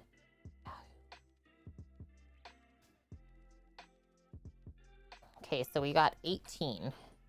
That's what we got from all of the sheets of phyllo that we started with. So there's 18 sheets in that box. That's good to know.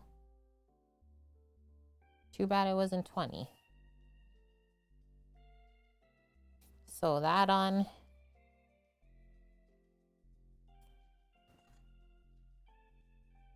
The fuel won't burn when it's cold. It is a pellet smoker / oven.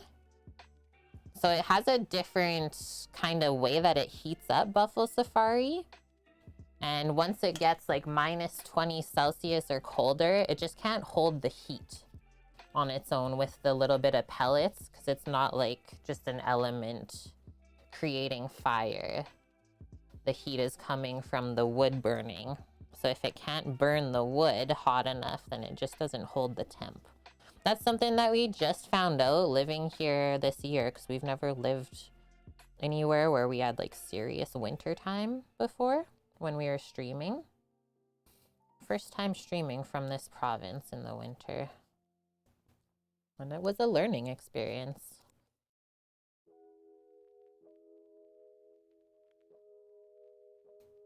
Yeah, -14 for you 5 days ago. Samuel, that's cute.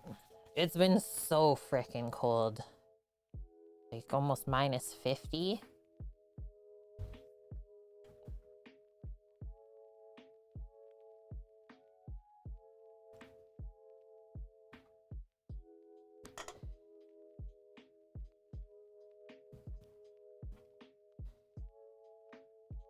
What do you think, Astra? She's like, I think I would like to eat that.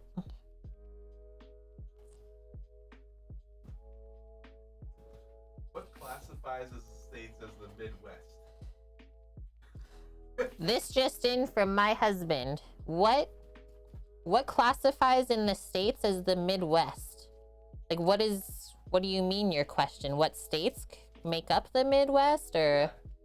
Like how do you have the Midwest and you have the West? Then you have the Wild West. We don't know. And then there's the West Coast. Is 18 enough? That's not enough, right? Well, 16 is 4 per person. Maybe that is enough, guys. But then, like, what am I gonna do with this? Just put it on the eggplant? Maybe. Look at these, though. Just want to make sure I didn't have anything saucy underneath. Missouri and surrounding areas. Missouri, Kansas, Nebraska, Iowa, Illinois, South Dakota, and Tennessee. Cool. Anything between New York and LA, Buffalo Safari says. This is water. Why I dance? That's what a Swedish person said. This is literally phyllo water. See, now that I give her stuff in these containers, she just thinks it's for her. I mean, I guess. Stop! Stop it! You're welcome? Switches to the other container. Some people's dogs. My brother's probably watching this dying. I'm just coming in to wash my hands. Okay, just rinsing my hands, guys. And then we're bringing this stuff out to the oven. And then we'll get some oil heating up for the Borek. We made it.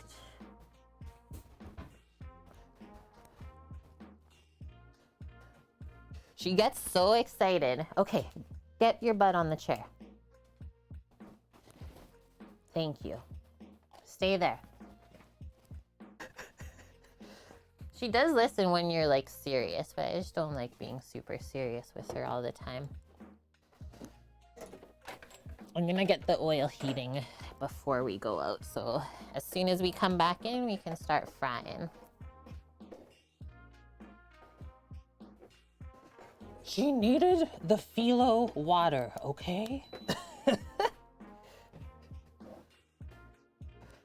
Such a doggo. Oh, yeah. Old Style, how are you doing? Thank you so much for the resub today. What do we got? 15 months even? Thank you so much being part of the kitchen crew for 15 months. Hope you're a-okay. Hey, hey, hey. Okay, so same oil from earlier. Bring it on over, fill it up. Now this is gonna be the last fry with this oil. We'll do 2 of those ladles.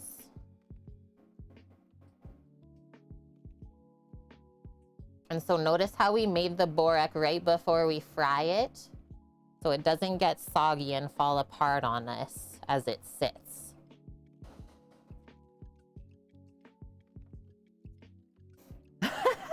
Yeah, you've been subbed to this channel longer than most people stay at kitchen jobs. Thank you.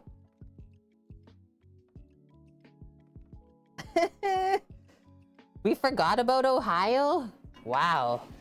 Good thing I'm not the American. I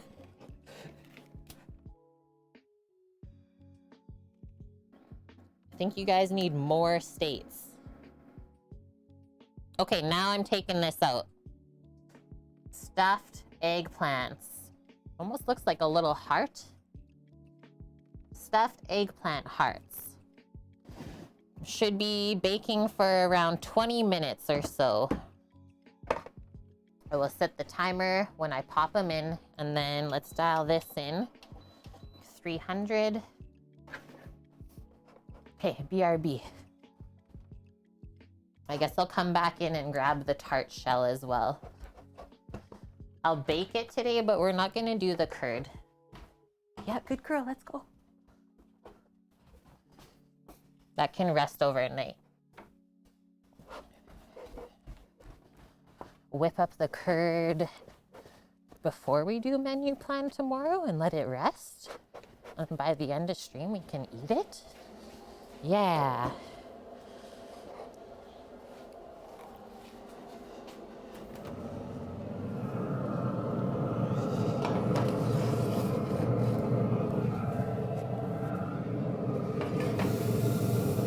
Shizzle. Close that baby back up. Come on, Astra.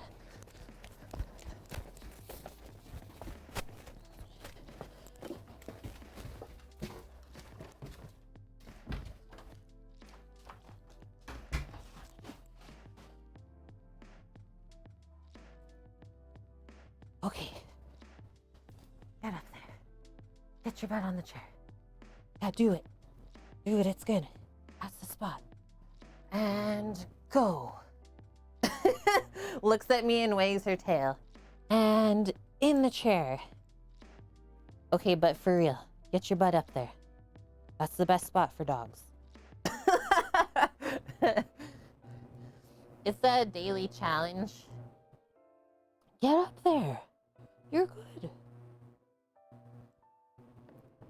She's telling me right now that she is too far away from the cooking going on. Okay, well then lay down. Lay down. That's better. Good girl. Let's get a pair of tongs. I think that will be good for flipping these over in here. We might just use a fork. She is. Yeah, that's the other thing, Greek, is like literally as soon as I'm done stream, she wants to run around. Okay, that's looking good. We're all dialed in.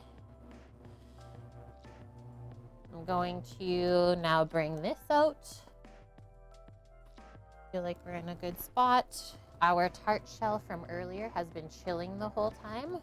Just unwrap this. That's a thick crust too. There's not even that much lemon to go inside. We might have to pile it up. Just gonna turn this down a moment while I go. And so I'm gonna set a 10-minute timer for this to bake at 350 Fahrenheit.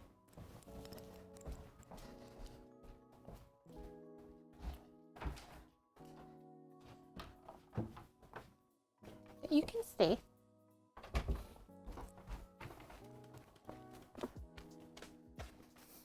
Oh, almost slipped.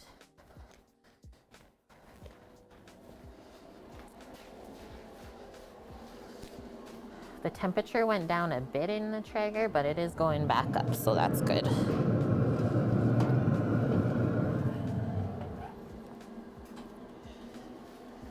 It only dropped to 330. That's nothing.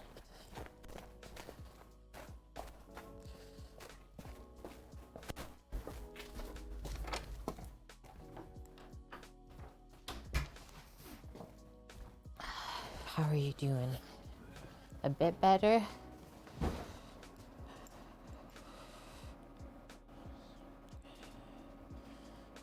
Ten minutes on. Actually, I'm gonna do 7.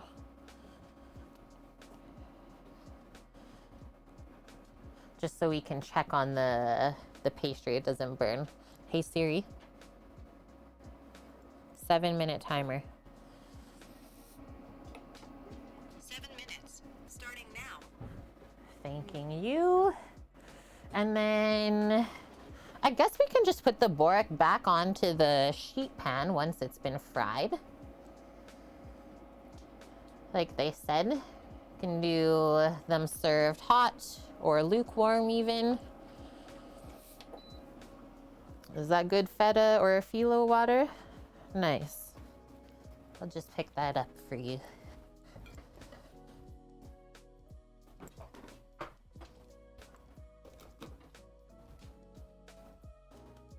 Yeah, get in here. Get in here. This is not the time to sit.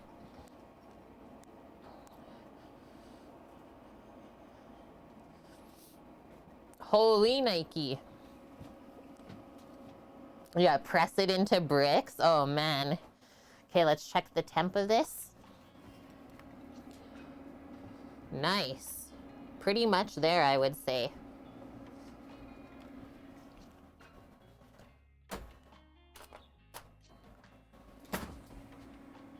Whoa.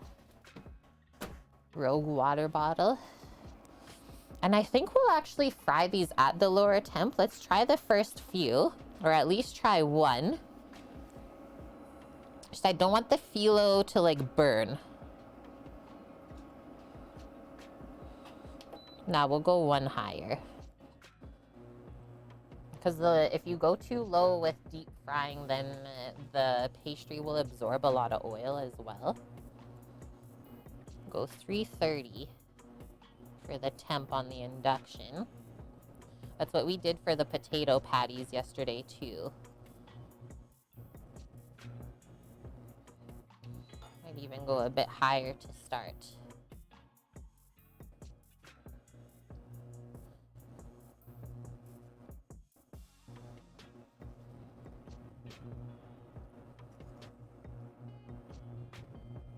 Doesn't even really seem like it's doing too much, but it is. I think we'll just start layering it in. As long as there's a sizzle when you drop it right in, you're good.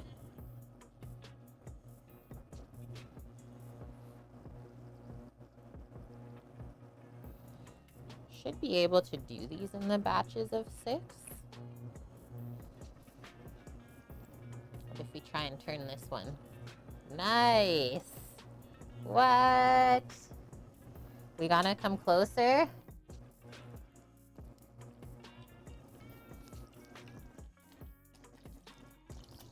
Oh, wait. The feta's coming out.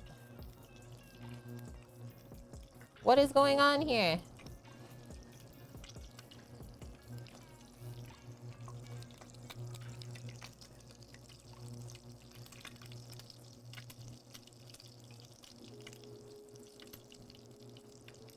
Only a little bit. I think it sealed itself up.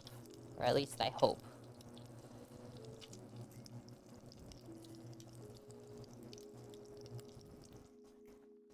Yeah, feta, no! Don't! I thought I rolled it tight enough.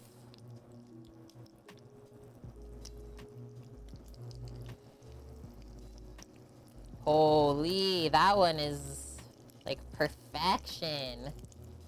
Ah, it looks so good. Oh my gosh.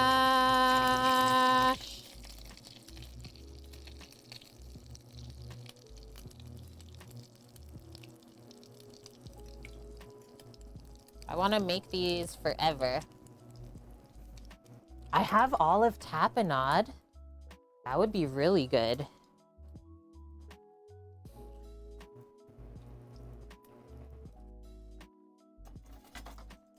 Use this little thing to take them out, I think. Once they're golden brown, that's it, guys. You can let those drain if you want before putting them right onto the tray.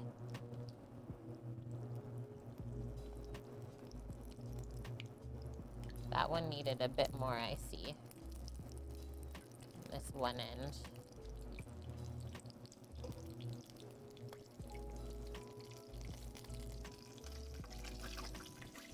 Oh. A bit of a explode. They crisp up so well, though. Take these two out. Oh, gosh. Don't do that. Careful that they don't drop off your spatula. This handle's a bit wonky. And I think we have dialed in the temp, too. I just don't want it to go too quick now.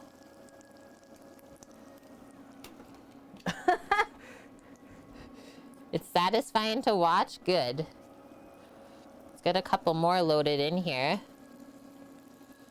And then I think I'm gonna stop after this one. I gotta go check the stuff outside.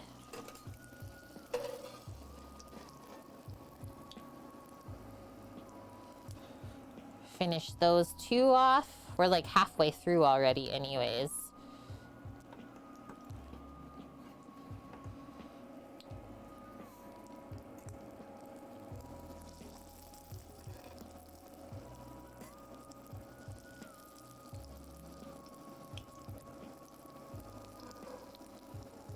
And if you need to, you can flip it over a couple times, right? It's taking all of my willpower to not just start munching these.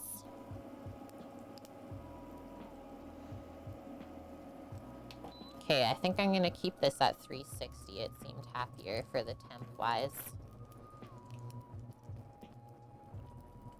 Turned it back up. I like when they got darker like that. 5 days! And thank you, Buffalo Safari. And look, the grill is back up to temp. Hummus. Now I want hummus, guys. Good one, Blood Oak. Yeah, 18 hours. That you'll never get back. Finish this one side off. Couple more seconds, and then I'll go check on our tart. Is this out of focus? There might just be a splash right in the center.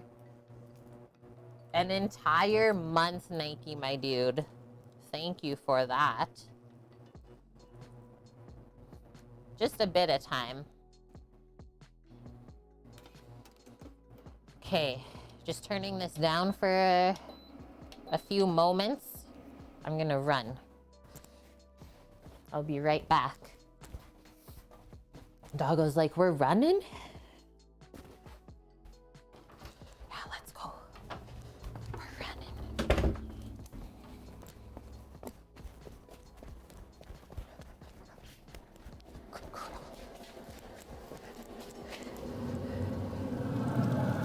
It's going. Okay, let's go.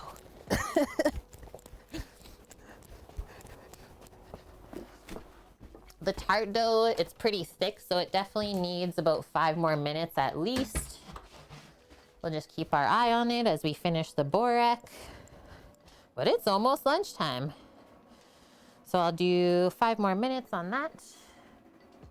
Okay, turn this back up. Away we go. Good job, Astra. She works hard, guys. She is like on it.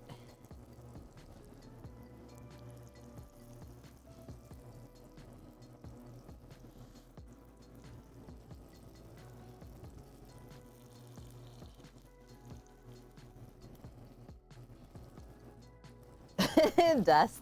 Y'all behave.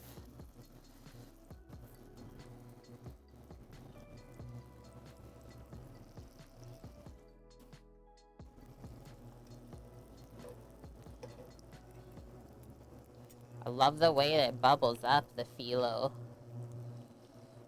It's pretty magical. I think that's the temp we want, because holy crisp. Holy crispage.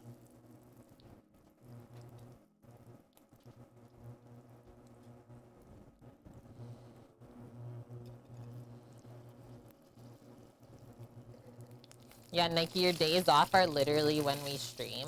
Stop feta-ing. Ouch. Whoa.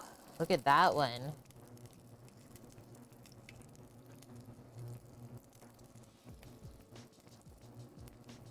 The burbles. Claire brought you in maybe, Greek? I could see that. Yeah, I always call it lunch. Lunch, early dinner. I don't know. We have breakfast and then we kind of just eat like one meal after that. Let's get these 3 out first. A late lunch. Stop feta-ing. That's the verb that you use when the feta is coming out of the Borek. Stop feta-ing. Okay? If you asked me, she would know. Oh, just want to get this one side a bit more.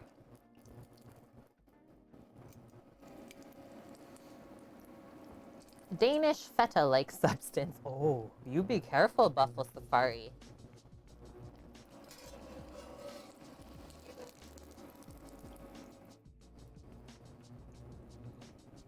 And yeah, when I checked on the tart crust, the eggplants were sizzling right along too. Okay, these are the last 3, guys. Crushed that.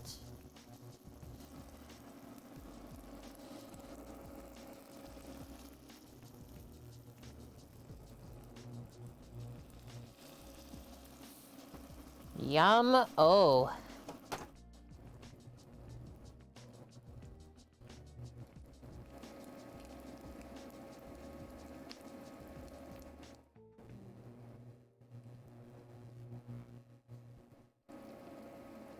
Yeah, like we always eat our heavy meals first thing in the day. And then, like you said, Nike, usually for dinner, we just like have something light, usually veggie.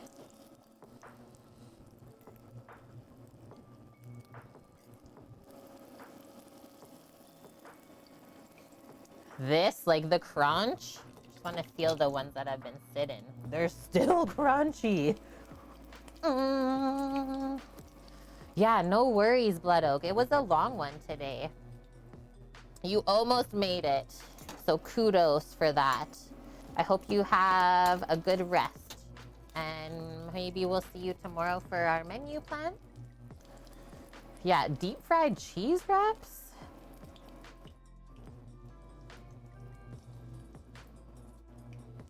Basically,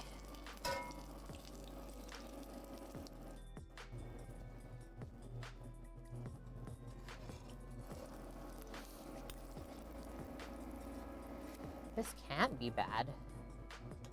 Off. Yeah, take care, Blood Oak. What would you dip these in? So if I have a bit of time right now, I was thinking I was just gonna do a little bit of yogurt mixed with chopped cilantro and some lemon juice. Really, really simple. Just like a creamy sort of dip with herb and lemon. Or they said parsley is good too. Okay, be careful getting rid of this hot oil. But we need to start setting up a little station here. It's almost time to plate. Yeah, sorry to hear that, Greek. You not feeling good?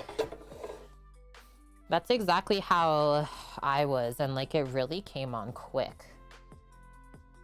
It was just like all of a sudden done. So definitely take care of yourself, dude. Maybe make some honey lemon ginger tea coming up this week, something like that. That's what I made for Sammy and I honestly think it really, really helped.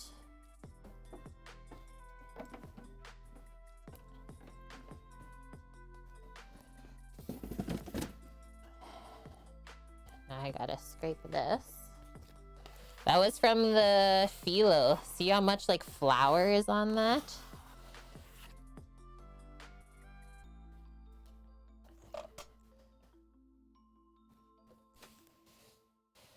And then I'm going to check on the tart. Right meow. That was the timer. So this is the heavenly Borek. I will be back. Are you coming, Astra? Maybe I'll bring 2 cloths just in case the eggplant is done.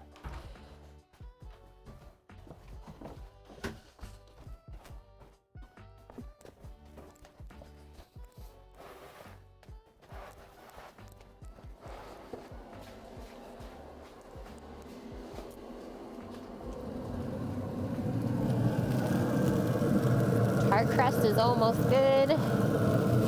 Eggplants are looking really, really delicious.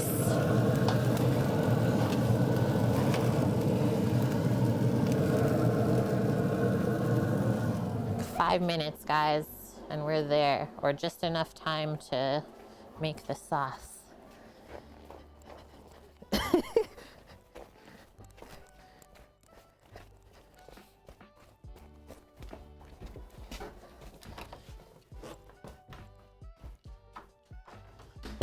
You heard the Traeger sizzles. Now it smells like deep fry in here too. Yeah, that's our Traeger. We got a Traeger that works like an oven. And so I haven't opened up this yogurt yet, but I'm pretty sure it's passed. I'm gonna check to see if it's okay still first. No problem. Yogurt is the best like that. Like if you don't open it, it'll stay for so long. I love how it just keeps closing. Okay, get up on there. Get up on there. Or lay it down. Those are your options. Otherwise, you might get feetchki stepped on. And hi, Maya. Sorry, I just noticed that you're in here with us. How are you doing, Maya? Pineapple juice seems to be better for cough syrup? Interesting.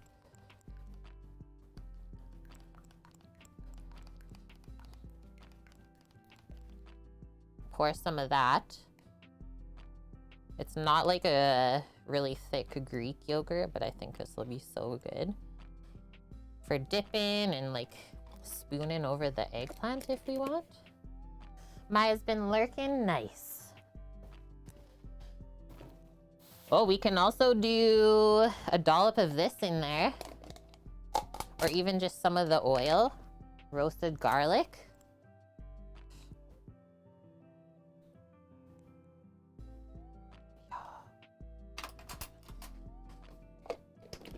Okay, I think I'm just gonna turn the Traeger off while I'm here.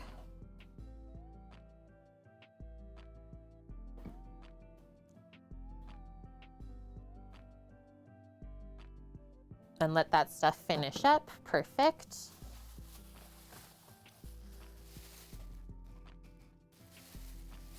It's almost more like a curd, yeah. Oh no, what happened to the cilantro here? Saja.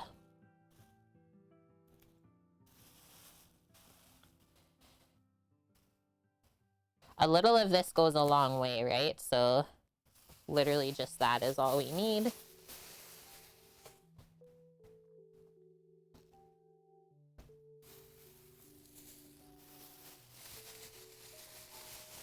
And lemon.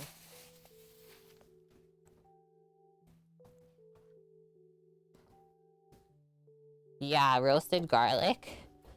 We made that puree because we noticed that our big bag of garlic in the fridge was starting to sprout. So I was like, instead of it just going bad, I'm just gonna roast all of it and then puree it. And then that's what I've been using up whenever we need garlic. It's been awesome.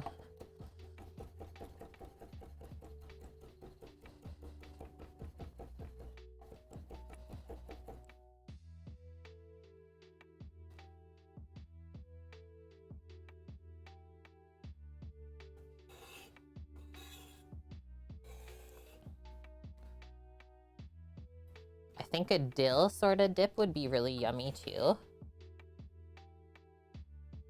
A lot of herbs.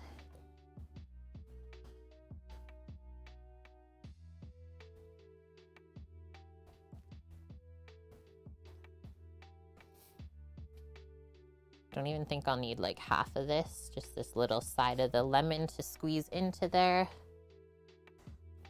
And then I'll go grab all the stuff out of the oven. And we'll also do a bit of salt, just to season this up, some salt and pep.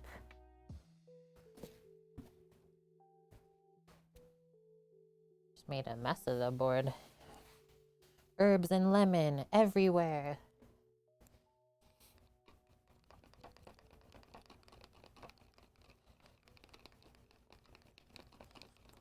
Oh, yeah. That's a good dipper. Yeah, I would do spicy stuff, but then Finn would hate me. So I've been keeping it pretty mild with the spice. A little pinch of salt. Nice, that was our timer anyways for the tart shell. Perfect. Sure, if I taste this is gonna be so good. Creamy, lemony, herby.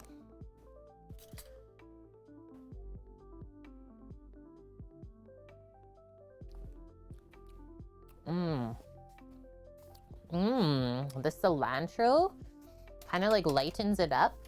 No, I actually think she has like an allergy because it causes her physical pain. Okay, I will be right back. We need this for the eggplant. Gonna commingle this stuff over here.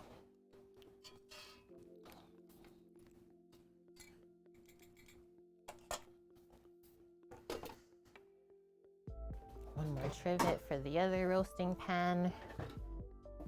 See you in a couple moments.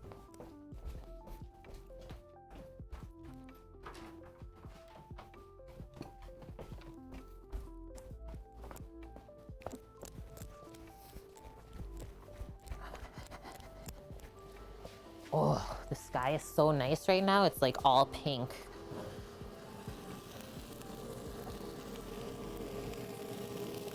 Okay, I think the first thing I'll bring in is the eggplants. Let those kind of rest up for a few moments. Those turned out really nice, Vune. I'm glad you're still watching.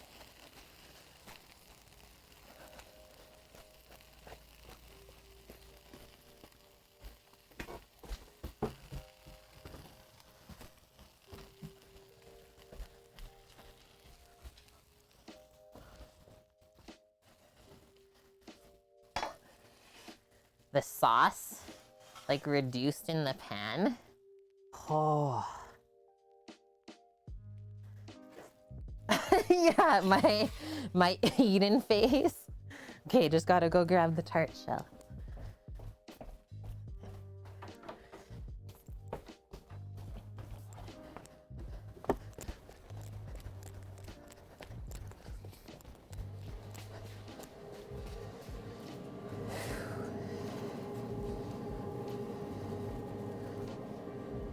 Oh, the tart is coming out of the pan.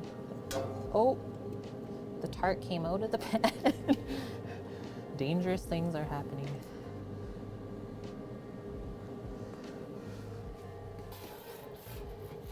I always forget how easy the bottom comes out of those tart pans, the French ones. Only grab the sides.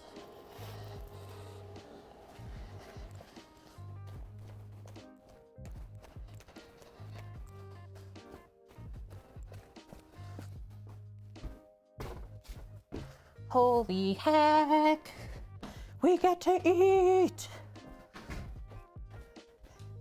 This is what we made for our baking. The tart shell turned out really, really good. Pop that on my one trivet over here. Woohoo! Yeah, I lifted up the pan out of the Traeger Maya and like the whole thing just fell out. Like, oh no, go back in. Okay, shall we want to keep this right here for plating? That works. I'll move this sauce over.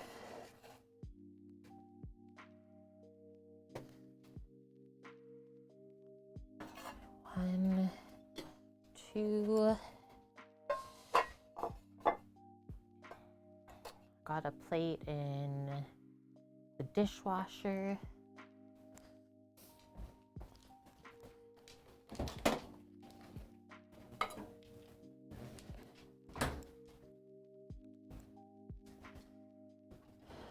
That's for, I'll put Sam's just in a bowl, I think.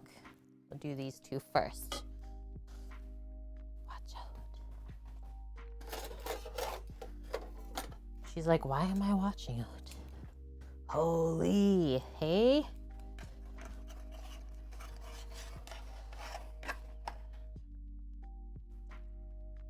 It's gonna be so filling when it doesn't even fit in the bowl. This is like a 2-meal portion.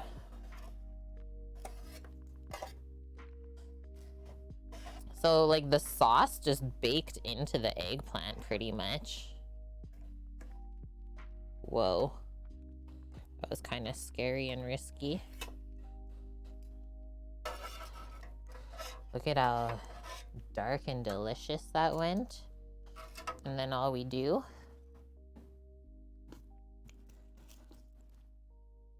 couple Borek in their life.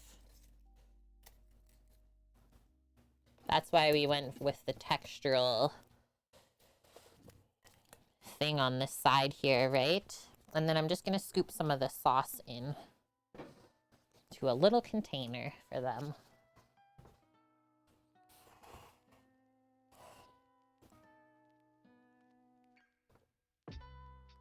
Astra's shaking her head like she can't wait. Guys.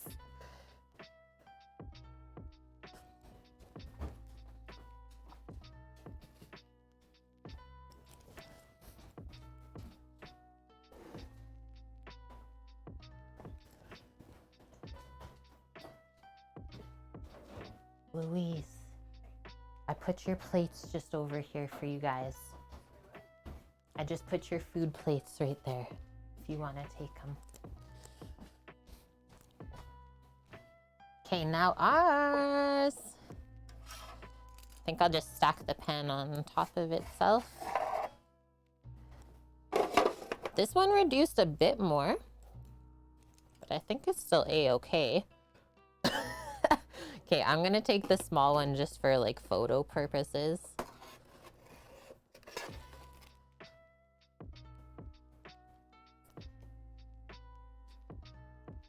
Set up our Borek proper.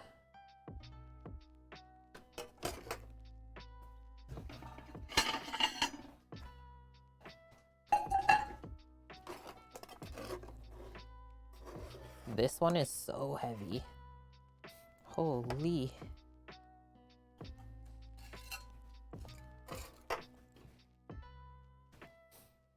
Oh, you're staying with me?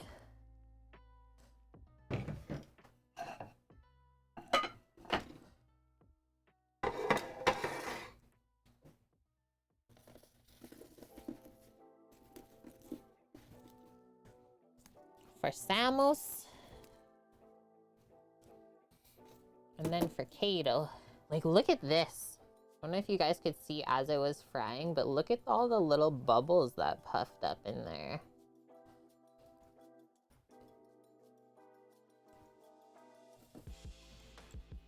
Hi, Titan. How are you? I'm gonna try and, like, stack these ish around.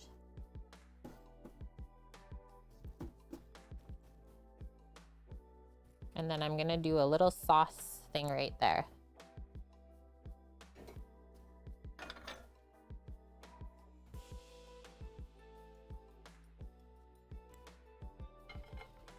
Phew. We just fit it.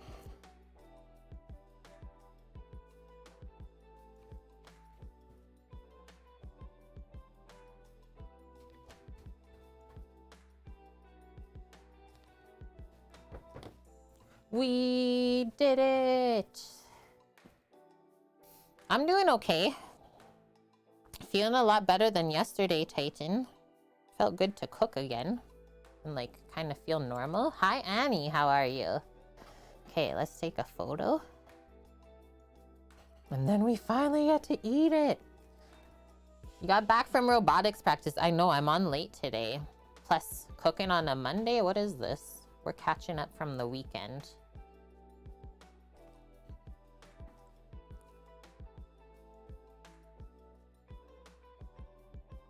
How was robotics practice, Annie? I'm playing with my lighting angles here too.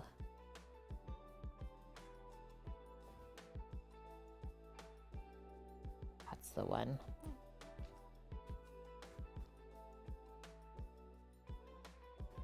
Okay, guys. Let's check on this one.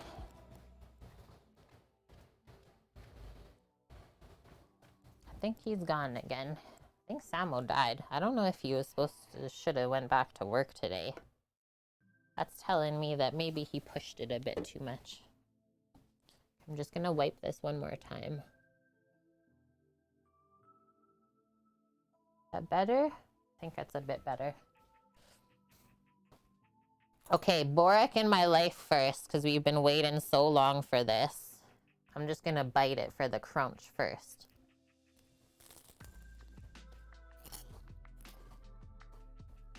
Mmm. It's really good. It's really good. Oh my god, Vune. Why have I never made this? Holy. I'll just eat all of the Borek. Heck the eggplant.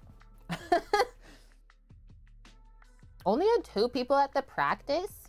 Yeah, there is no excuse. You tell him, Annie.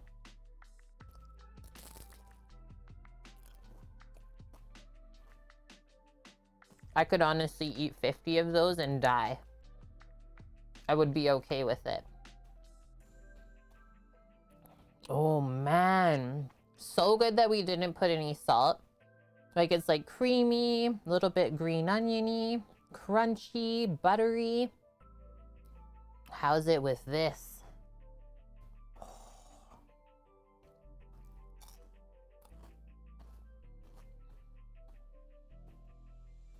Mmm.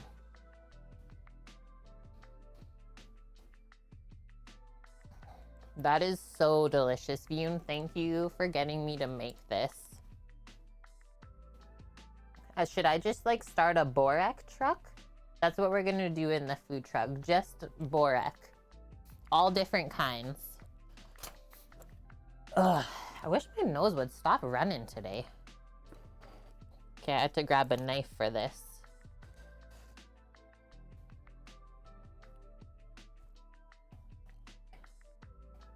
So it's not like super mush, which I like. I don't like when the eggplant goes super mush. Like it's gonna be quite soft, but it should still have like a bit of texture to it. Like that. I was able to cut through it. And it's still rocking hot steaming, so oh no. I was gonna blow it off a little bit so I didn't burn my mouth. Get on there. Titan. 239,000 pots and pans. Are you a hoarder?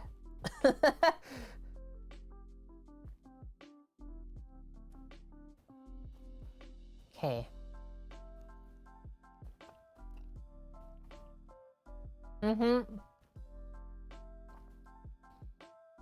Perfect. When the eggplant is buttery, not just soggy, so good. And if you have eaten eggplant before properly, you would know kind of what I'm trying to describe.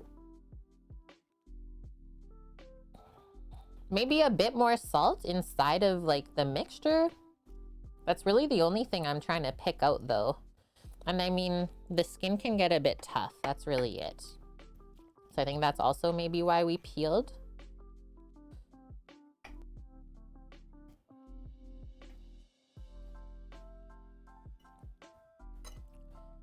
Yum. I'm glad we added those extra spices too. Yeah, hardly toasted. Check it out. I love how our camera just has like this slight filter on it from deep frying underneath it all day.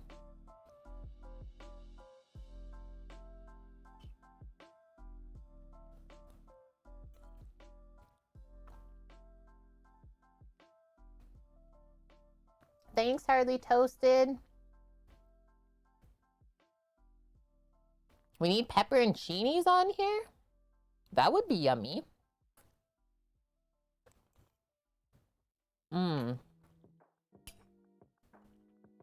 Yeah, that bite was like so buttery.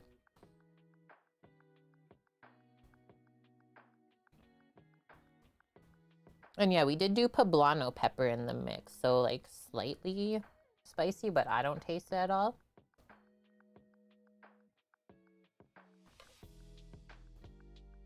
Guys, I am so dead. We did great today considering. Second day back, maybe still on the mend a bit because I am feeling tired now.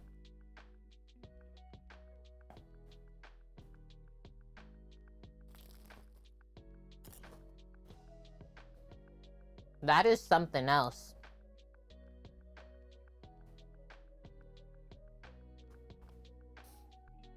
You would like a dozen of them. I was trying to decipher what you were saying, Annie. I was like, drinking my tea feels icy? I was like, is it cold there? Yeah, it's a stuffed Turkish eggplant. Vyun shared both of these recipes with us. Yeah, so Annie, my L doesn't type anymore on my keyboard, really.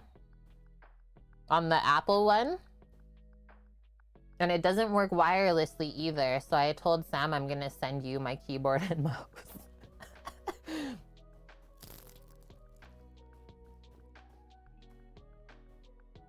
Yeah, Vyun, please. Keep giving us these recipes.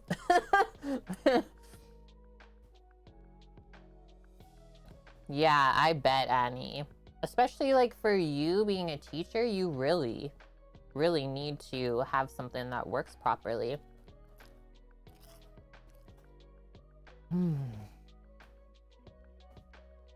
So good.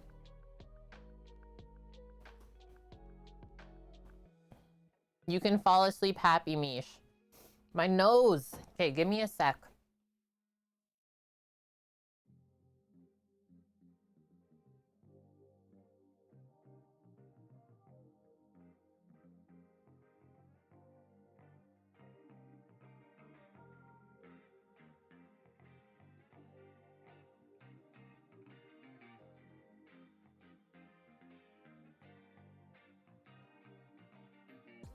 Okay, better. Whew. Yeah, Borek. Oh my gosh. All of this is so good together though. I'm glad that we put them together because yeah, this would be maybe a bit like mushy. Just on its own, and the dip. Good with all of it too. And there's Samo's plate. Waiting for him. I don't know if he's super excited about it, but when he tastes it, he will be happy. Pretty healthy too. Like other than the frying of the phyllo and stuff. But like this is all pretty healthy. Bun lady, thank you for the follow. And yeah, so we'll be back tomorrow, friends. 11 a.m. Pacific as always. We don't typically stream on Tuesdays, but we're gonna do our menu plan tomorrow.